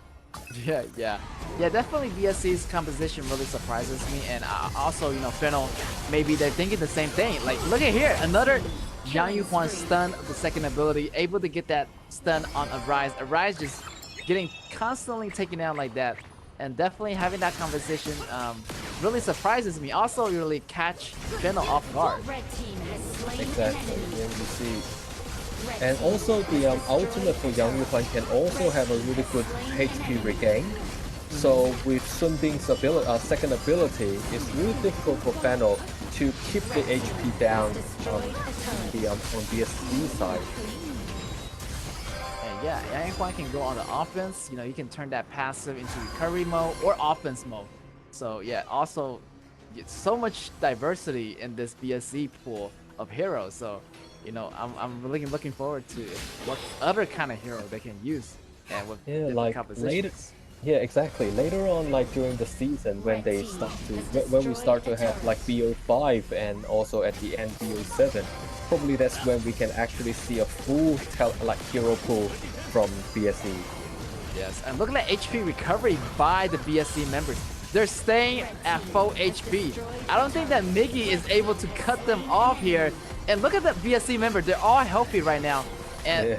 I feel like Fennel just, their HP just go lower and lower, and they just can't stay at the fight anymore. Yeah, that's the issue we mentioned before the game. Like, just wondering how long can Fennel stay in the game. Yes, and here's a big fight. Whoa, and wow, multiple members goes down. Arise getting so low, and he's almost getting taken out by Shunbi's ability. And yes, and with the damage coming in from Gun Shunli, it will be good. And wow, BSE try to end the game here around the 8 minutes mark. Maybe they can do it, maybe they won't, but they are trying to do They it. can actually do it, yeah. Because Gun Shunli is there. They did it. They did it. Whoa. Oh my god. 8 minutes, like 7:52. Wow. Congratulations to BSE. Like once, like the HP bar never went down. Yeah, like everybody is like really green and healthy, and all I see is like the orange and red HP bars from Fennel's side. Yeah, like congratulations to BSE. We didn't really expect that to happen. Yeah, I didn't thought like that fight, like they really want to go all the way. But eventually, like there was like there's one minion left, and that's the catapult minion, the cannon minion from BSC side, the red minion side, and he was just there at the right moment, and so they chose to go in and just target that crystal. So Fennel's member couldn't really make it to that minion in time. And I never see anybody, try like any hero will protect the tank. Like the minion at the back, because you actually see like from Fennel they want to take that cannon like that cannon minion out of the way. Yeah. But everyone just stood like next to the minion to let it go. So a really smart play by BSE. Yeah, BSB at that final moment. I feel like it's really fast. Whoever it is, like the commanding their team, they know what to do. Like there's one minion coming, and we have to protect the minions. And BSE did it really beautifully. And here's the scoreboard here. Seems like wow, BSE pretty much got the whole damage. And look at Yang Yuhuan. He actually does a lot of damage, 26.5%. And I feel like he was just like maintaining a great distance between the enemy and the allies. So he's also healing the allies, but also at the same time he's dealing damage to the enemy. Yep, exactly.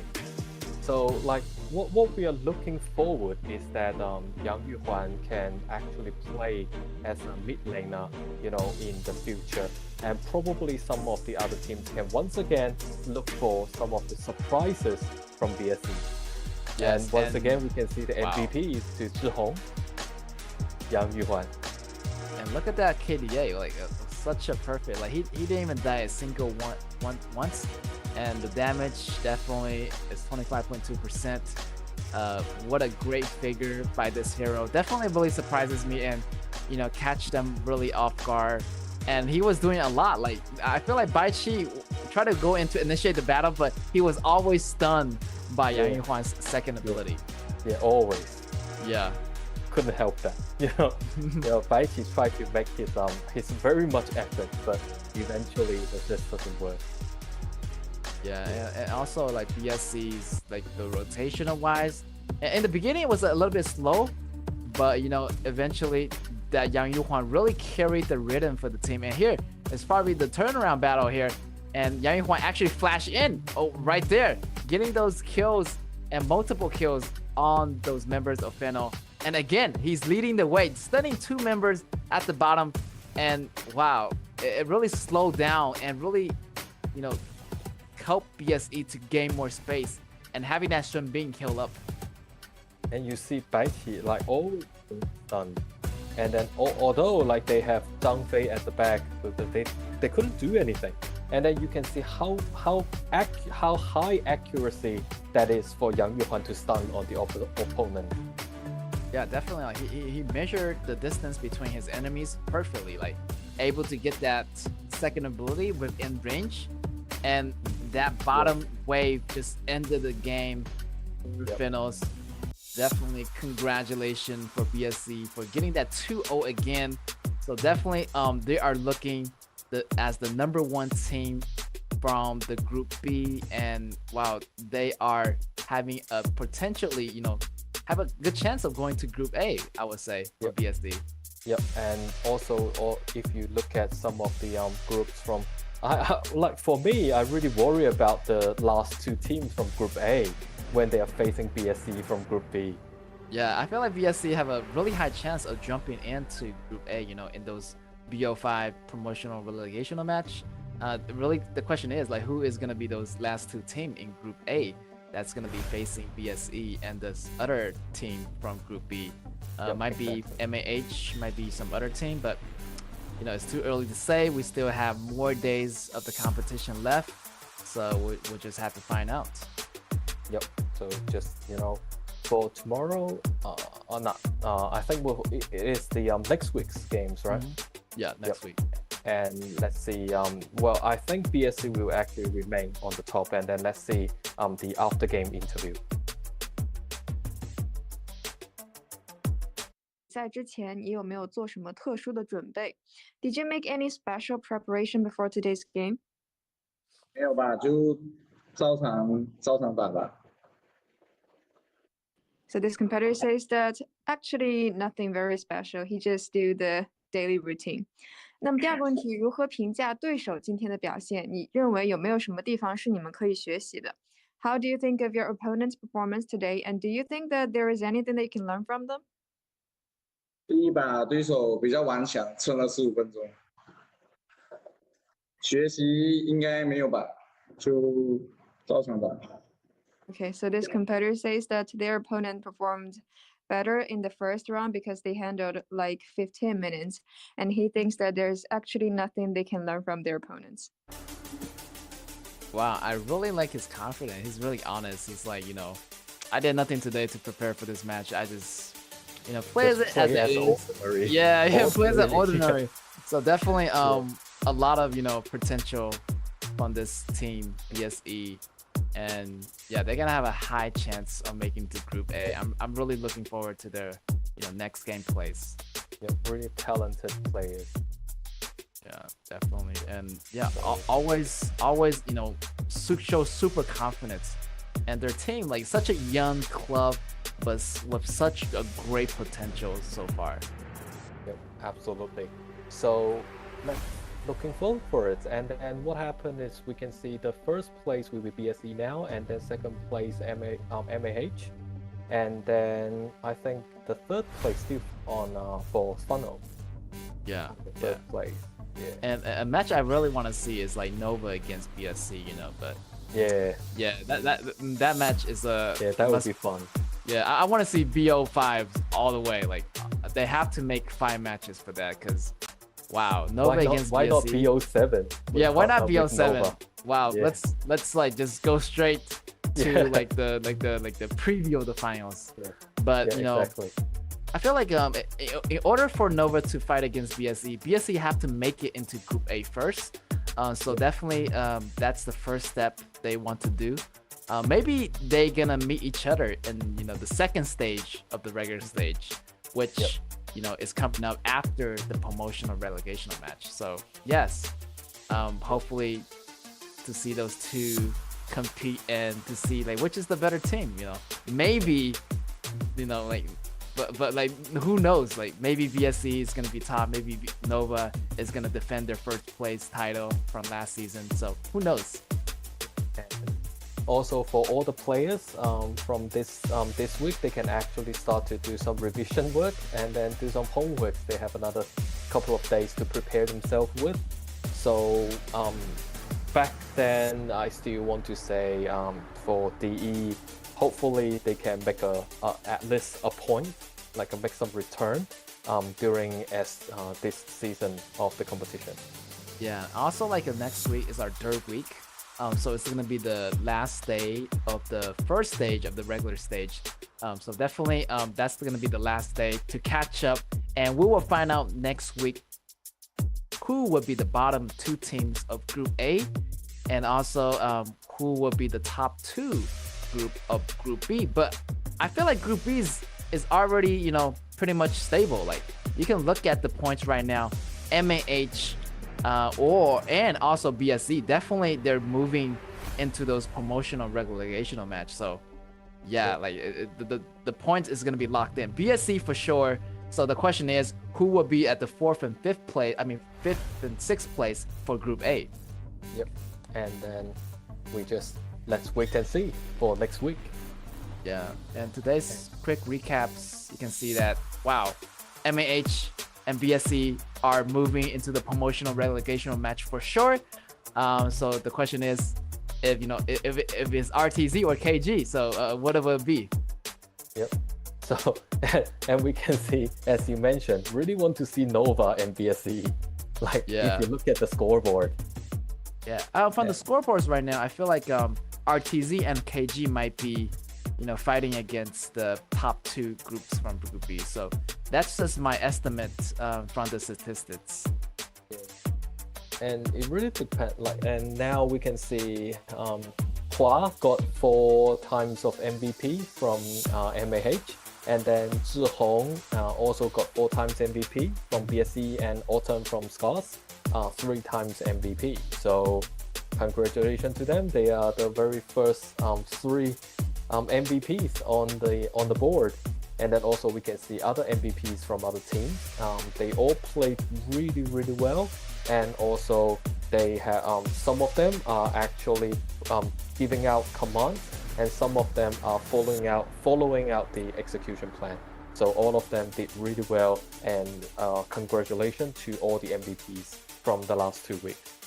Yeah, a lot of the players, I can see like Nova's up there and also RCG's up there. Definitely there's going to be a lot more matches coming up for you guys on August the 10th. RTZ versus Nova, which I feel like, Nova pretty much got that in the bag, but I'm not sure yet. This is too early to say. Still, RTZ still have some time to come back from this. They have a week, a couple days to have some revision for the team, so they're going to prepare for that. And also Gluck is going to be fighting MAH. Oh, maybe, Gluck going to gain some points from that. Also, Fennel fighting DE. And also our last match for that day, for August 10th, is going to be PE against BSE. Wow, so much more matches coming up. I feel like, wow, it's going to be one heck of a show here. Yep. So, for August the 10th, we can definitely see the final ranking, how the ranking will be appeared. So, we will then look forward to see how the Group A and Group B's team compete with each other. And this is the end of tonight's game. And I am the caster, Amway, and my friend. And I'm Gigit, and I will see you guys next time. See you later. See you later.